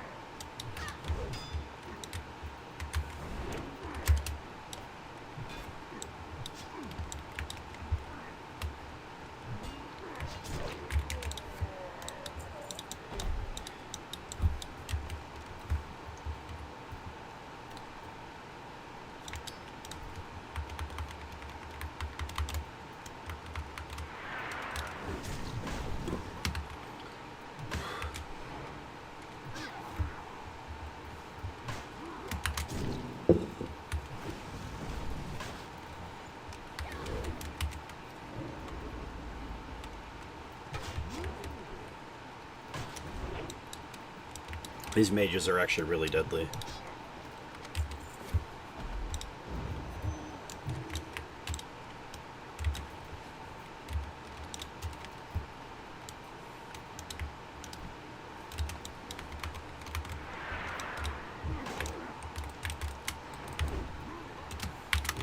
Because they cast an uninterruptible slow. Which means if I'm ever in a situation where I'm trying to run away, they can slow me and then kill me. So I don't think, like, we ever try to take a mage and something else. Luckily, every single enemy here is really spread out. You know? So I think we're fine, but...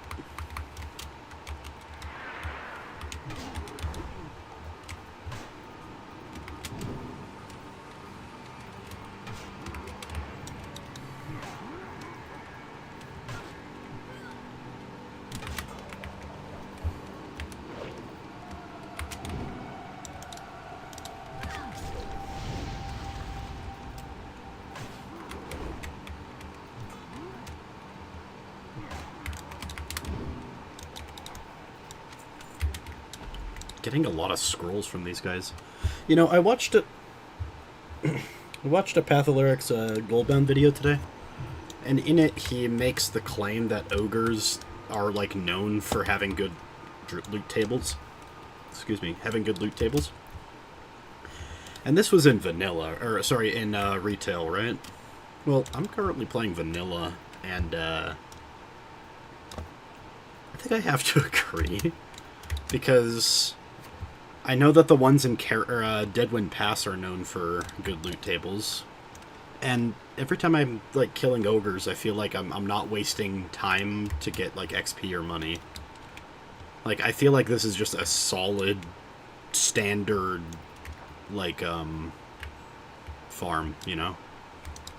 So I don't mind just killing these guys on repeat for an hour or so, or however long. Although I do have to piss, so... Let's get to the point where we killed that brood, and then we'll take a quick bathroom break.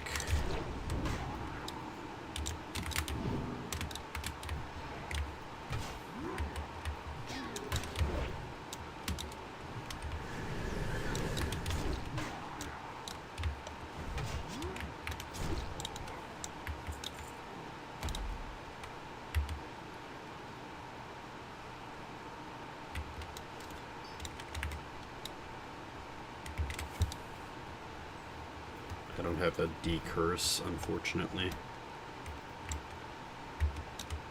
I think curses are fixed by mages?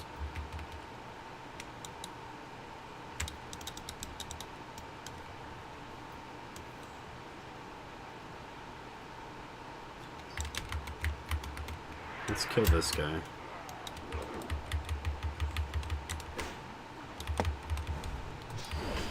See, they all share spawns, so I know for a fact that I need to kill this guy and all these other guys, even though none of them are brutes and none of them have been enforcers.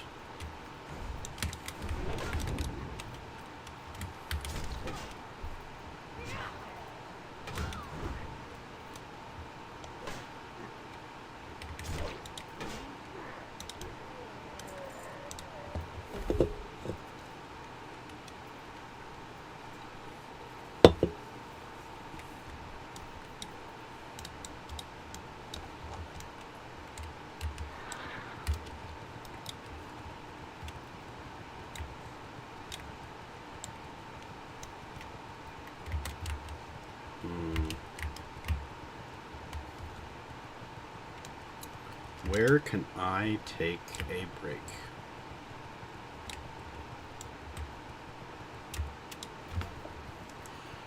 Normally I'd just run up to like a nearby hill, but I'm not sure there won't be. I don't know. I know there's a flight point, if not here, then like on that ledge in Cataclysm.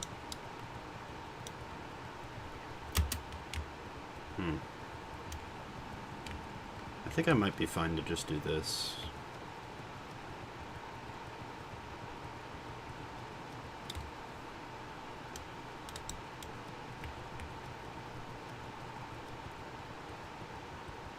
Okay, I'm gonna do this. We're gonna log out. That's the best way to guarantee to remain safe. Hold on. Doing it up further on the hill. Because if you do the full 20-second logout timer, which I'm currently doing, then you despawn from the world. And then when I come back in, if I have, you know, technically you spawn as you're loading in. So if I start taking damage when I'm loading in,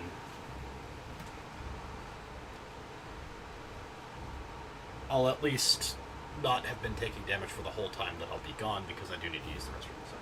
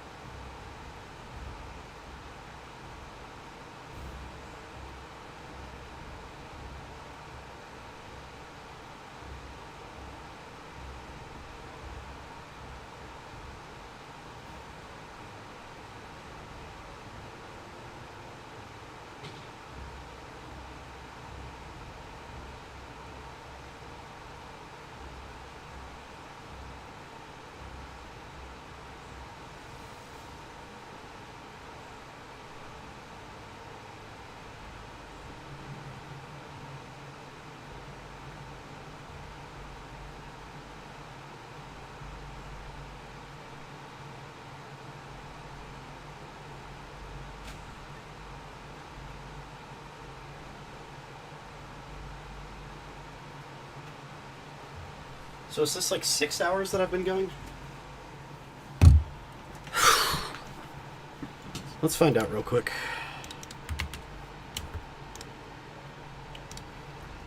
Live streaming.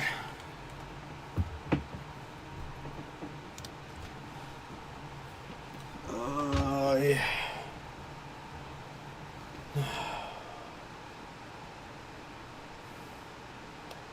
What? 5:54:20 looks about correct. Yeah. So just about 6 hours. Nice. We're of course going to keep going.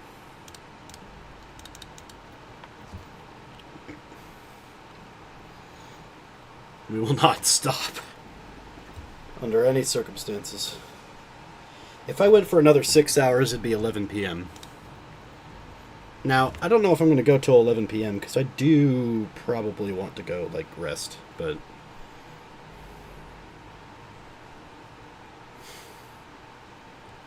Okay, here we go. I'm going to be on guard for the first instant that we log in.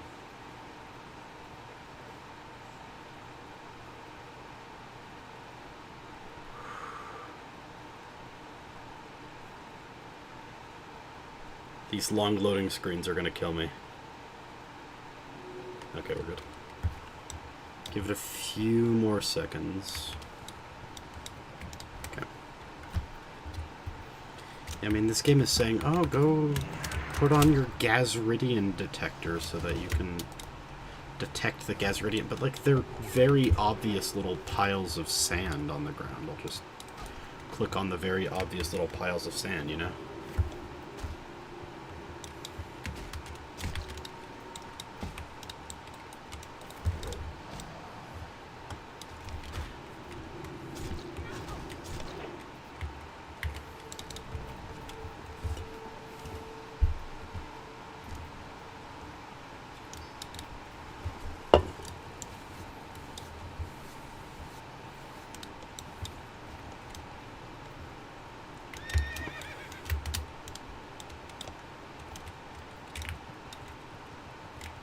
Just like phased out of existence.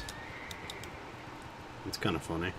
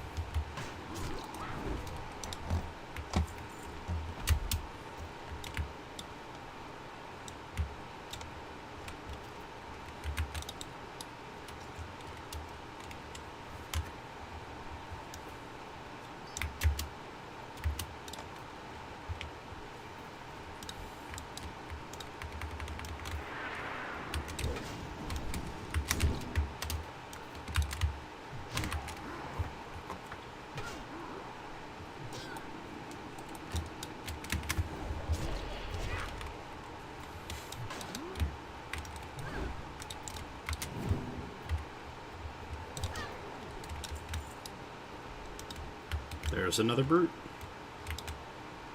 Yeah, I remember that was like a warlock or something.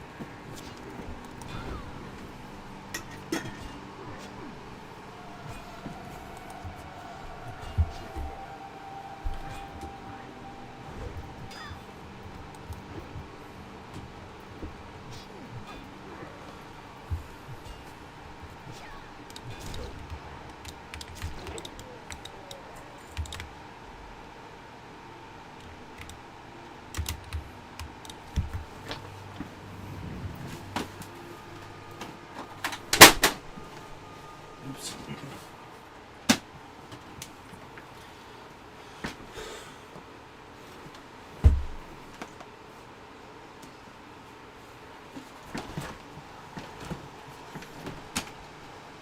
Ow.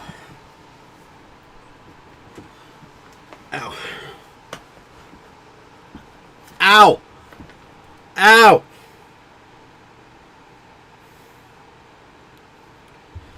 It is sweaty in here. It is humid.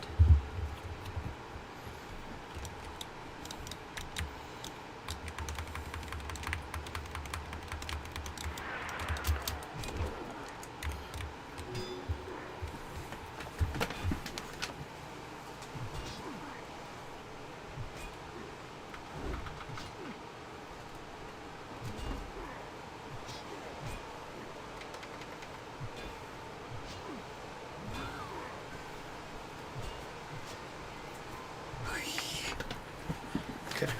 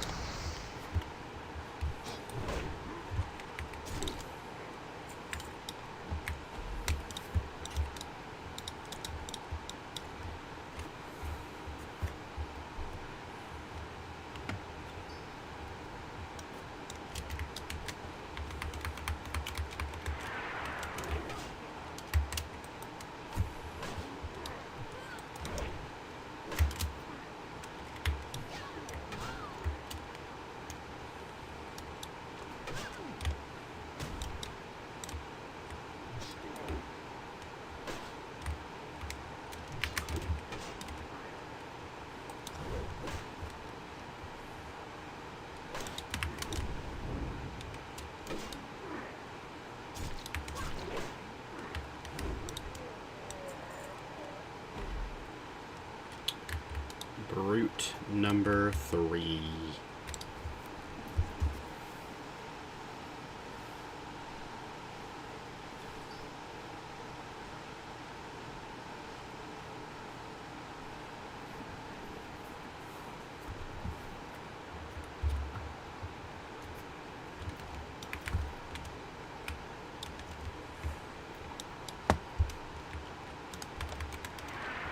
Oh, I'm not even supposed to kill everything here.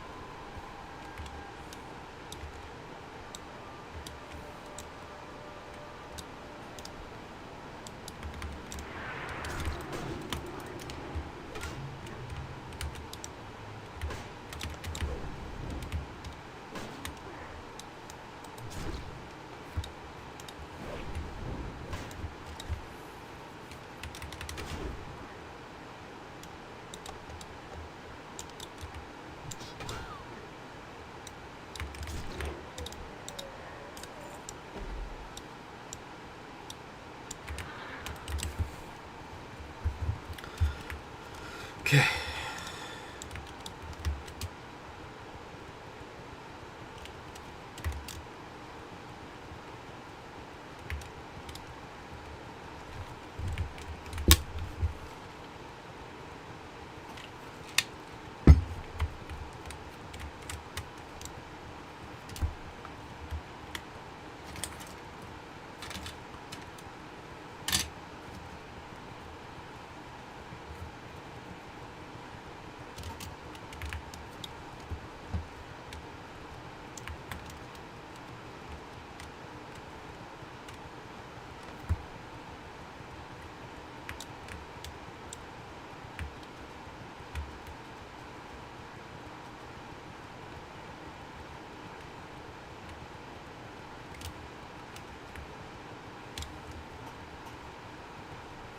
Okay.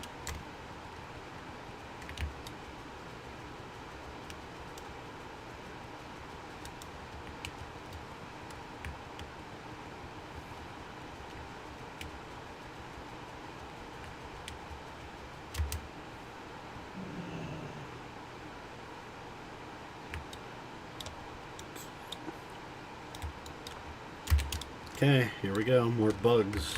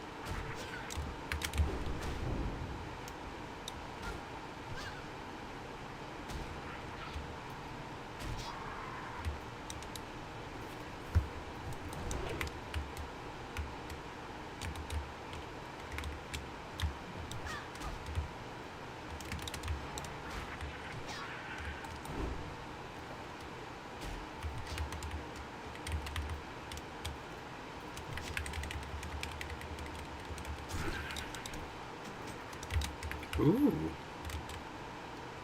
Oh.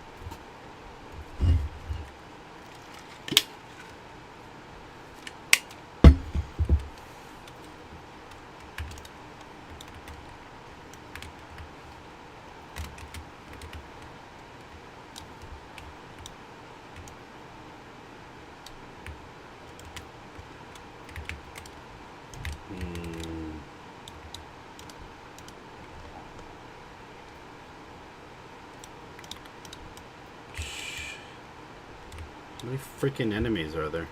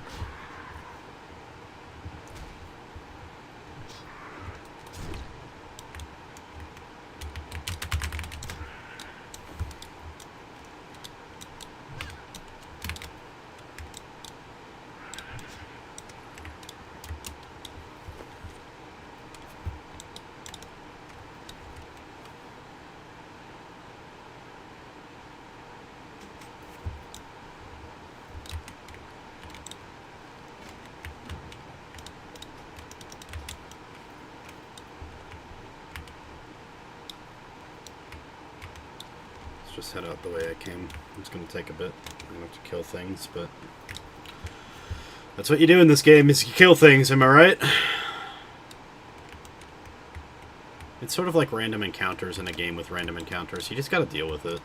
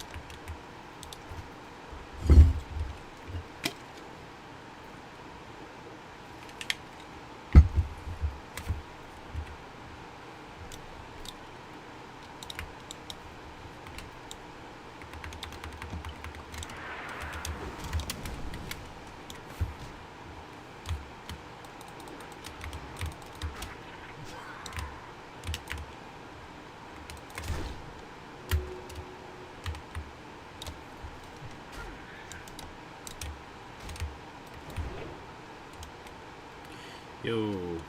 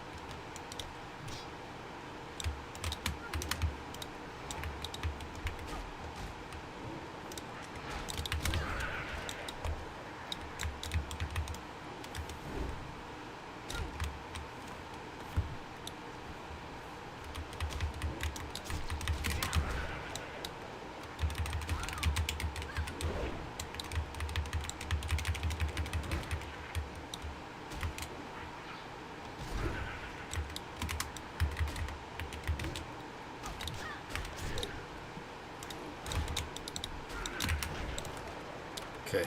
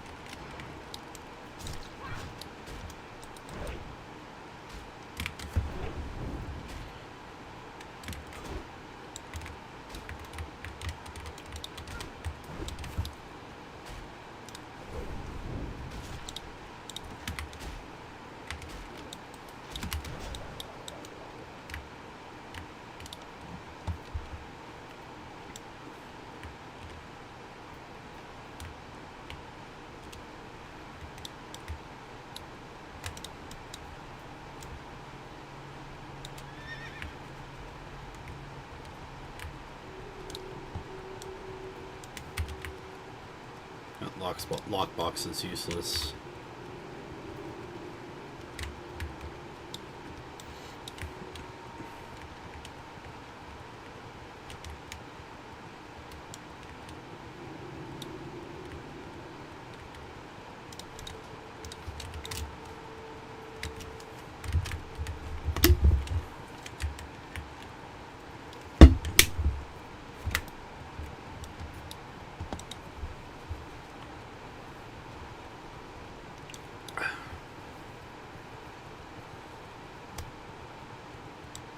Okay.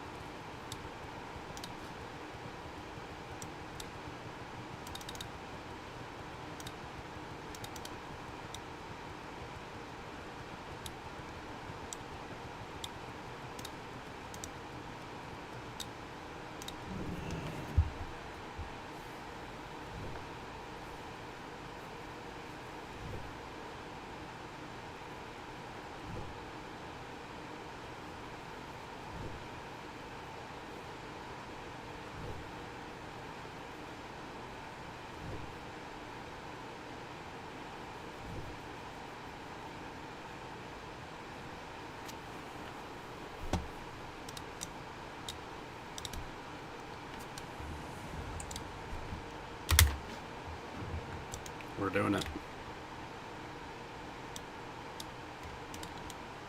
I'm gonna jump ahead a little because I forgot I wanted to eat clamlet.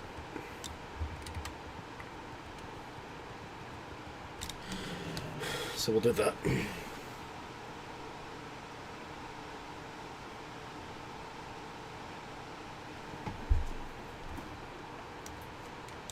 Okay. Hop back on the horse. The Jorse.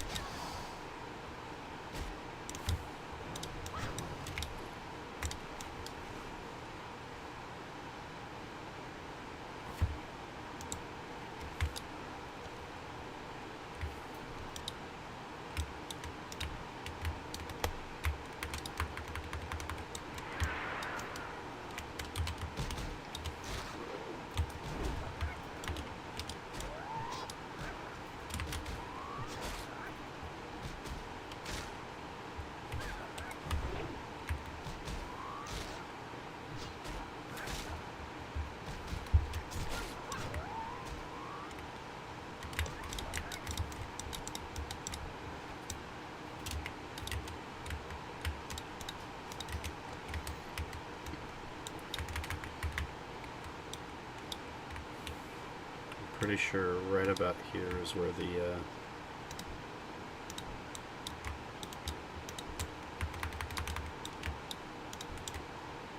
3 show up. Yeah, those 3. I don't know if this is possible.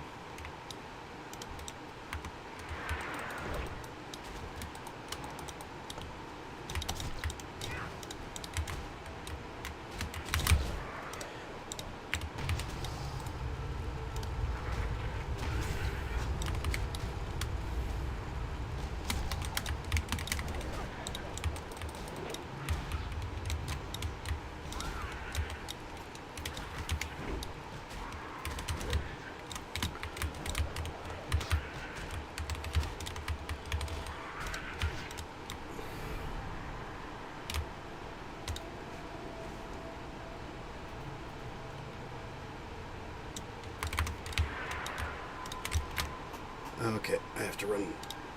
I have to run.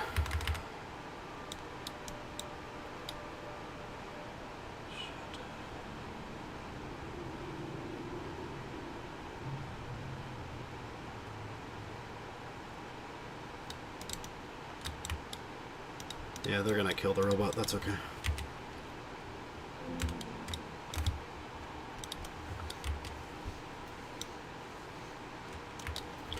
It said skip the step, but I think we can actually do it if I just kill those things real quick.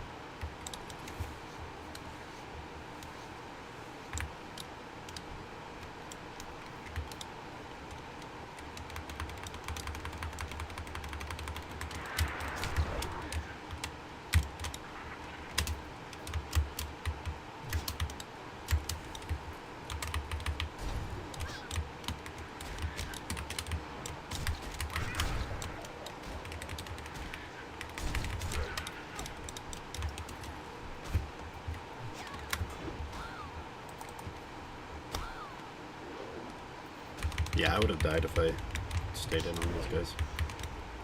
So what I'll do is I'll kill these right now.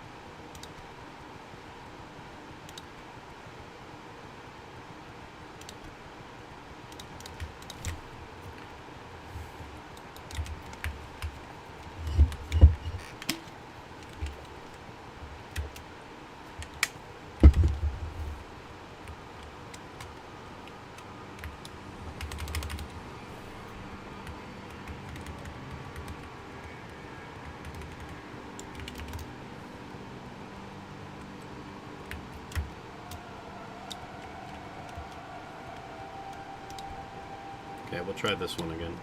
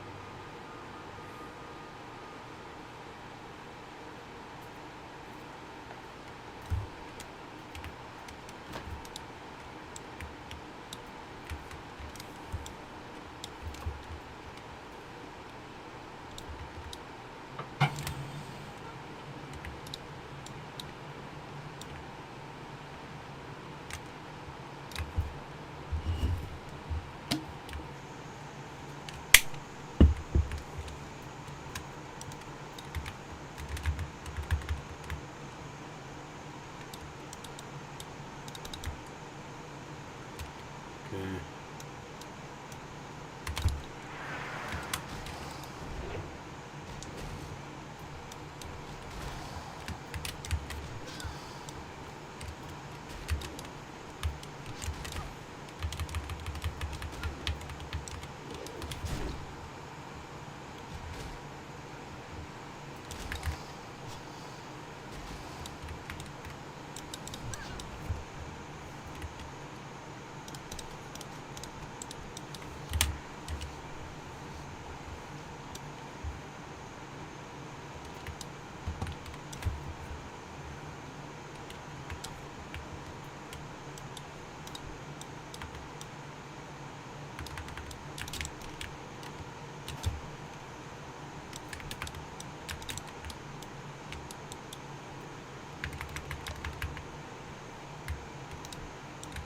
I need to pull this guy out to here, because I don't want him to be a part of the...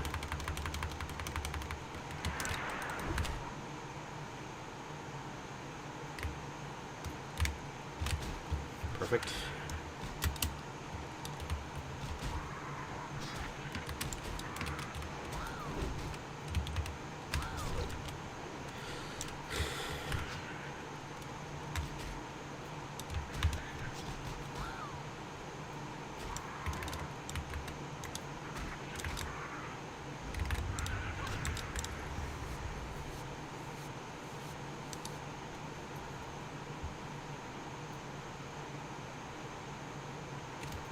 It's about to get attacked. Unless me killing him just now stopped that, which I think it did. Wow. Okay, cool. I did it.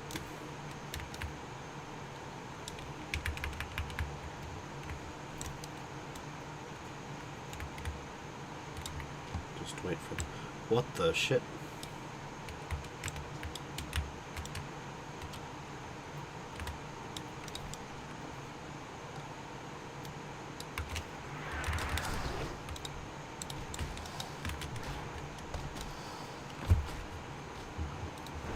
I forgot that Caverns of Time are still right here, even if they're not accessible.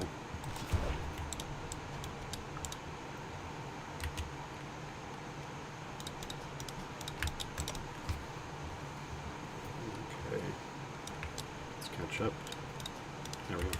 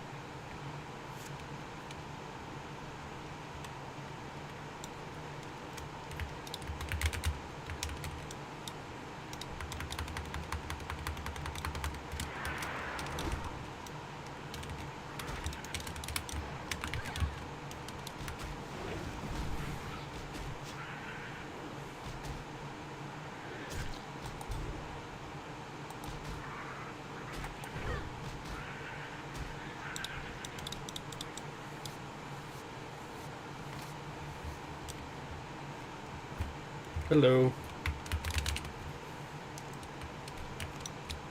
Been watching One Piece and I almost died to a disconnect. I was underwater when I disconnected, so when I came back I was drowning, but I got up in time. It's pretty fun.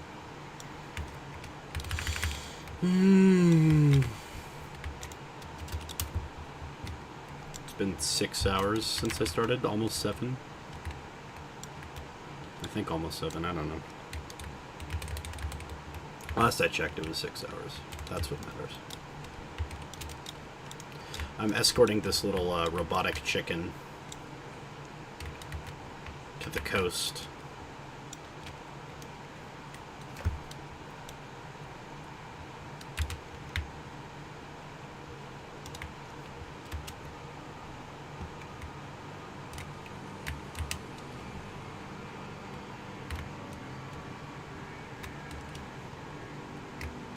Ah!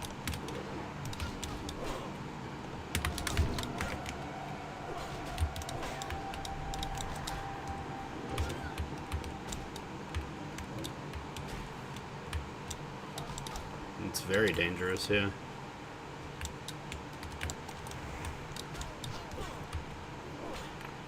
What the hell is a scofflaw?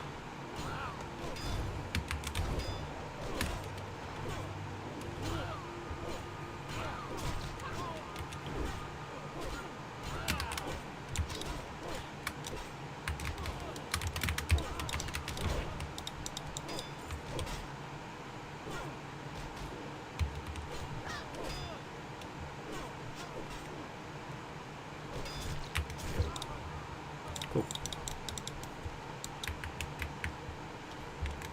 Cheddar is not worth picking up.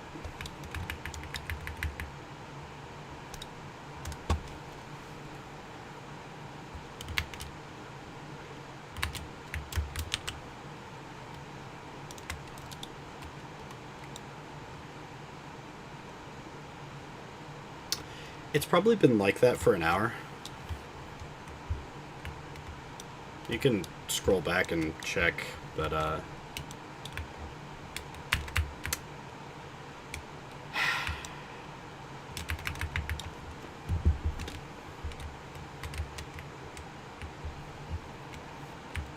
I'm not a professional.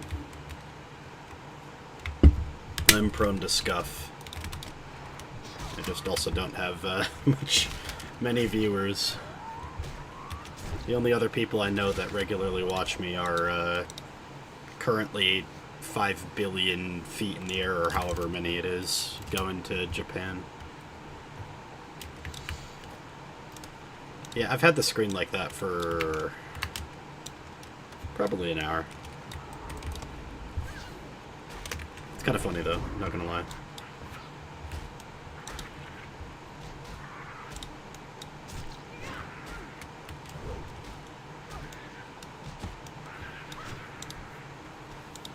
I mean, it's funny objectively. It makes for bad VOD watching, I suppose, but, like, whatever.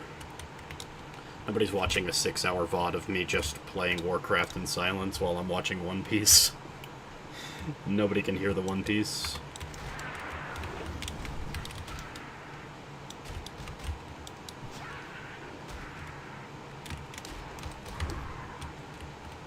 What I think is funny about this zone is that there's 2 of these escort quests.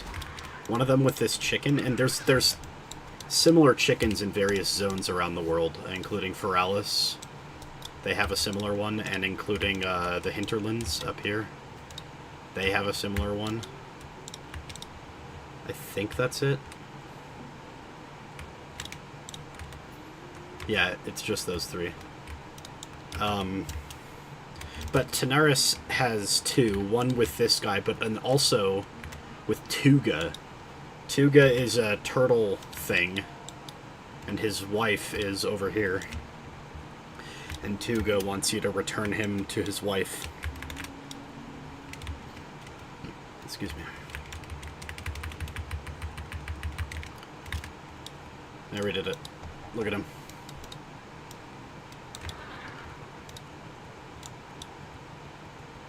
I think canonically, and I wouldn't mind if they did this in-game, in Classic Plus or something, I think canonically this dock right here regularly goes to Booty Bay. That's probably what those ships out there are, but nobody ever goes to those ships because they're too far out. But yeah, there's a little turtle guy way over on the other side of this zone, and this is his wife right here. And you gotta save the turtle and bring him all the way over here. I find it funny that there are 2 quests like that in this, in just this zone.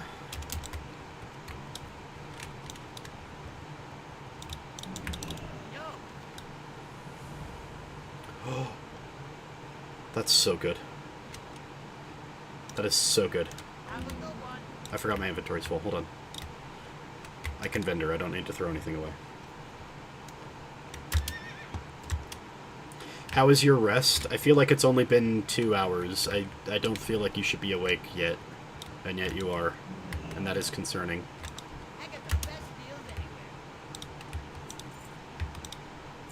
anywhere. Unless you're secretly Kyla Kowalskia, in which case you don't like being told when to go to sleep or not, so I will not say.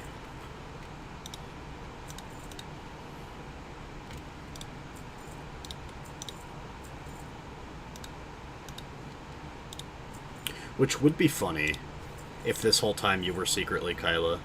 That would mean also that you would have had to pretend to be talking to yourself in chat, which is a, like, next level... It's a next level,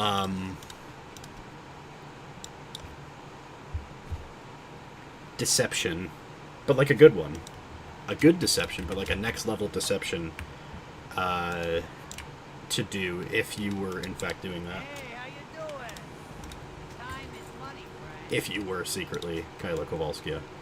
What do we think? Do we keep this helmet, or do we, You wish you're Kyla? I wish I'm Kyla, dude. Aside from the fact that I would have to be a woman, I would love to be Kyla. Do we show, or do we hide the hide the helmet here, or do we leave it on? Because I can, so there's a setting in this game. No, not support. Get out of here. That would be funny if real. So there's a setting in this game to toggle on or off your helmet.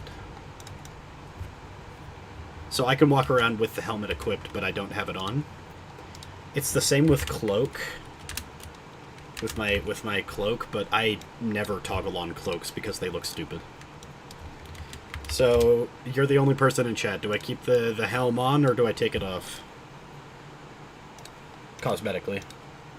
These are like the only 2 like in settings cosmetics that you can do is helmet or cape.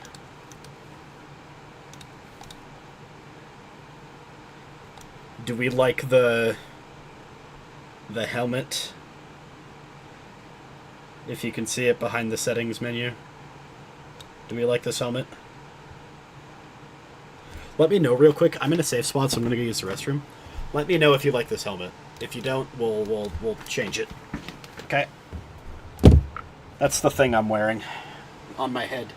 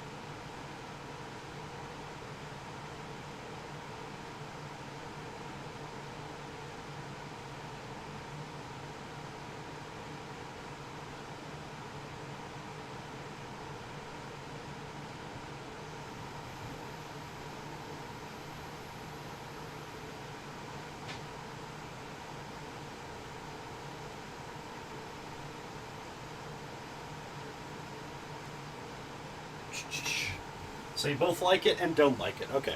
I will...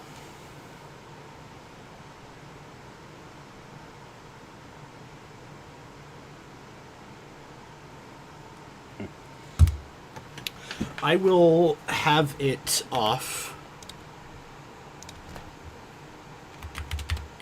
for 2 reasons I am willing to divulge.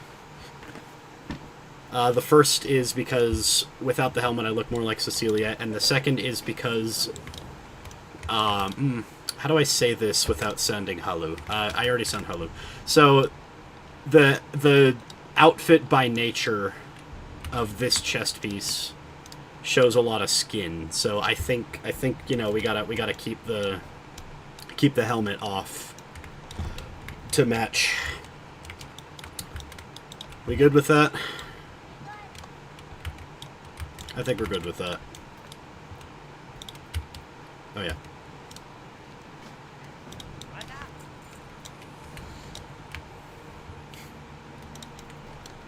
So yeah, because the outfit is just naturally sort of open, I think the helmet would detract aesthetically.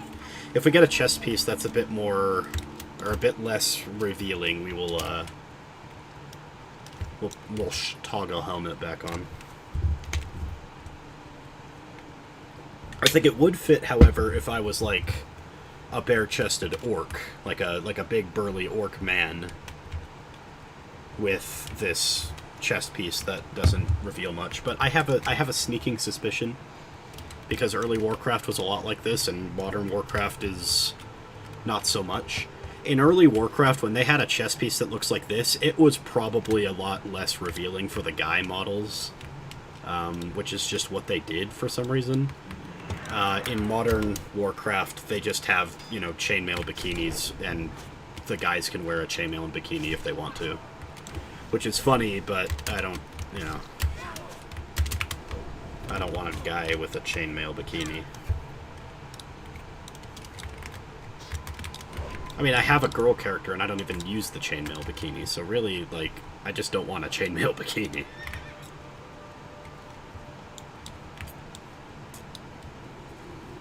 Need one more water pouch.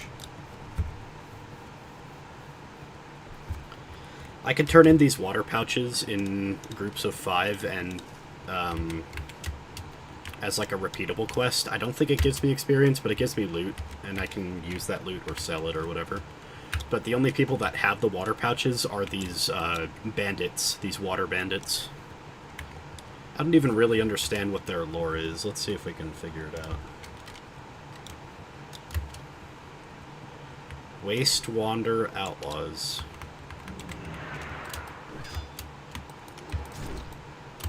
I think it's literally just a Dune reference. I think these guys are just supposed to be the Fremen, you know? Like the Dune people that, you know, water is important to them. That would make sense. There's a lot of Dune references. Basically every one of those bug places, which I'd say go back and look. I went to another bug hive, but I was in full camera mode the whole time, apparently, which is funny. All of these bugs are technically Dune references to sandworms, which is interesting because, like, there are very few sandworms, but you go to, in fact, here, if you watched the Dune movie, or if you read the Dune books, you'll probably recognize something similar to... Who does it drop off of? Does it drop off of Crony? Oro Crony?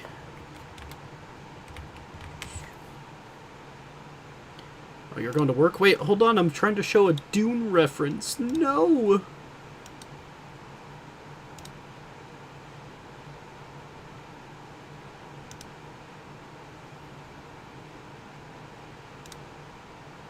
Where's the frickin' trinket?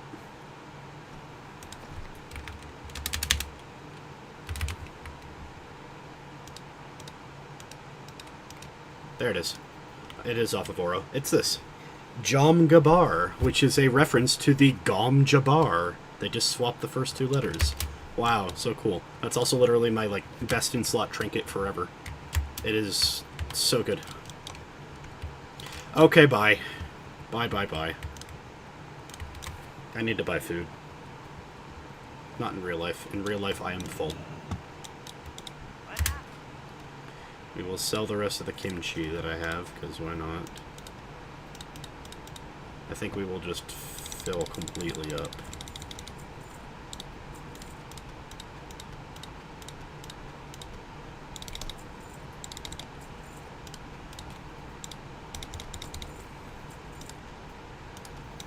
Be good. Cool.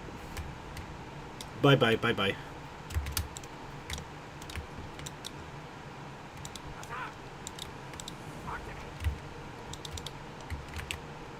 Nice. Healing potions. I need those. Hey, how you doing?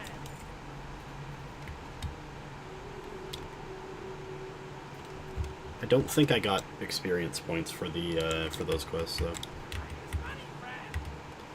I think we need to move these things.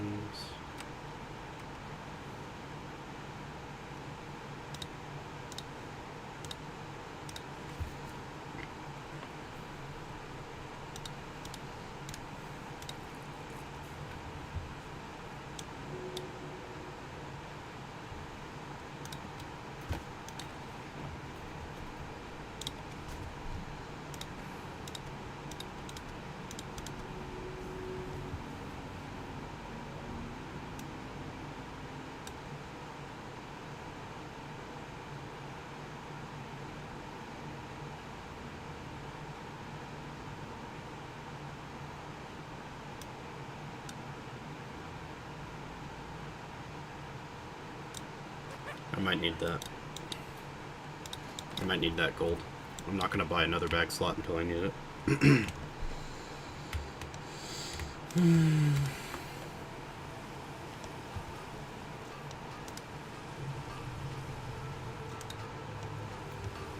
Next time I'm near a city, I'm going to go and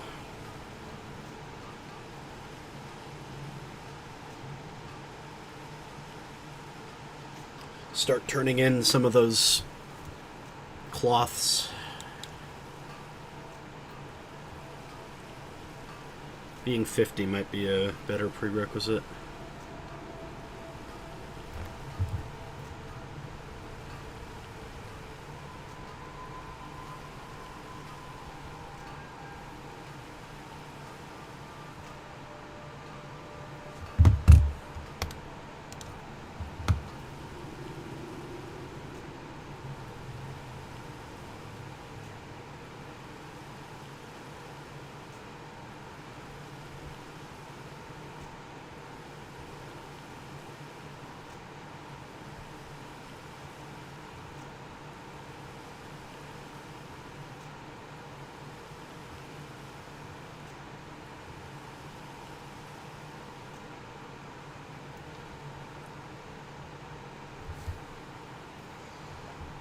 Let's bring One Piece back up.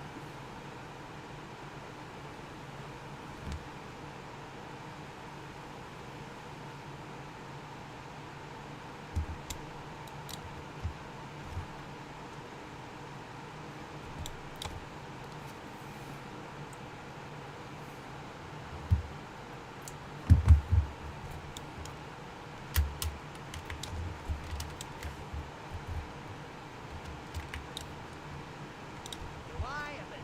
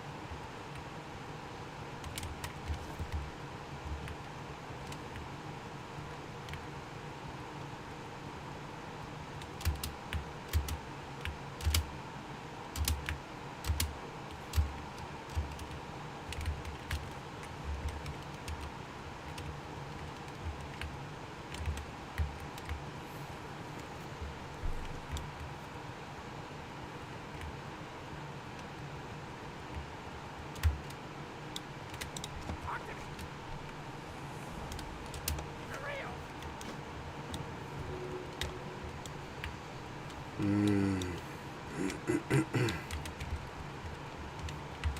I need to kill these things.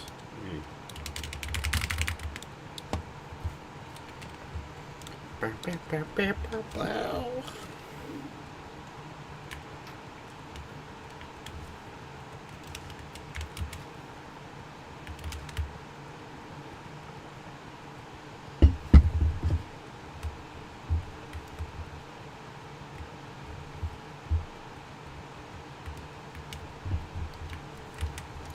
There is something satisfying about leveling up in this game, you know?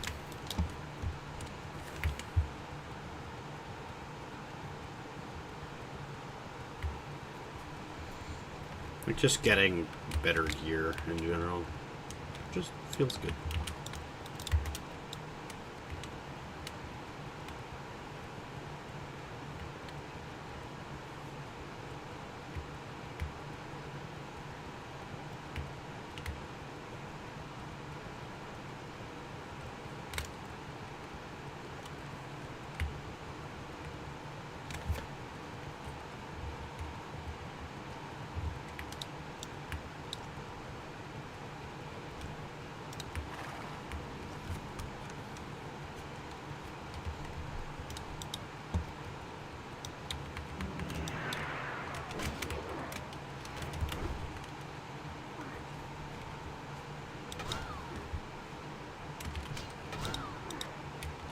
Can I kill this thing?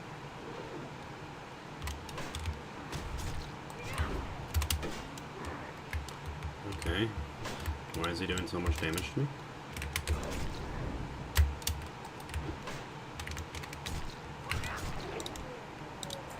Goofy.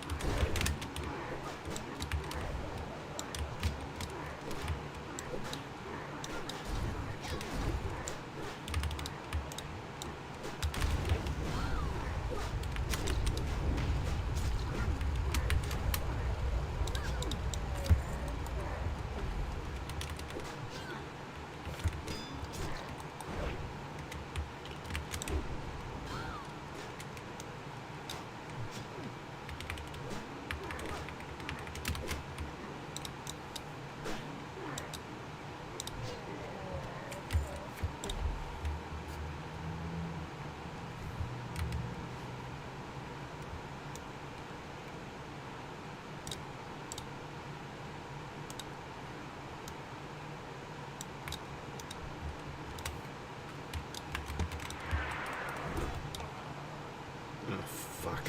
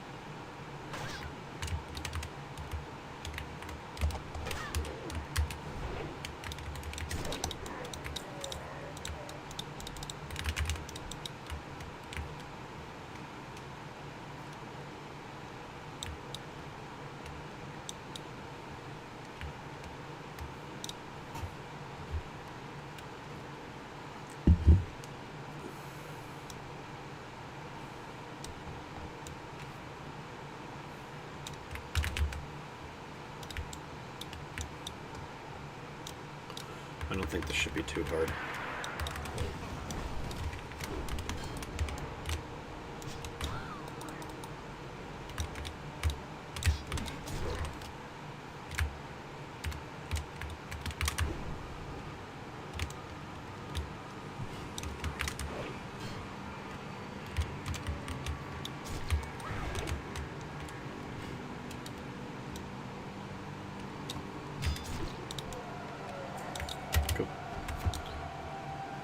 4 more enforcers.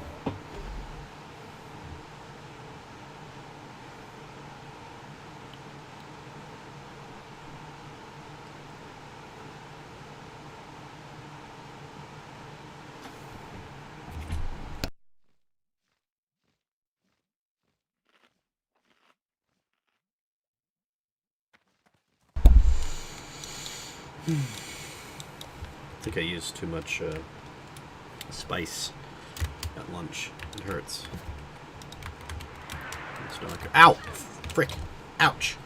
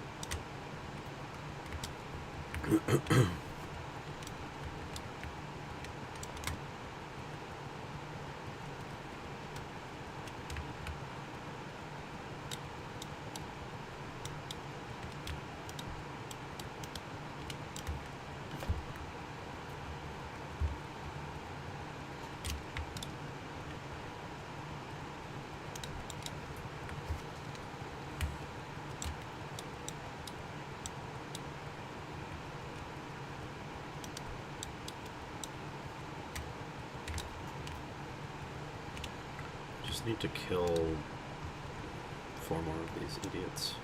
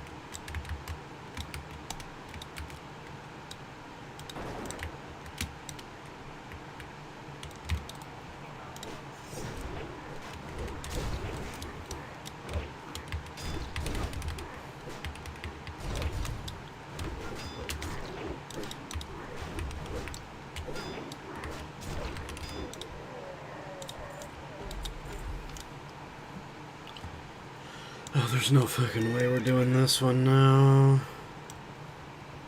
Oh.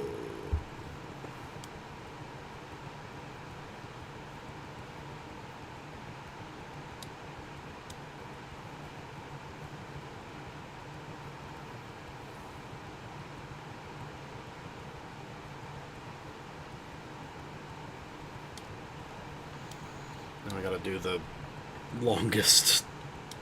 This Douglas never drops.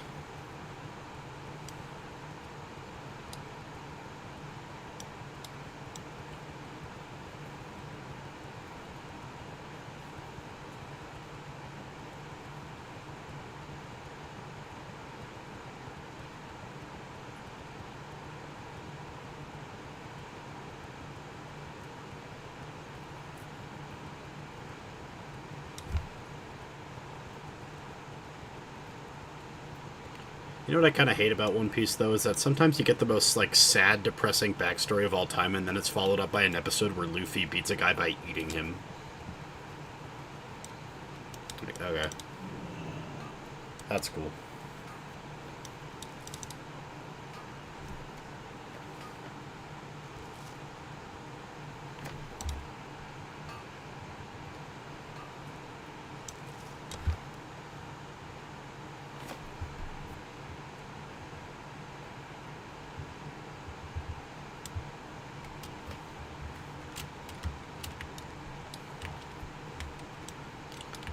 Okay, gotta kill these things one at a time.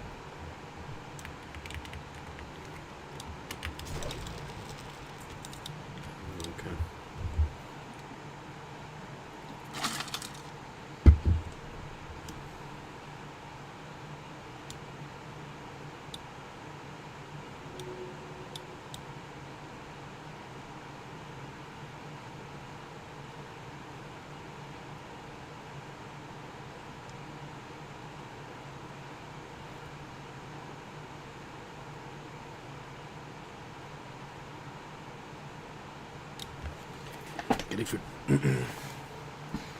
Sorry, not food, water.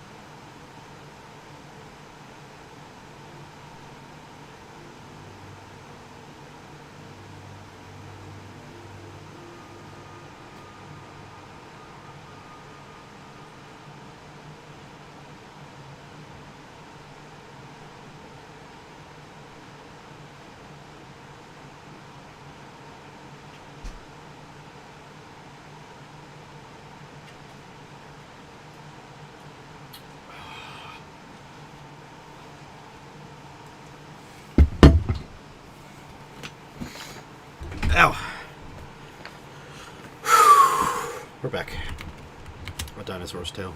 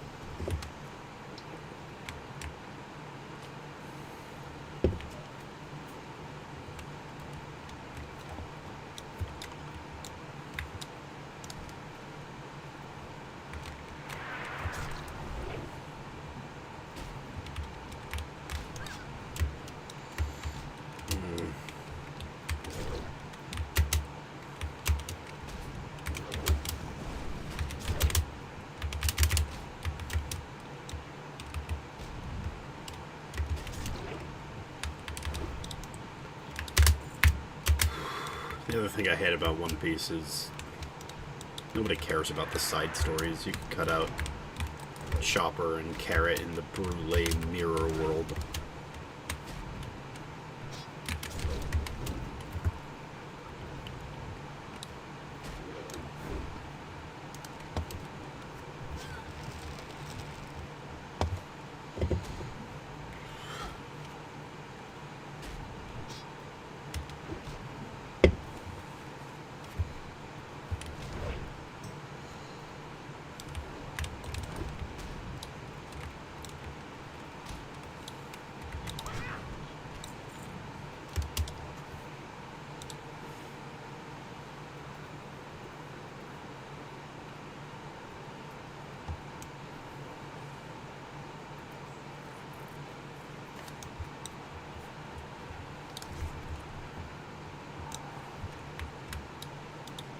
What does that require?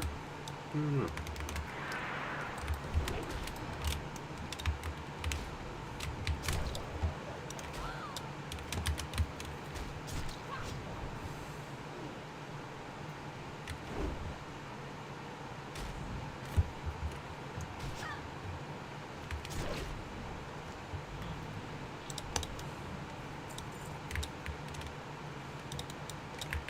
$245. I'm literally one away.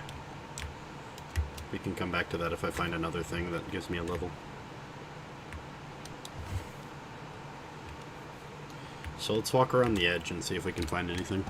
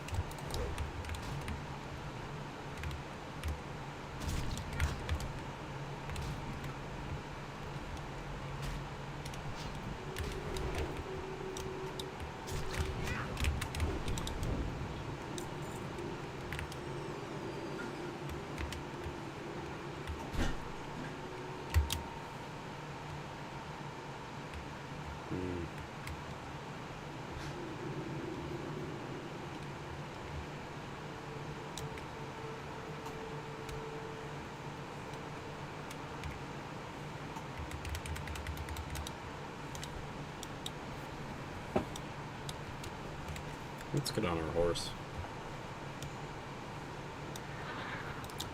We want that thorium. Thorium's good, you know.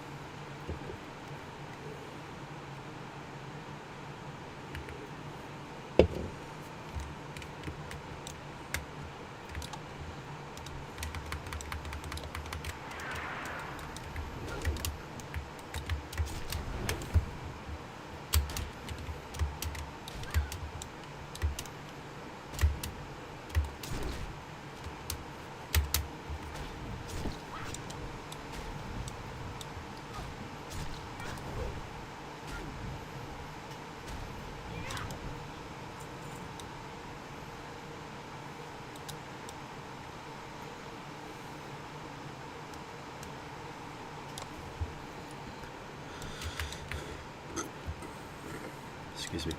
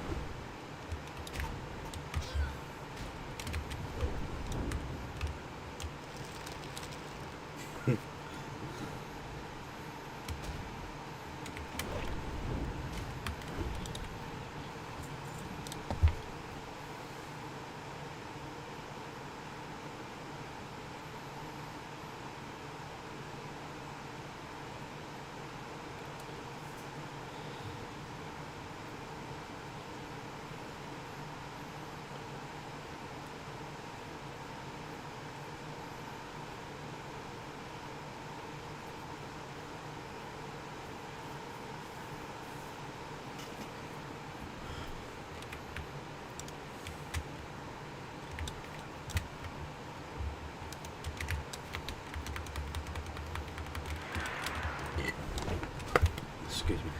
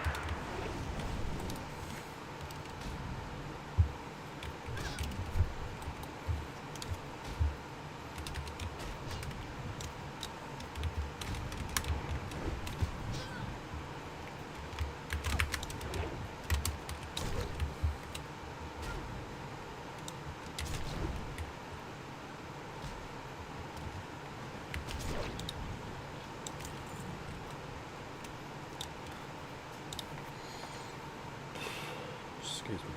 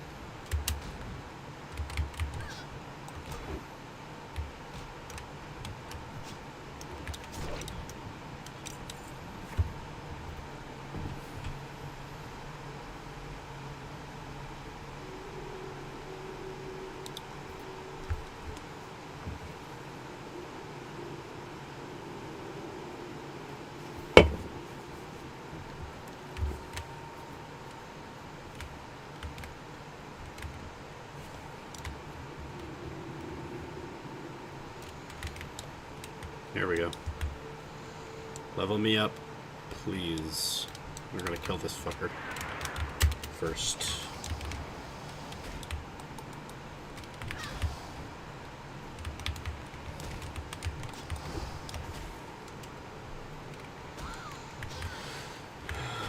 I hope Kyle is doing well.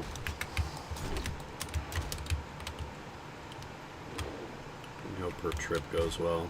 I don't know what kind of trip it even is, but you know. She just said business trip.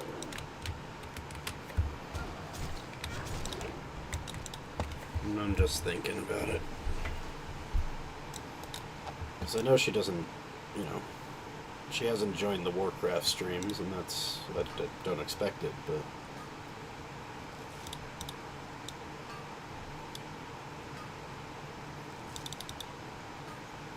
If I was streaming like Slay the Spire or something today.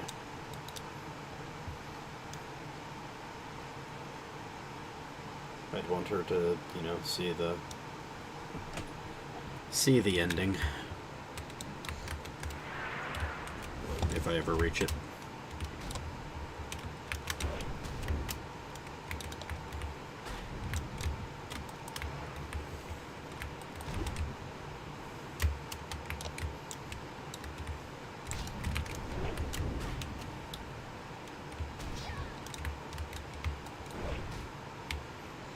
So I suppose I won't stream Slay the Spire today. Unless I see her. And then I'll ask if she has time and if she wants to. Then I can stream Slay the Spire. So she has something to watch on her, I don't know, car ride to the airport.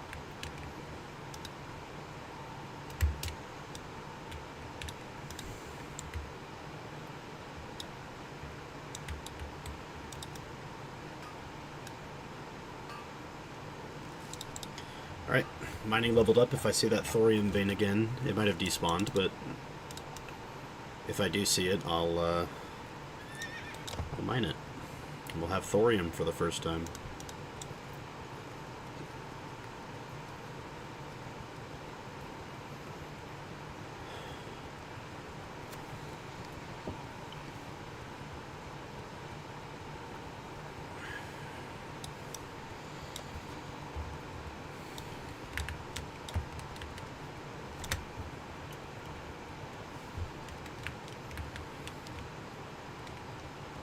I think it was over here, so... Oh, right there.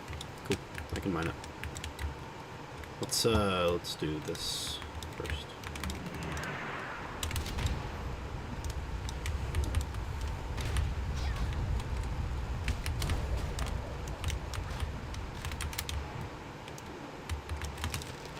Oh.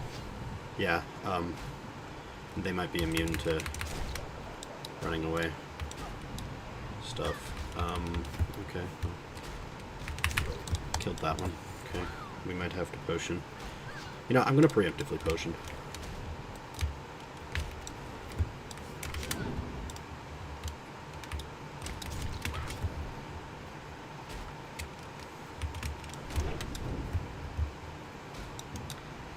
Remember, he's probably level 47 because I'm tipsy. In fact, I think he is 47.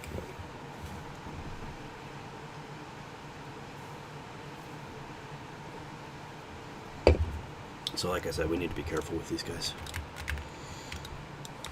So he's 48. Which is still below me, but you know. Level alone does not power make... Anyway.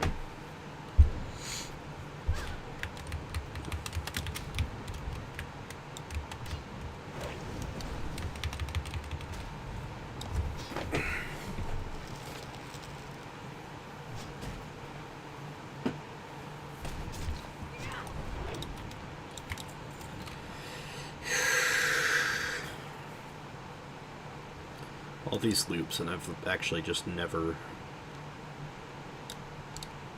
I haven't completed a single objective here. Failed attempt, yeah.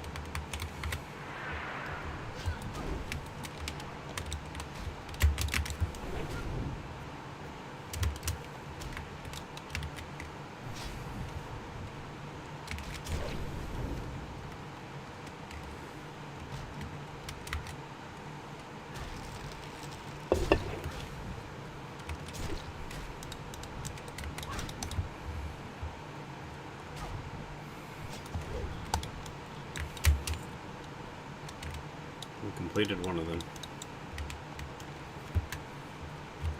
Need 2 more gnarled.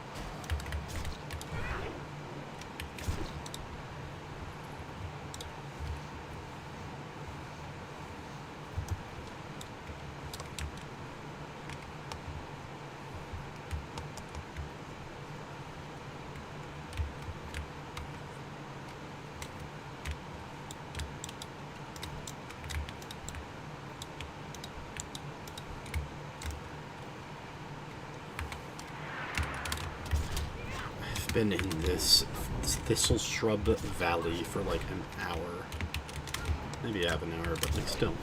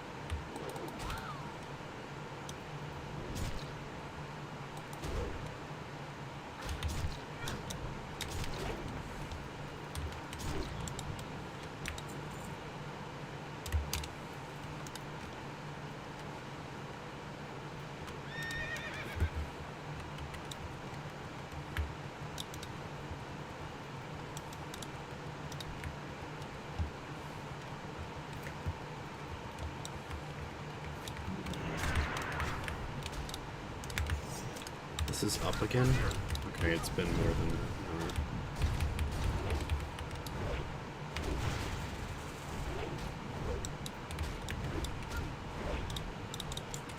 Fuck, finally. Holy sheesh.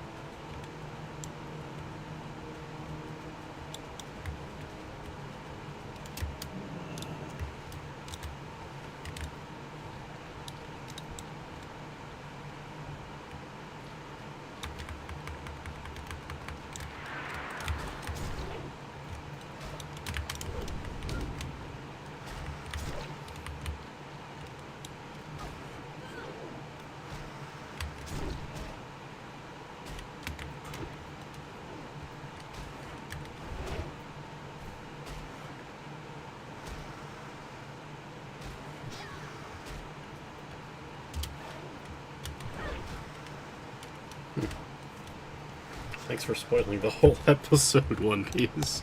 I should have closed away from the next time on One Piece. That's great. Oh, wait. Oh, shit. Oh, shit. Okay.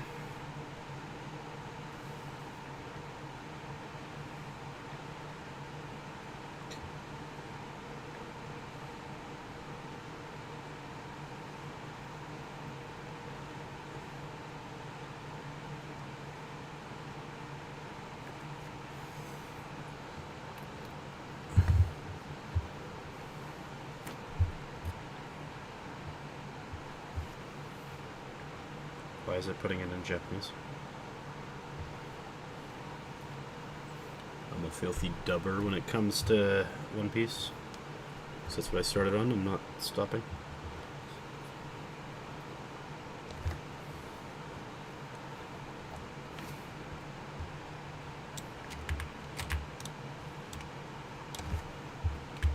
Wait, I think it's a new intro. I have to watch the new intros every time.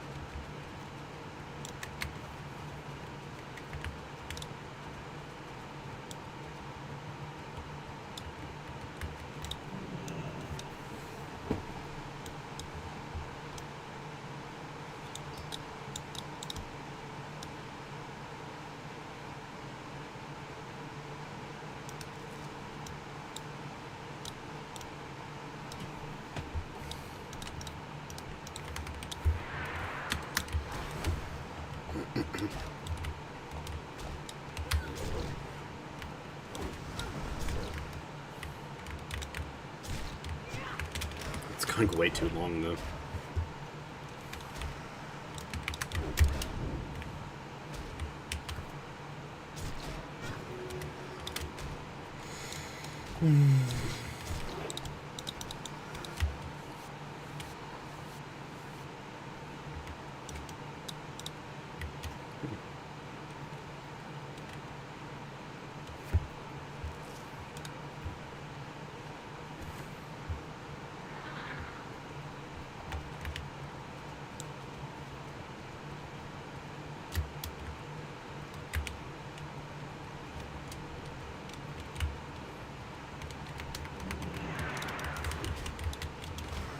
Oh, wait.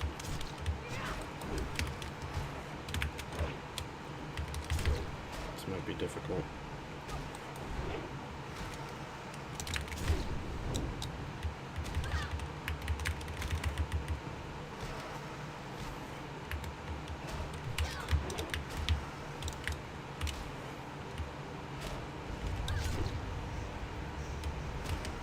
That's what I was scared of.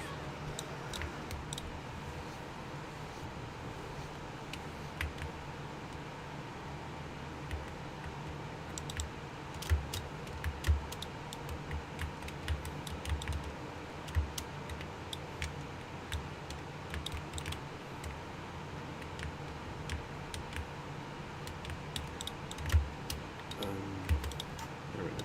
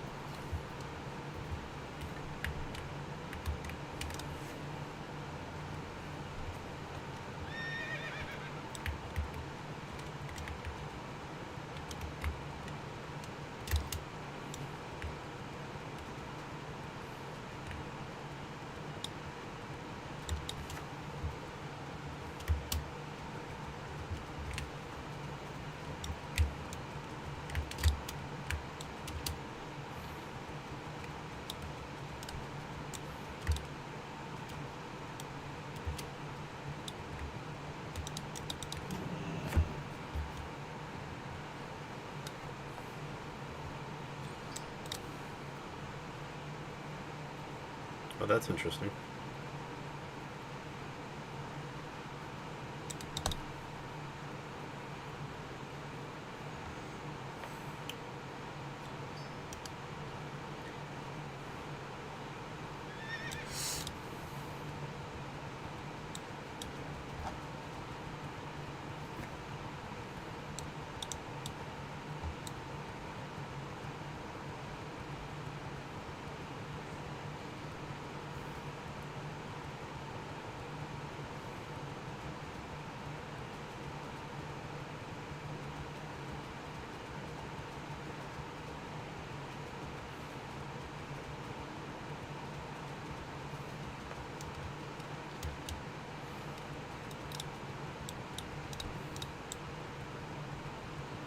I would die to that if I accidentally clicked on it, but luckily it is a yellow.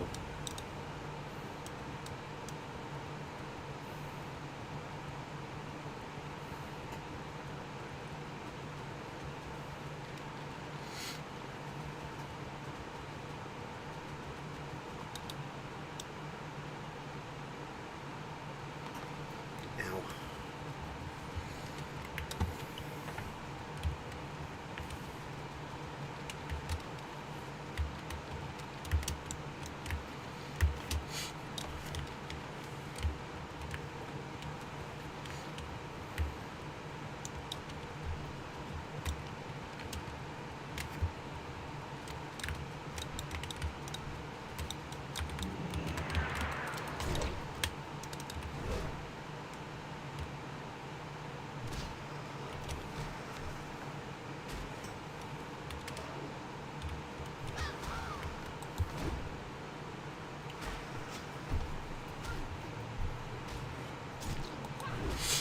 I hate being sick.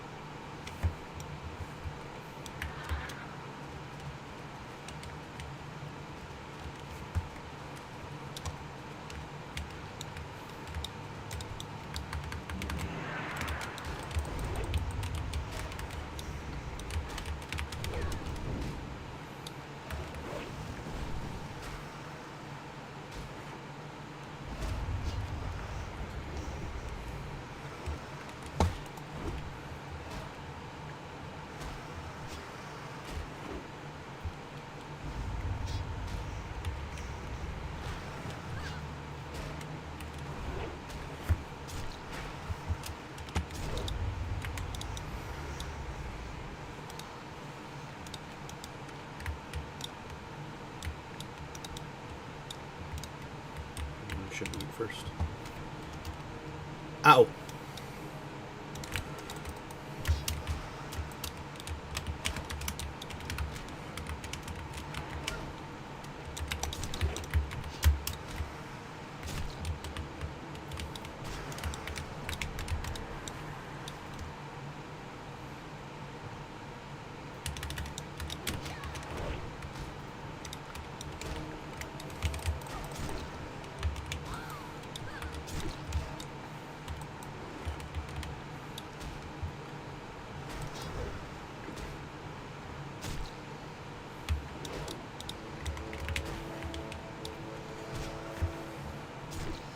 Stepping on the eggs summons them.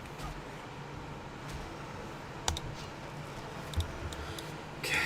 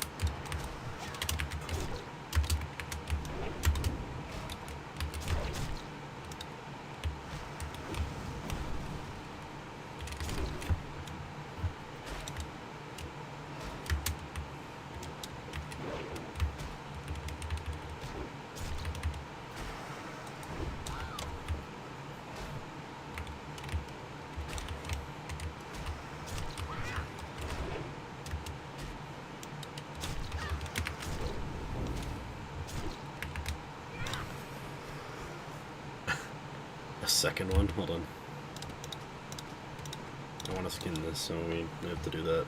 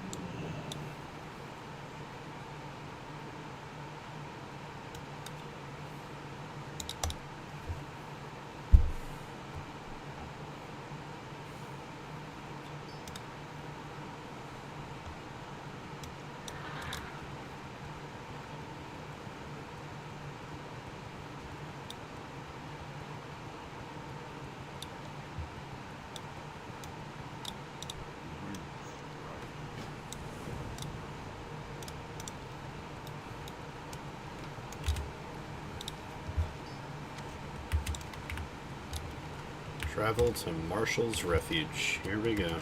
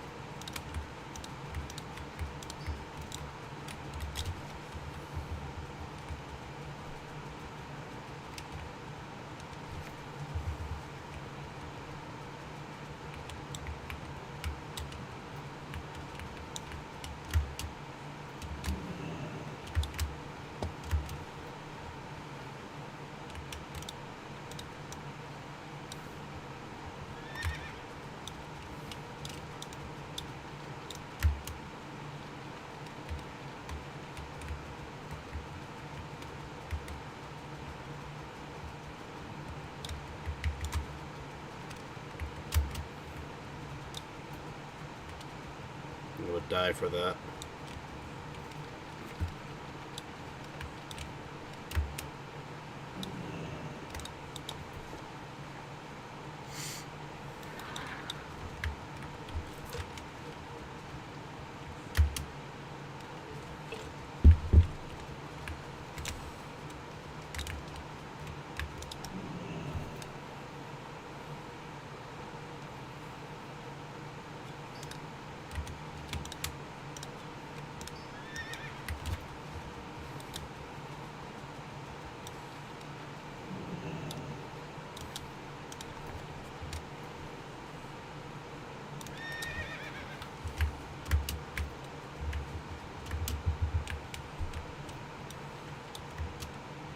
I had to skip most of an episode of One Piece because it was all flashbacks I've seen. It's like, why do we need this?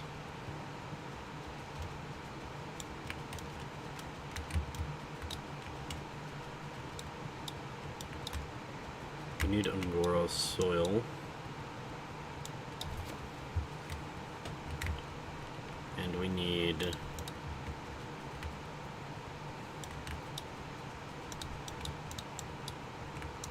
yellow power crystals, and I want to get them all before we go any further.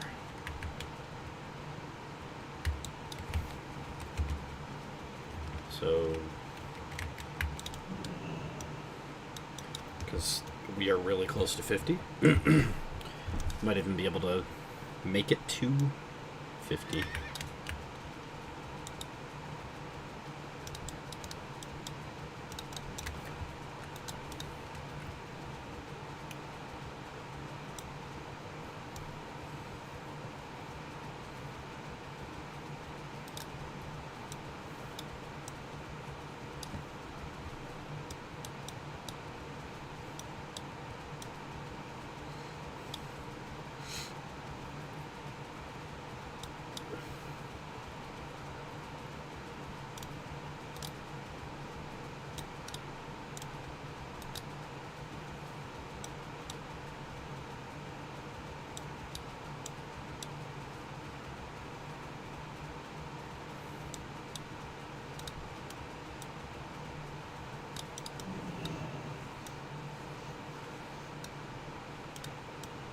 At least the yellow crystals.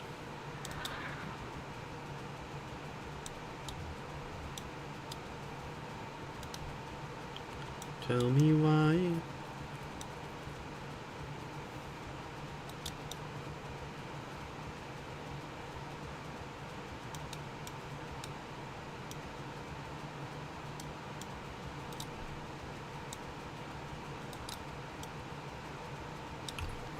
It's still... I'm on the next episode, and it's still flashing back to something we've seen.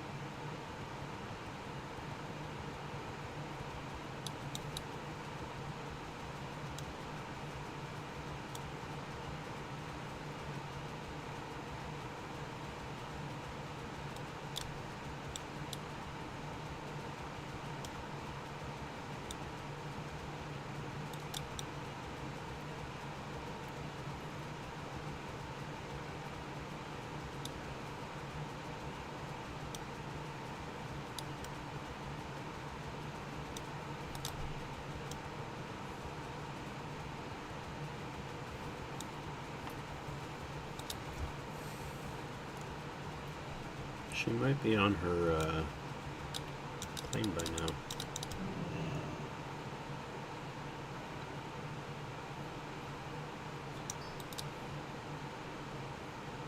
I hate how itchy my nose gets. I don't know if it's allergies or not, really.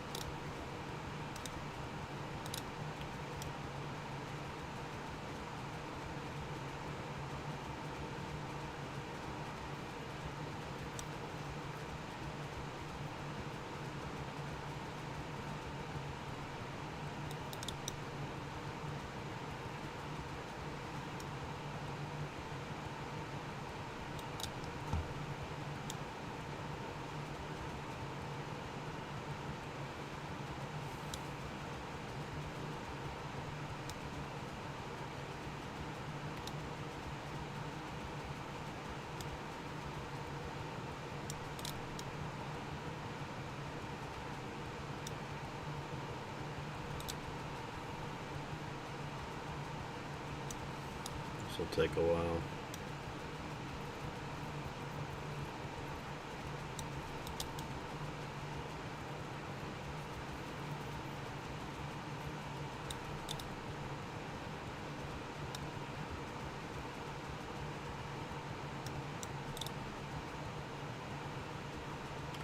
I haven't been looking for the soil, actually. I should be doing that.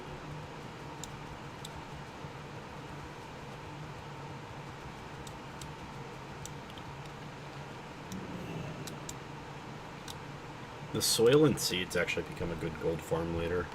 Not like a lock-in gold farm that you need to keep doing, but like you turn the soil and packets of seeds into stuff that you can sell on the auction house. Obviously I can't because I'm self-found, but... Oh, come on. It's appeared in the world. It rendered in after I... Ow. Okay, one more. No matter what, one more.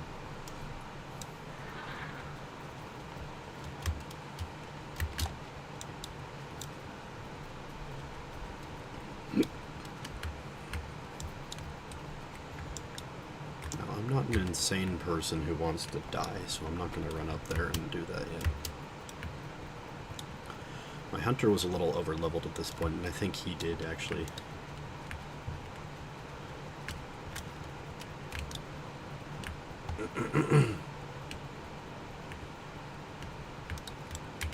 It's green.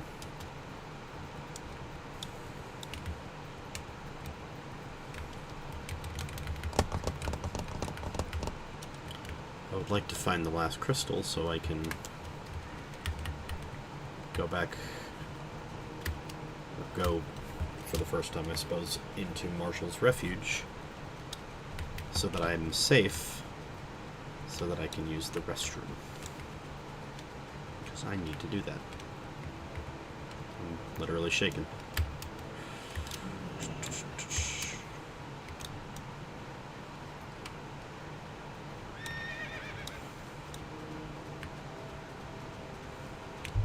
Suppose she could be taking a boat.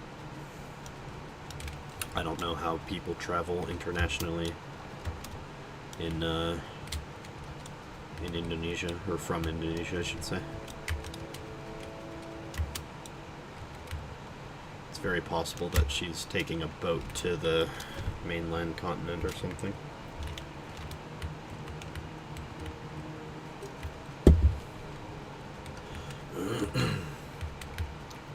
My throat is sore, sorry.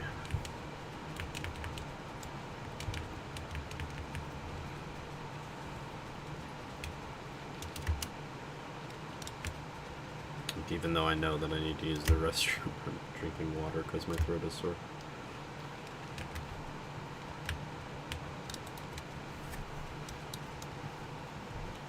I need to keep my eye out too because things render in a little closer than I would like. Especially for big things that have big aggro radiuses. And that's these devil sores. Just kind of pop out of nowhere and kill us.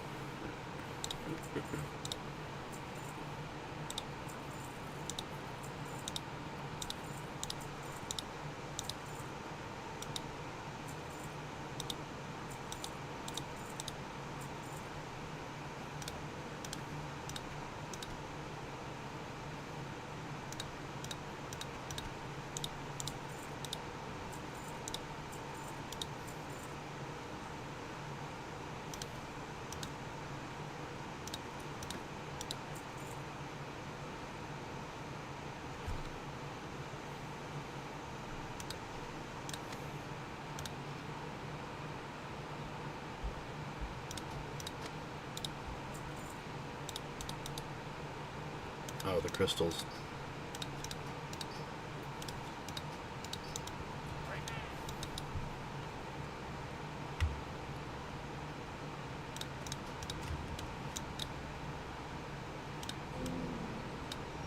Good day to you. Have a good one.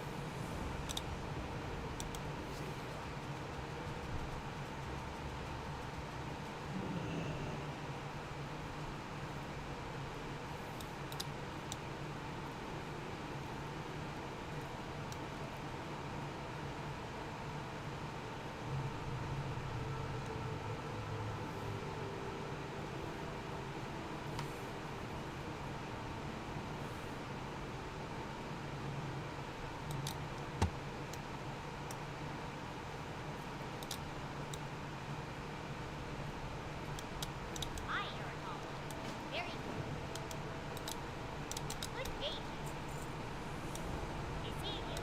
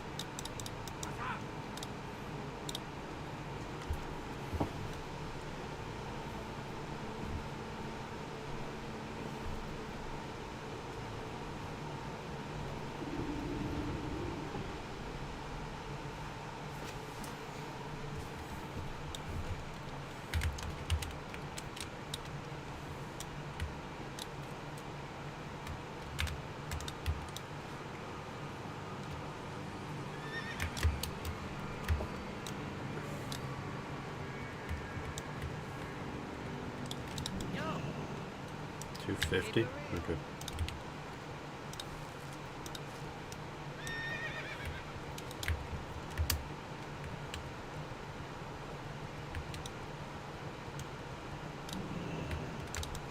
money, friend.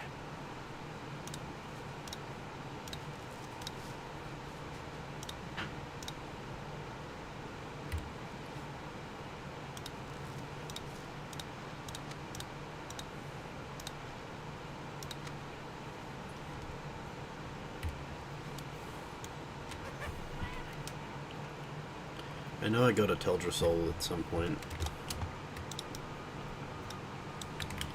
during the Tanaris segment.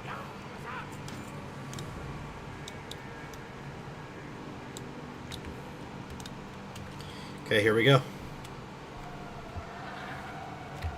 Level 50 in about 30 seconds. Or like 10 seconds.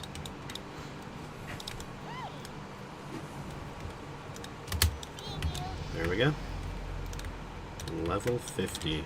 Let's get that talent point in there.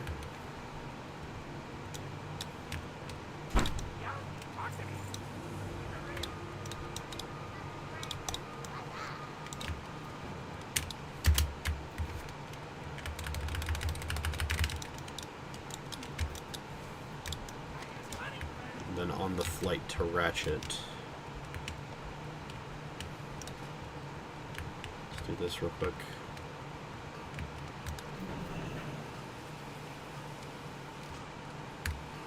And then I'll go buy some stuff, and then we'll take the flight to Ratchet.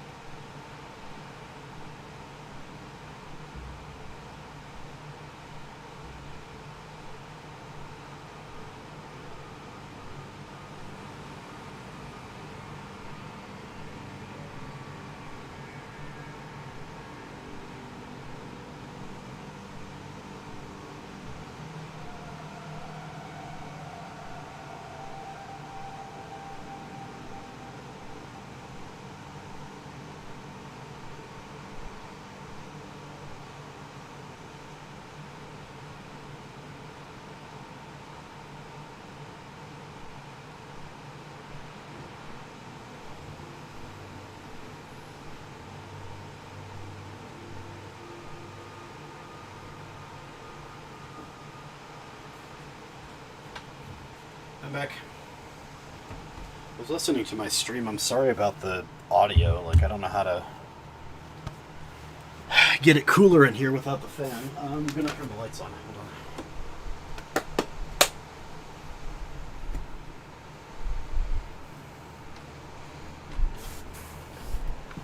Sorry, I was dancing.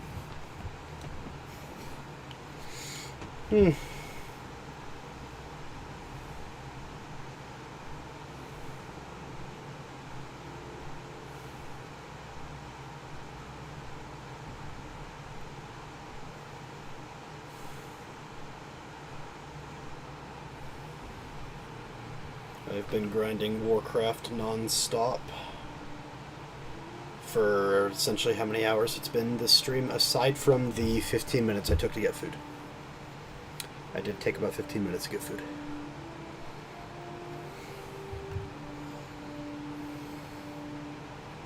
I got into me. It was really good.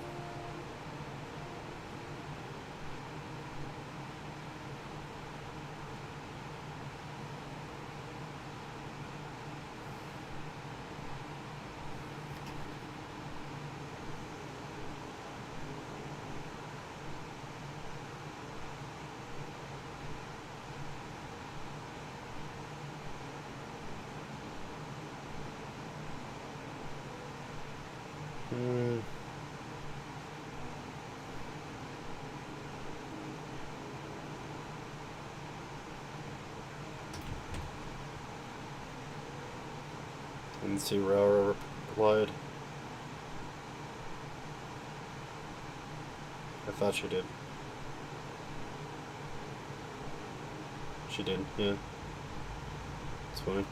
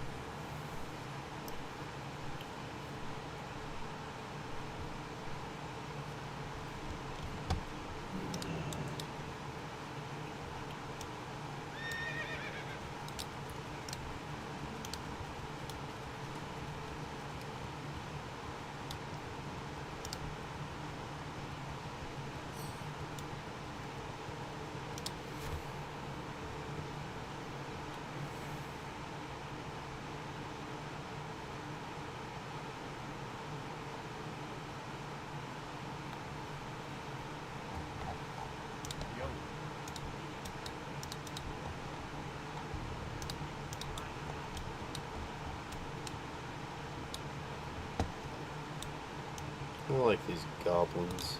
Time is money, friend.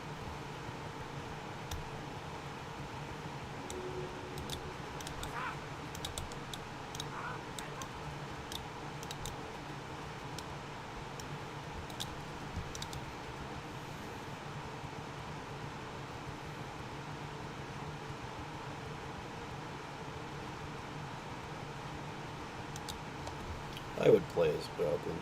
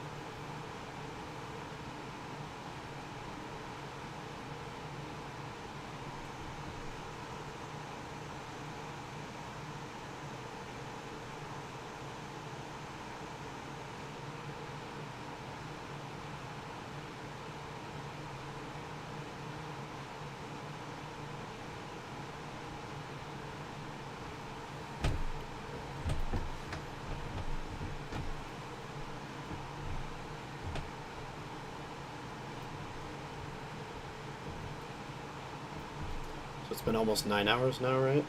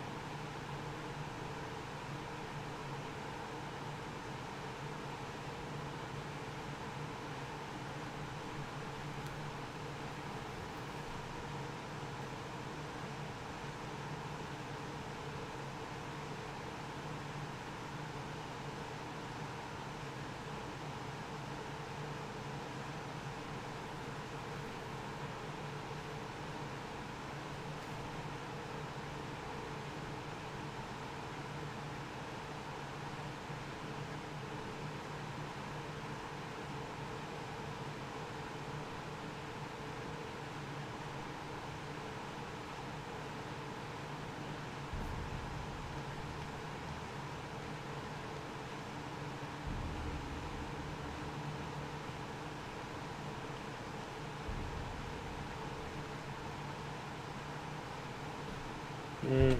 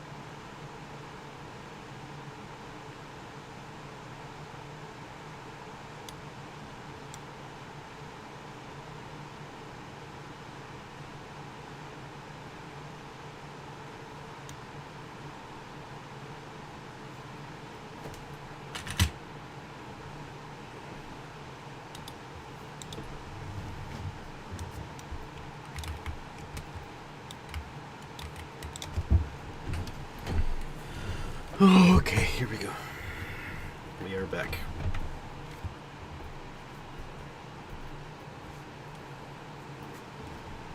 I think these are better, yeah. They definitely are better.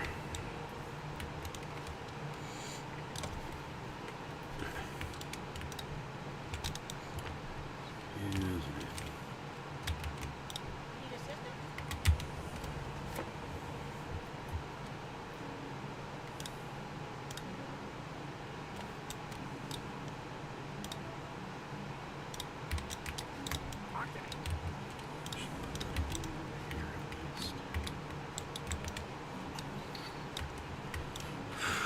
Okay. I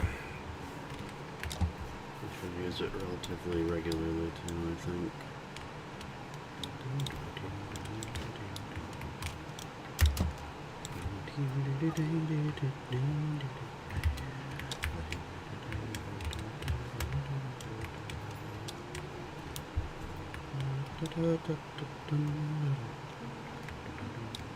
Reputation. Seen you.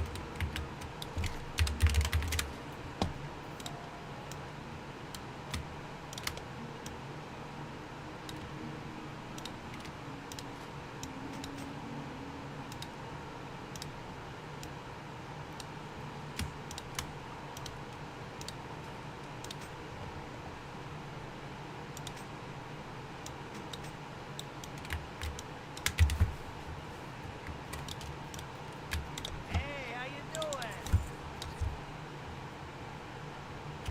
Be good. This is a bit scary, I think. But, you know. Level 50 is pretty high.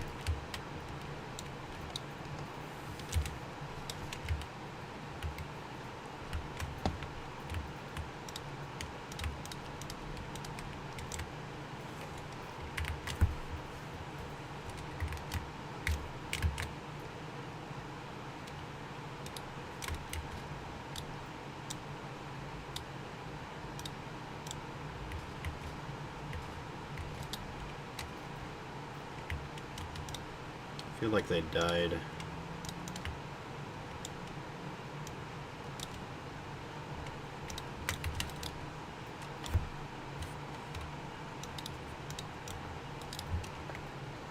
Oh well. I'm 50 out of 60, and that's really cool.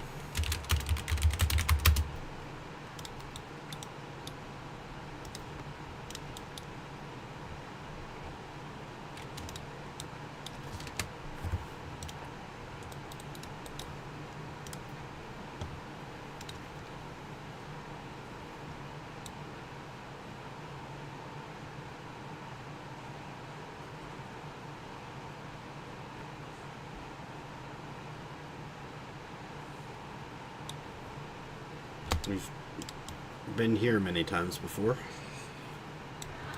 And we'll be here once more again.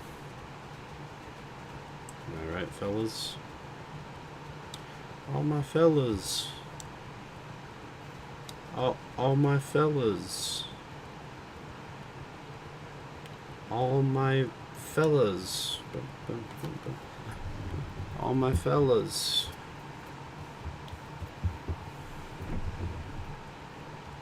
I think I'll survive.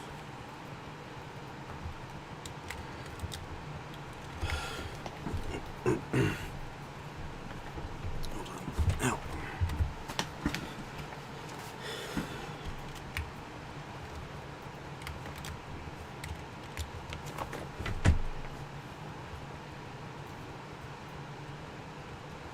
Oh, you get the freaking chicken if you do all three. Interesting.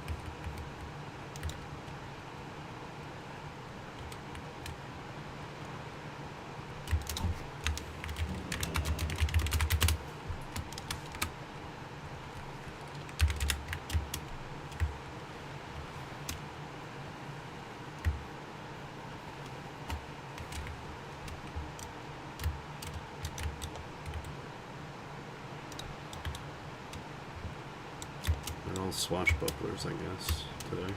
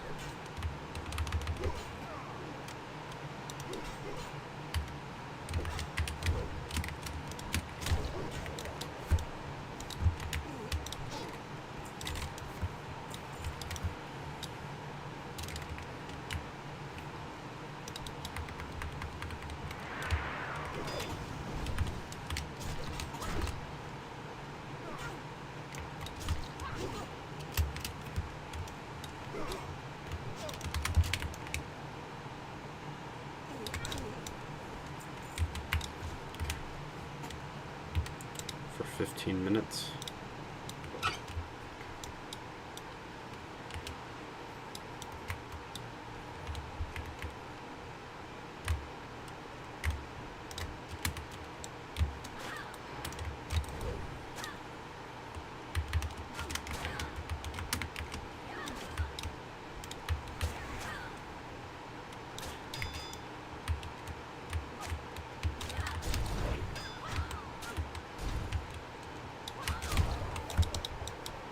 Good crits.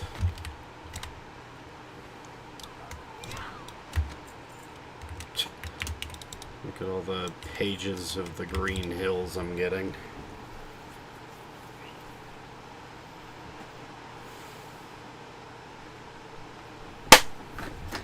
Okay, keep going.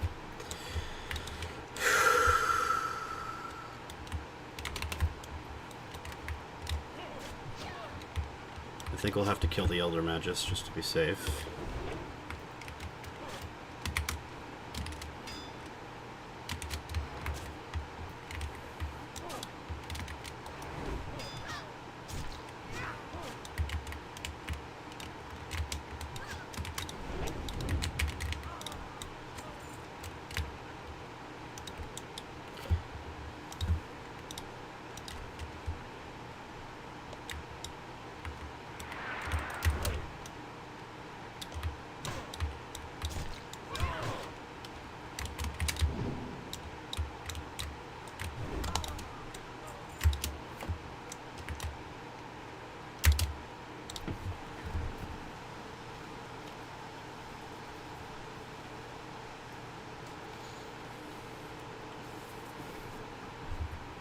I'm running out of clamlets.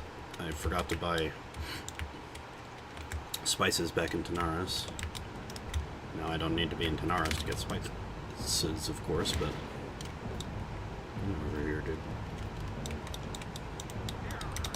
Oh, shh. Okay, you're in. I somehow pulled under the stairs. I'm getting a fireball thrown at me.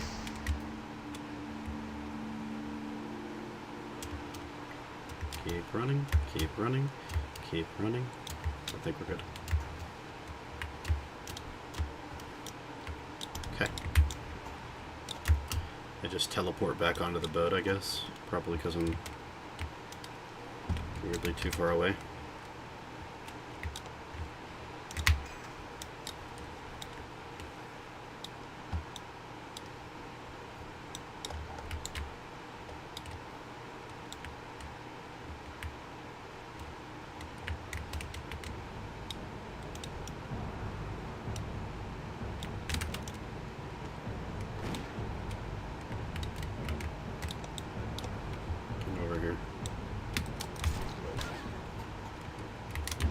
Dead.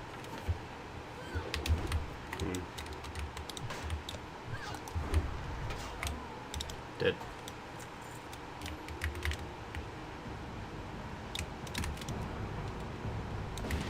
Get over here.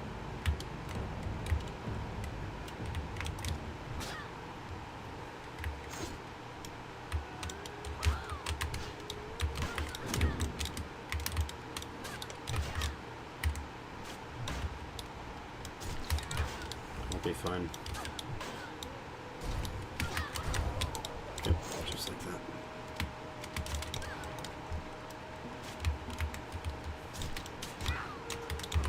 Dead. Cool. Eat.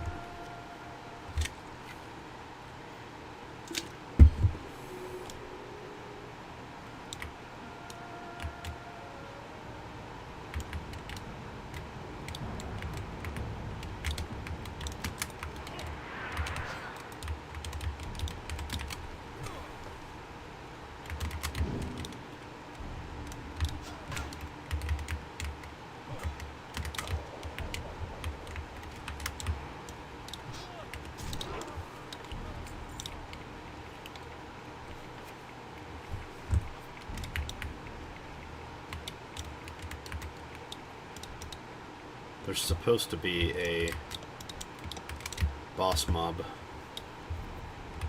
behind him, where that deckhand is. Pull him out.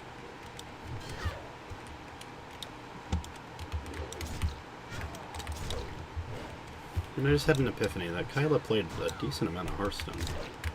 Ah! So it makes sense that she might recognize some of these characters, because there was like a strange fixation on... Here we go.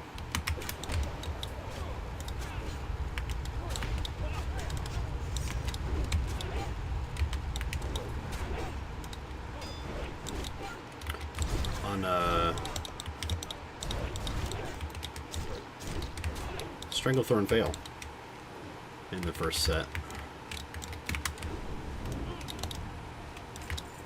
In the basic game. Cool. I think we just jump off the ship and we run for a minute or two. Yep. Adios. The next captains are going to be harder, I think, because we don't have retell. I didn't see Keelhaul. I don't know why I didn't see Keelhaul. I think what happened is he respawned, sort of in the middle of it, which is a little concerning. Full transparency, I am not sure if we can do another one. Oh, there's a rare here. I've never killed this rare before. I've never even seen this rare before, really. But it should be free and easy. Hey, maybe he drops like a purple or something. Be pretty cool if he did.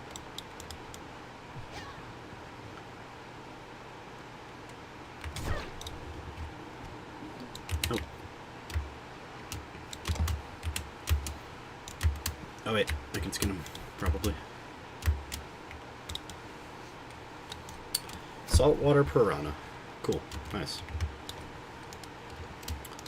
Completely worthless fish scales. For me.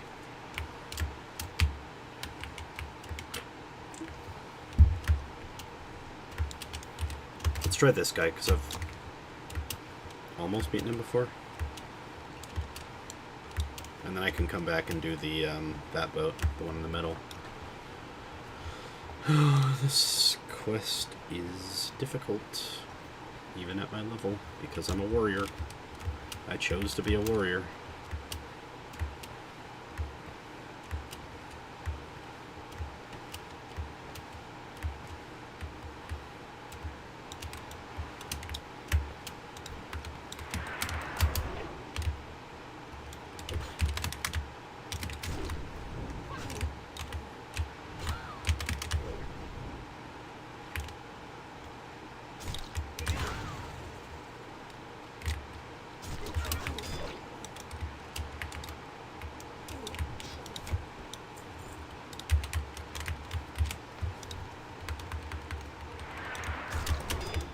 That's the one thing I don't like about rares, is that they're guaranteed to drop a green, but like greens are not what I want right now. I want blues, I want purples.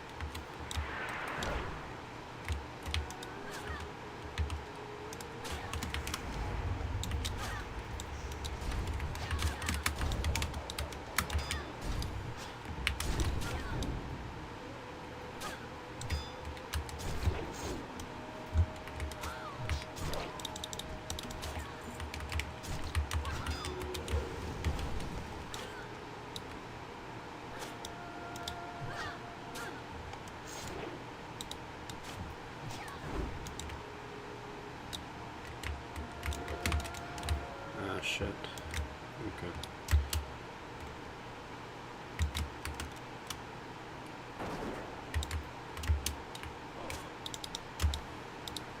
I'll be fine. I just need to kill her.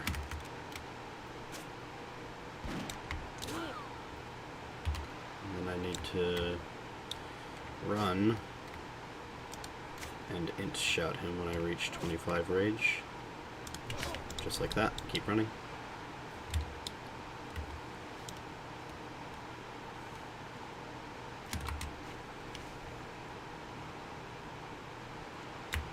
Keep running. I don't need to try and fight him. I just keep running. Keep running. Cool.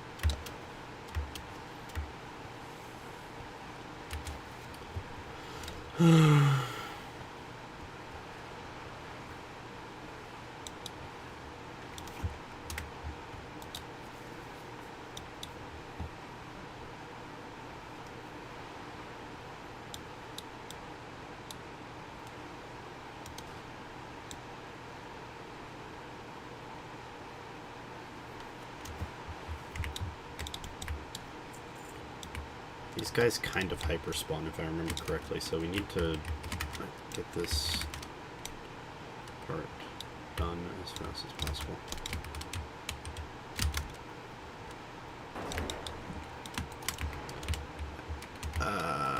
Okay, that's fine.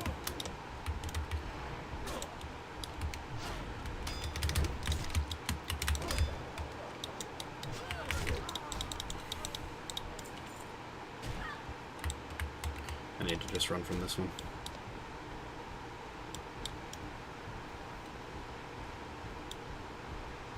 Feels a little slower. Maybe he can't swim. No, that's fine.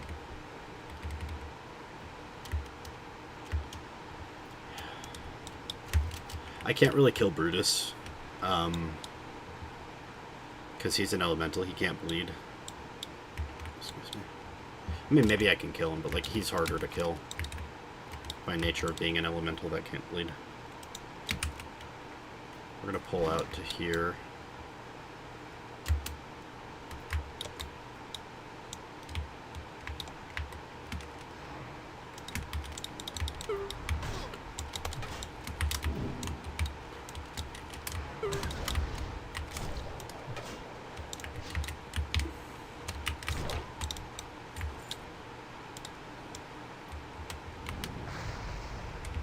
I think we just run from this one, frankly. Actually, no, we're fine. Just pull him out past the flame strike. Oh, he's good. He did reset. Fuck. They're already respawning, man. Really?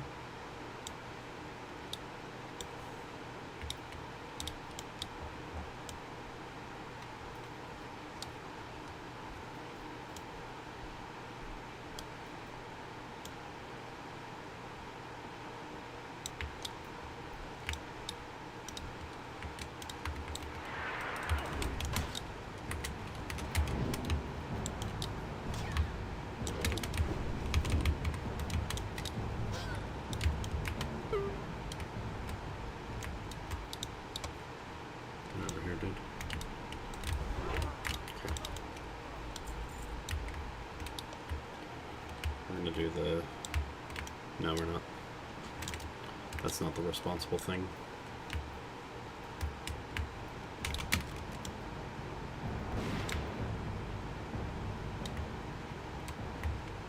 Get up here.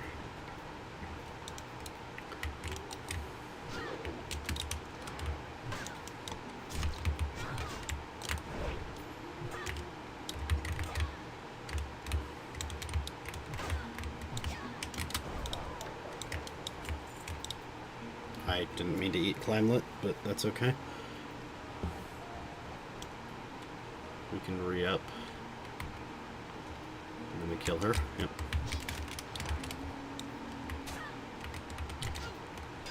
The next thing that's going to respawn is over here, so let's just stand over here.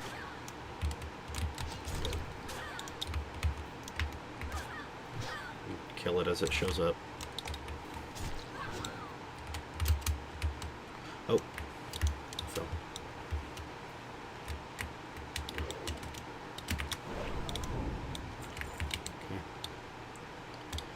Eat.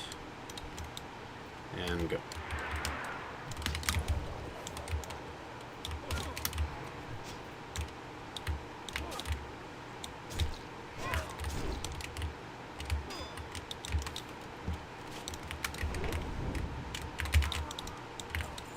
Okay.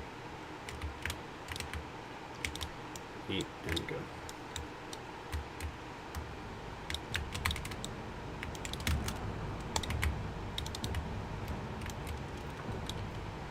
Check back and forth.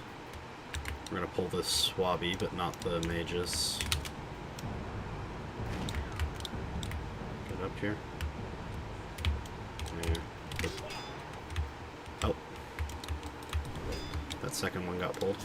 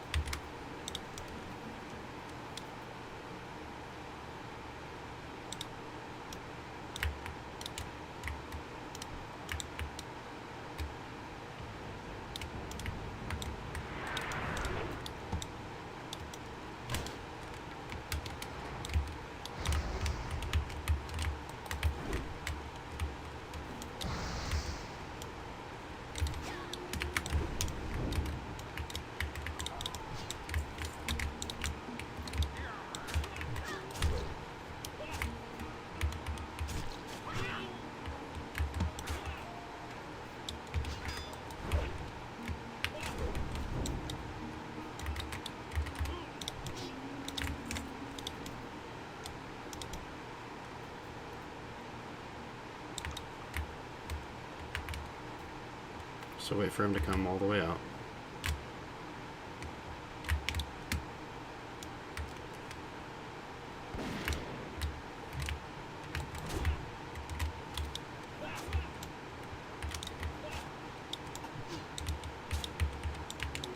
If I jump off in that direction, then I'm more likely to survive.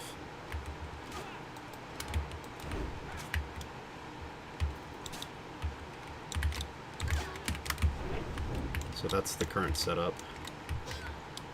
It's just going in that direction.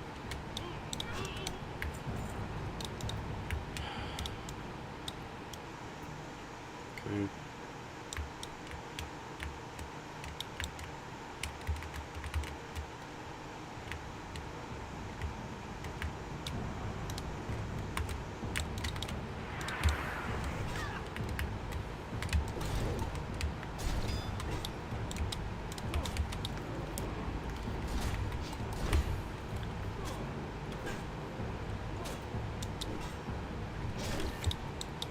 Cool.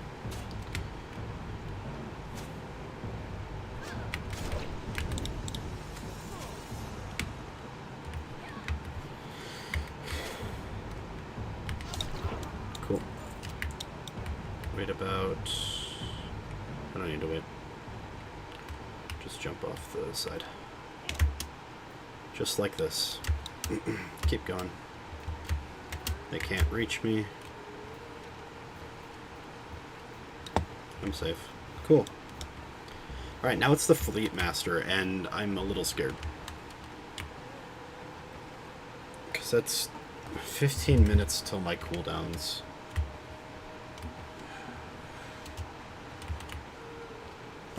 I have been streaming for, I think, 9.5 hours, but I'm not sure because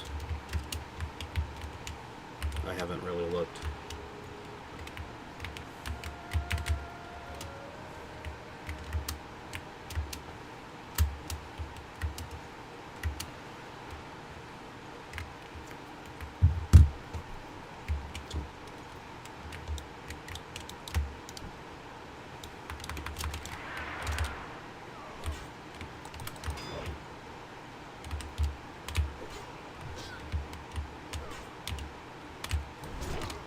I just want an escape route if anything bad happens. So the plan is kill this guy, right?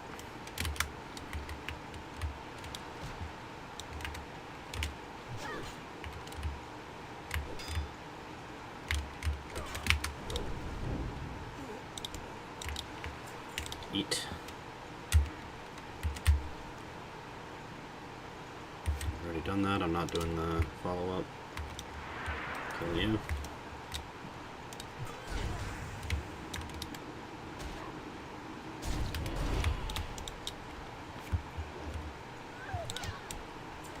Okay.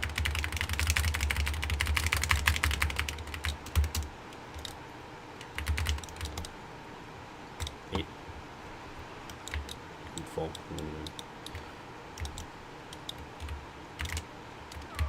Come here. Boom, easy.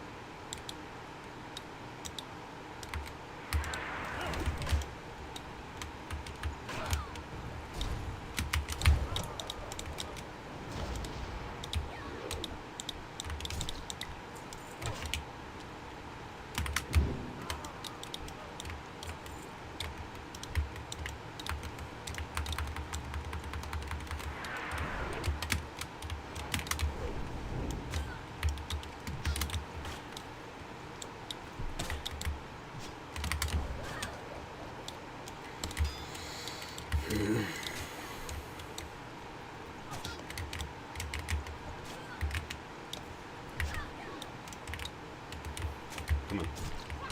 Yep. Yep. Okay. Eat. Good.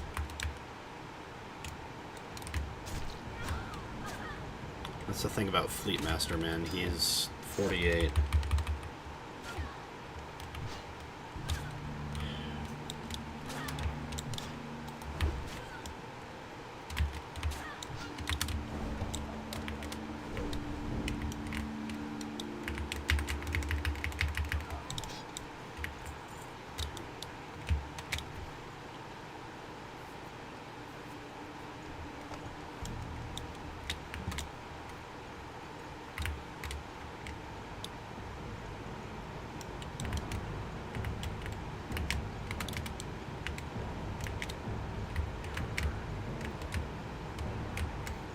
Up here.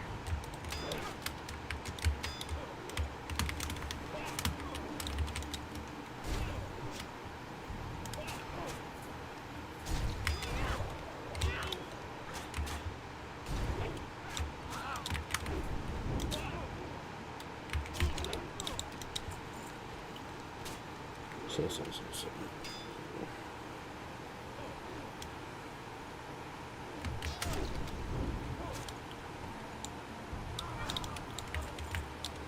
Eat.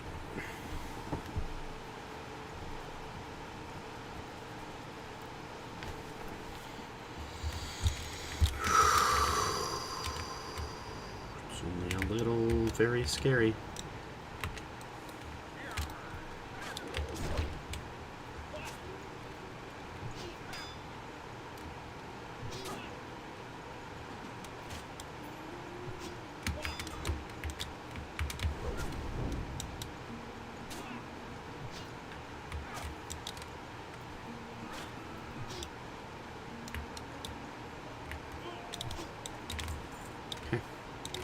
Eat.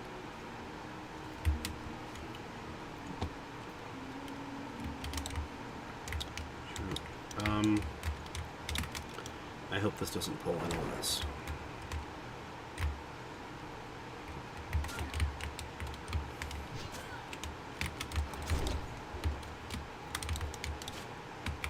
Get that on her now. Yep.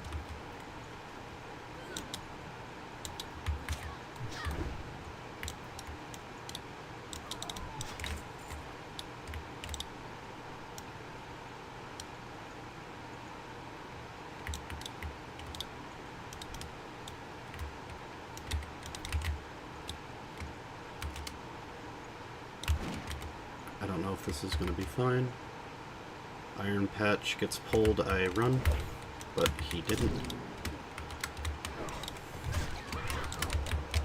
Okay.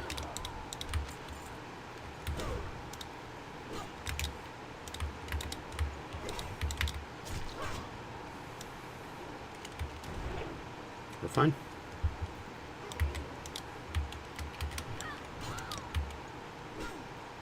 Jeez, he attacks fast. You see that?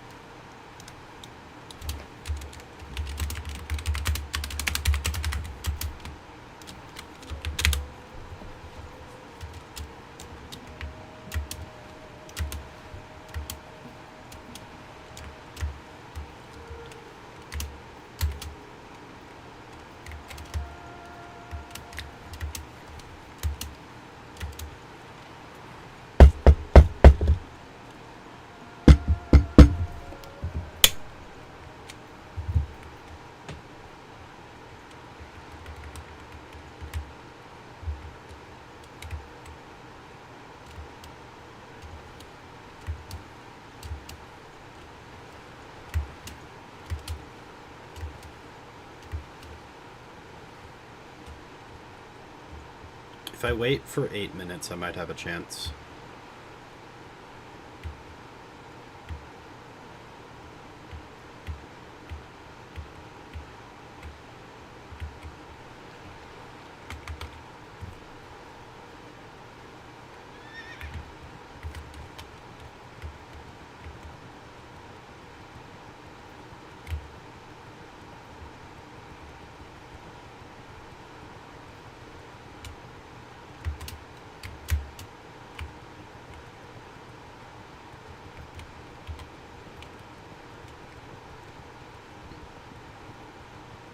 Okay.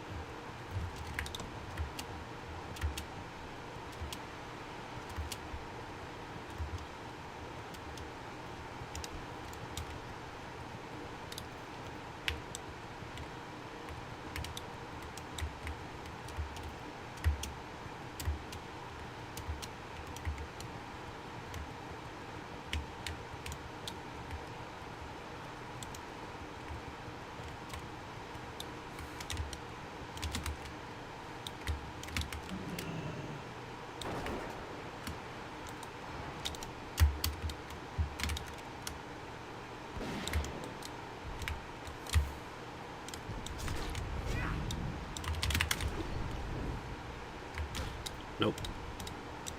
Not possible.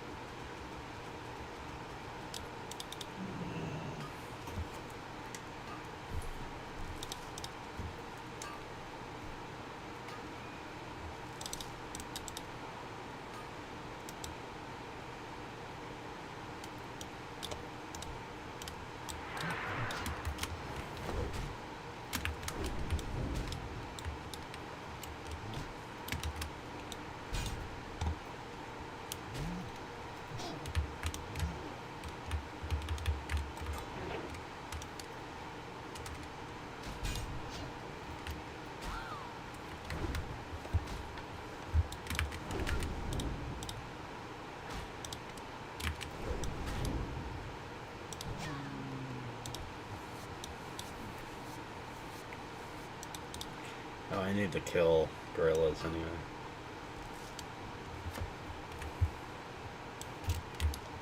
This can be difficult to solo. Okay.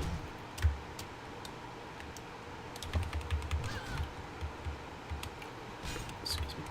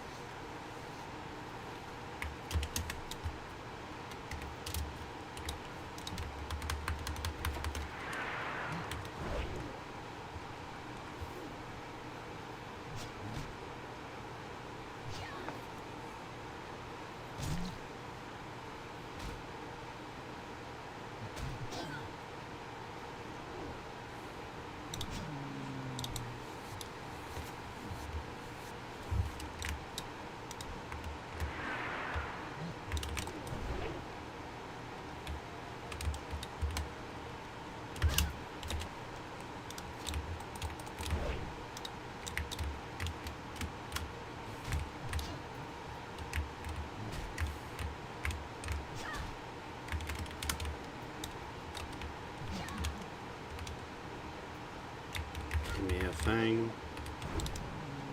Okay.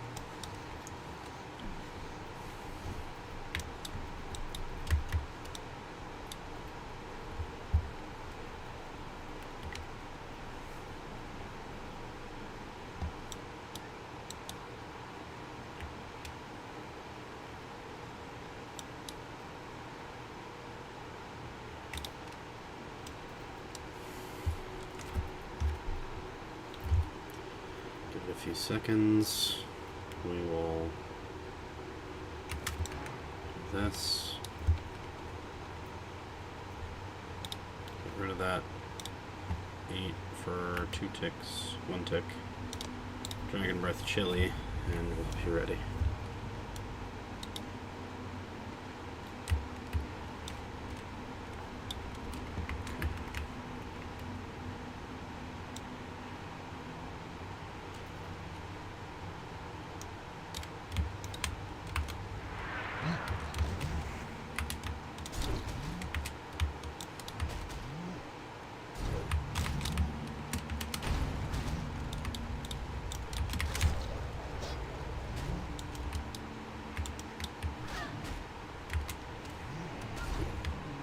Oh, I forgot. I have to bandage, I guess.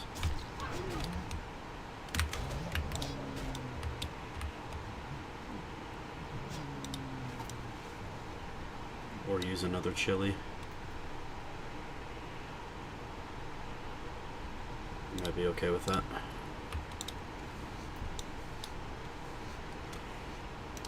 Oh, that's him, right? No? Yeah, it is.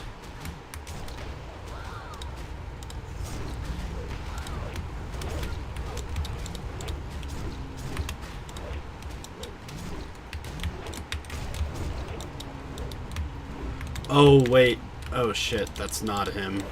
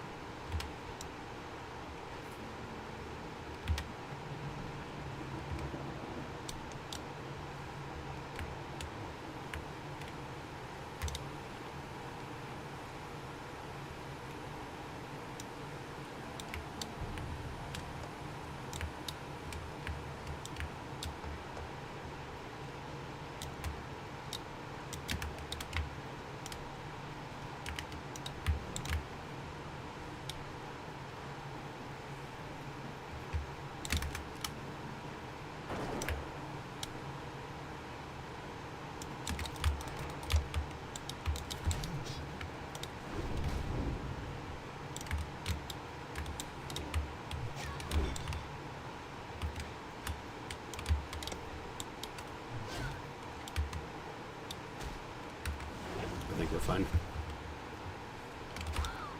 I have a special technique.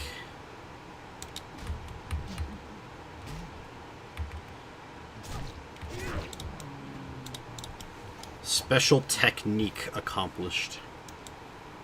I want to see if those gorillas despawned so I can skin the dead ones. Yeah, they did. Cool. Let's go skin... Oh, they didn't. Yeah, no, we're leaving. Goodbye.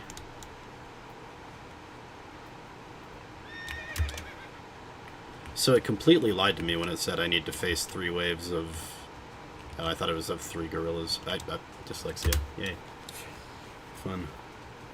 Fun, fun, fun, fun, fun, fun, fun.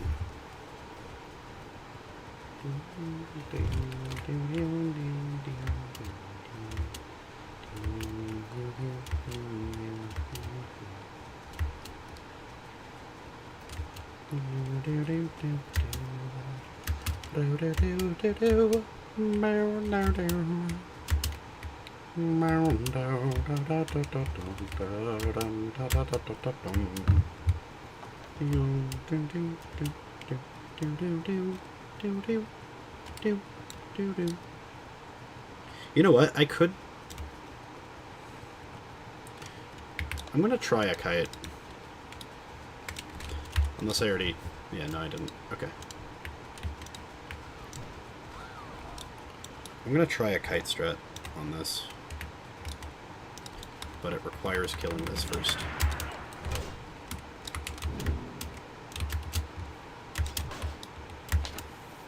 Do I have a second viewer? Hello, second viewer.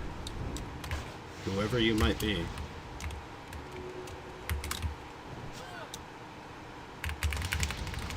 You might watch me die. Isn't that fun?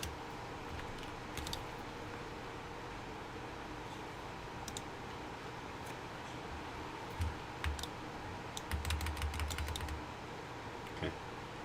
Here's the strat.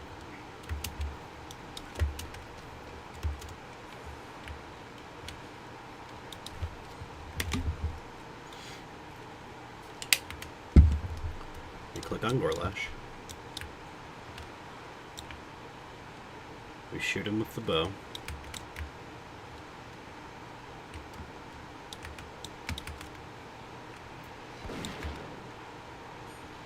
We run. 2, 3.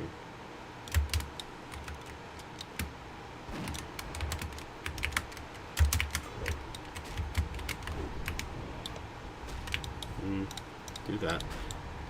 Keep running.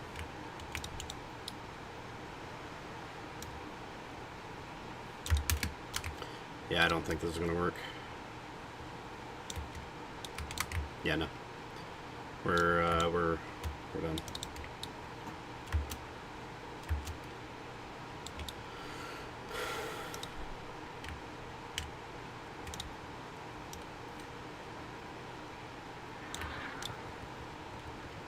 It's saying try to kite him to the Booty Bay guards. I don't think that's possible.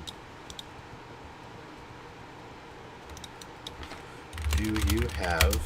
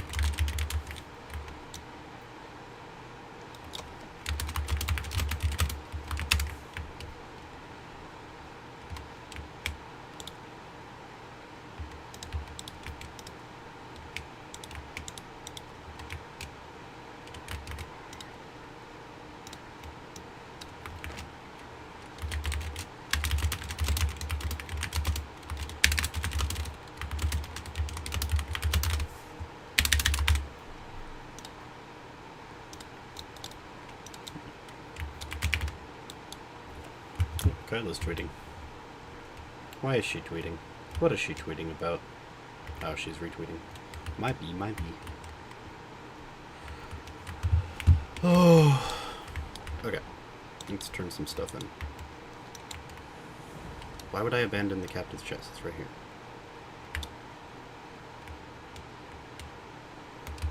It's over here. Sorry. Why is Kyla tweeting? Is she at the airport yet? Or is she there? Maybe she's already where she should be.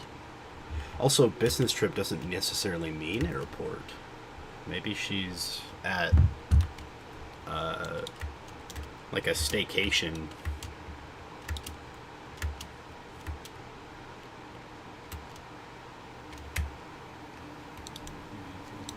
Cool. Bracers. That I don't need. Okay. We're going to Stormwind. That's so good.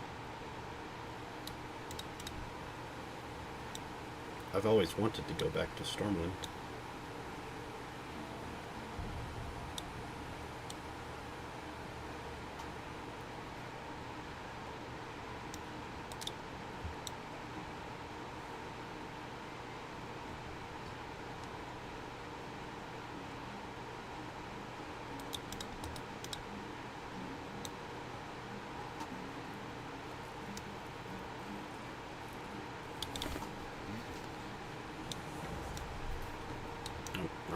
Wrong flight point. Wrong faction.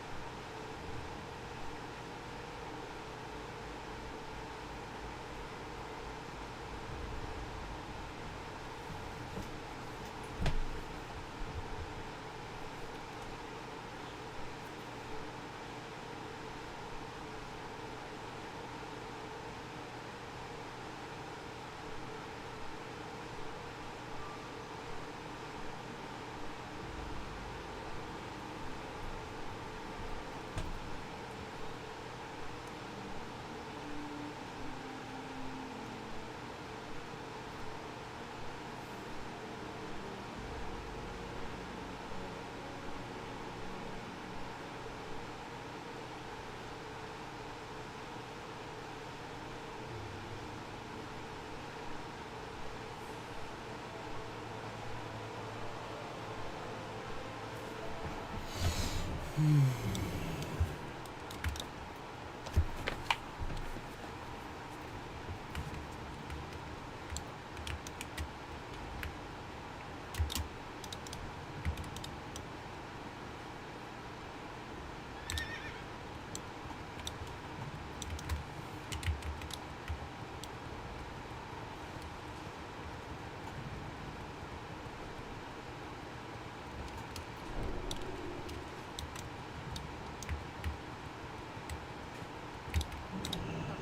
something?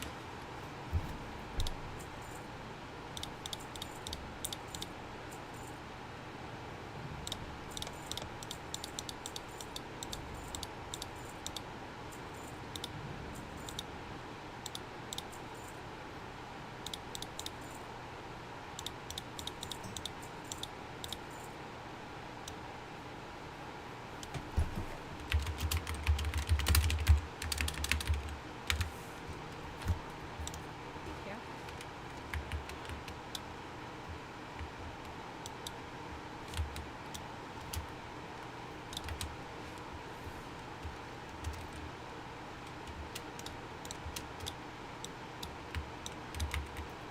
How are you?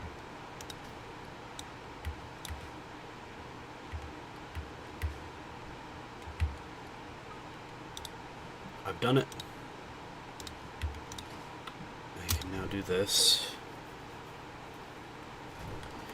And I can take out 60 and give them to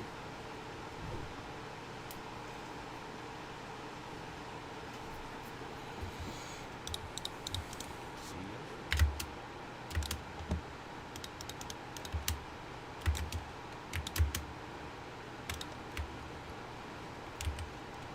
this guy. Yeah, okay. Yeah.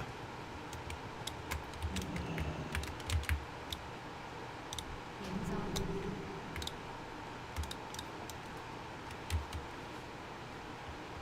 Hold on, this is very important. I run all the way here. Free XP is free XP, man. I don't think I need to explain that.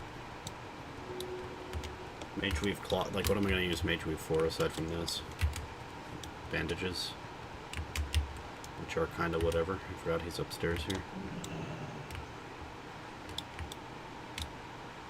What can I do for you? Hey there. Cool. Free XP, man.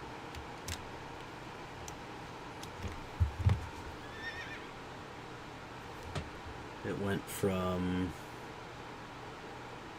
That wasn't very much XP, but it certainly was free. It gave me reputation, too. That's actually relevant. Maybe not for this one, but it's relevant for the other ones. Now we run on our horse.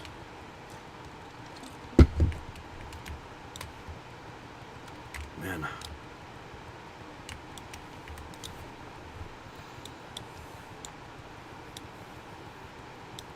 I love this game.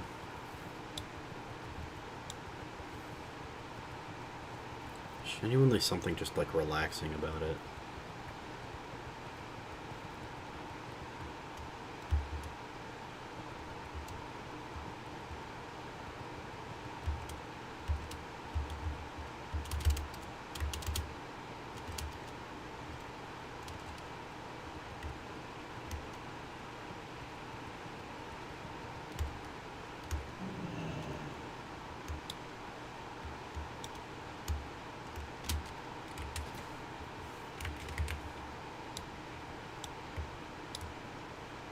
Greetings. Need help? The Alliance.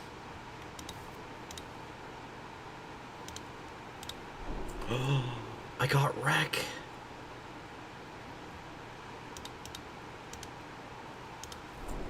Oh, it's beautiful. Be careful.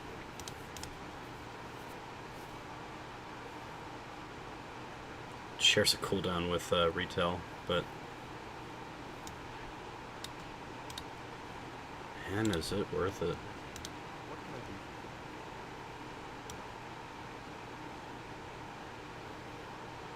for We'll eventually do that one, but we'll wait.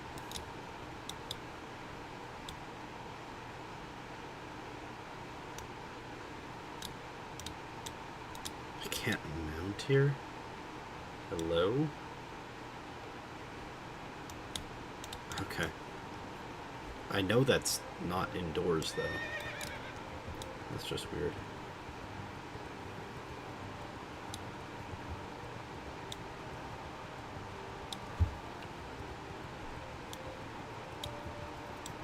I can smell dinner being made. I don't want to end the stream yet because maybe I should, though. Shower and go to bed. I mean, not bed, but, you know, shower and lay down and watch television or something. You got my attention.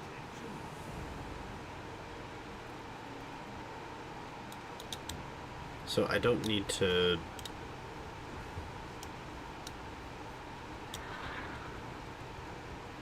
I don't need to fly to Lochmodan, because they have the flight path in Searing Gorge.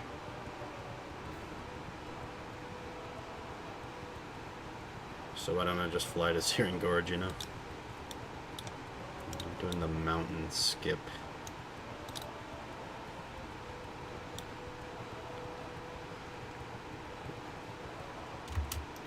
Random 3 people now. Hello, 3 people. Whoever you are, whatever you do.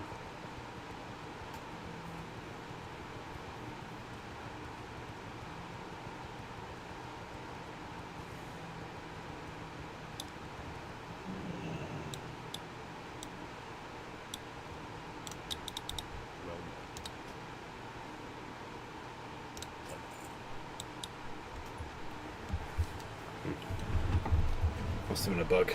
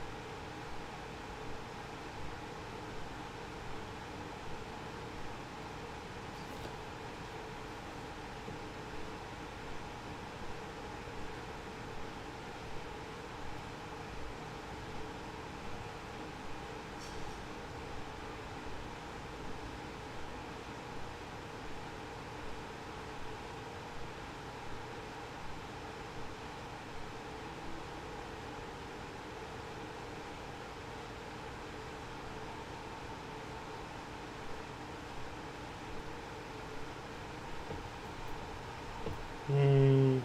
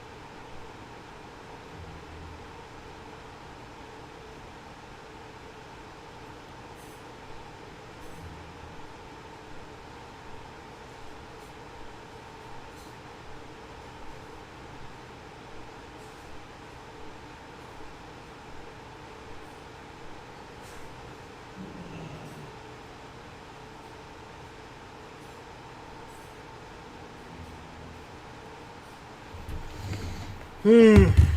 All right. Got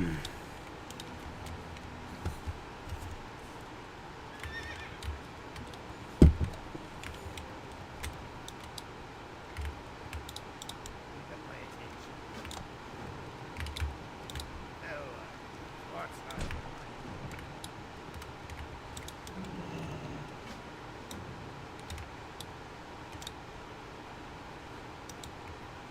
Okay, so what I'm going to do right now is actually a little redundant because I was just there. What's on your But mind? I'm going to fly to Ironforge first. Just turn in the Mage Weave for Ironforge.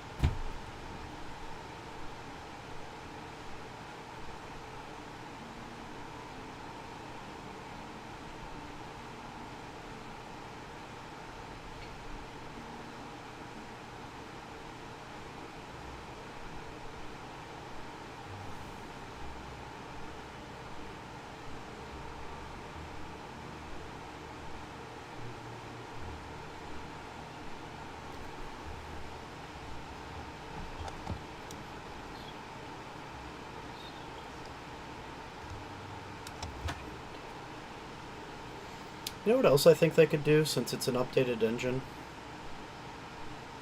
I think they could manage to have more NPCs milling about. You know, like dwarves pulling a cart up the mountain.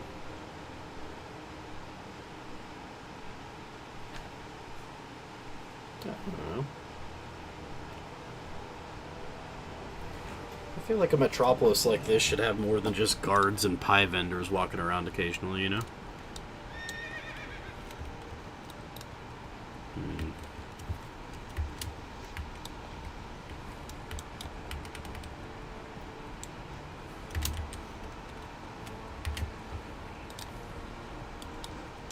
Whoever this guy is, Thief Catcher Thunderbrew. You think he catches a lot of thieves? Maybe. Or this bread vendor, or this random human that's part of a paladin quest. Wrong way.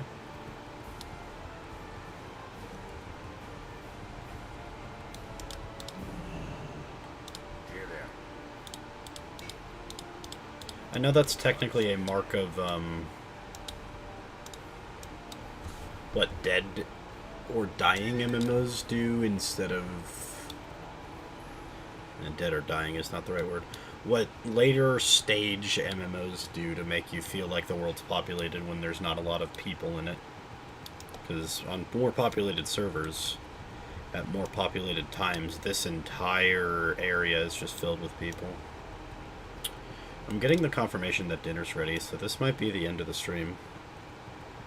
So no Kyla today, but that's okay. She is very busy. If she is lurking, hello. Thank you for dropping by. I hope you have a good trip. And if she's not lurking, I still hope she has a good trip. And if anyone else is lurking, I hope you have a good trip. Whoever you might be. Okay. Can I help you? Hey. That's turned in. Where's the Iron Forge one? There it is. She is. I know it's a she.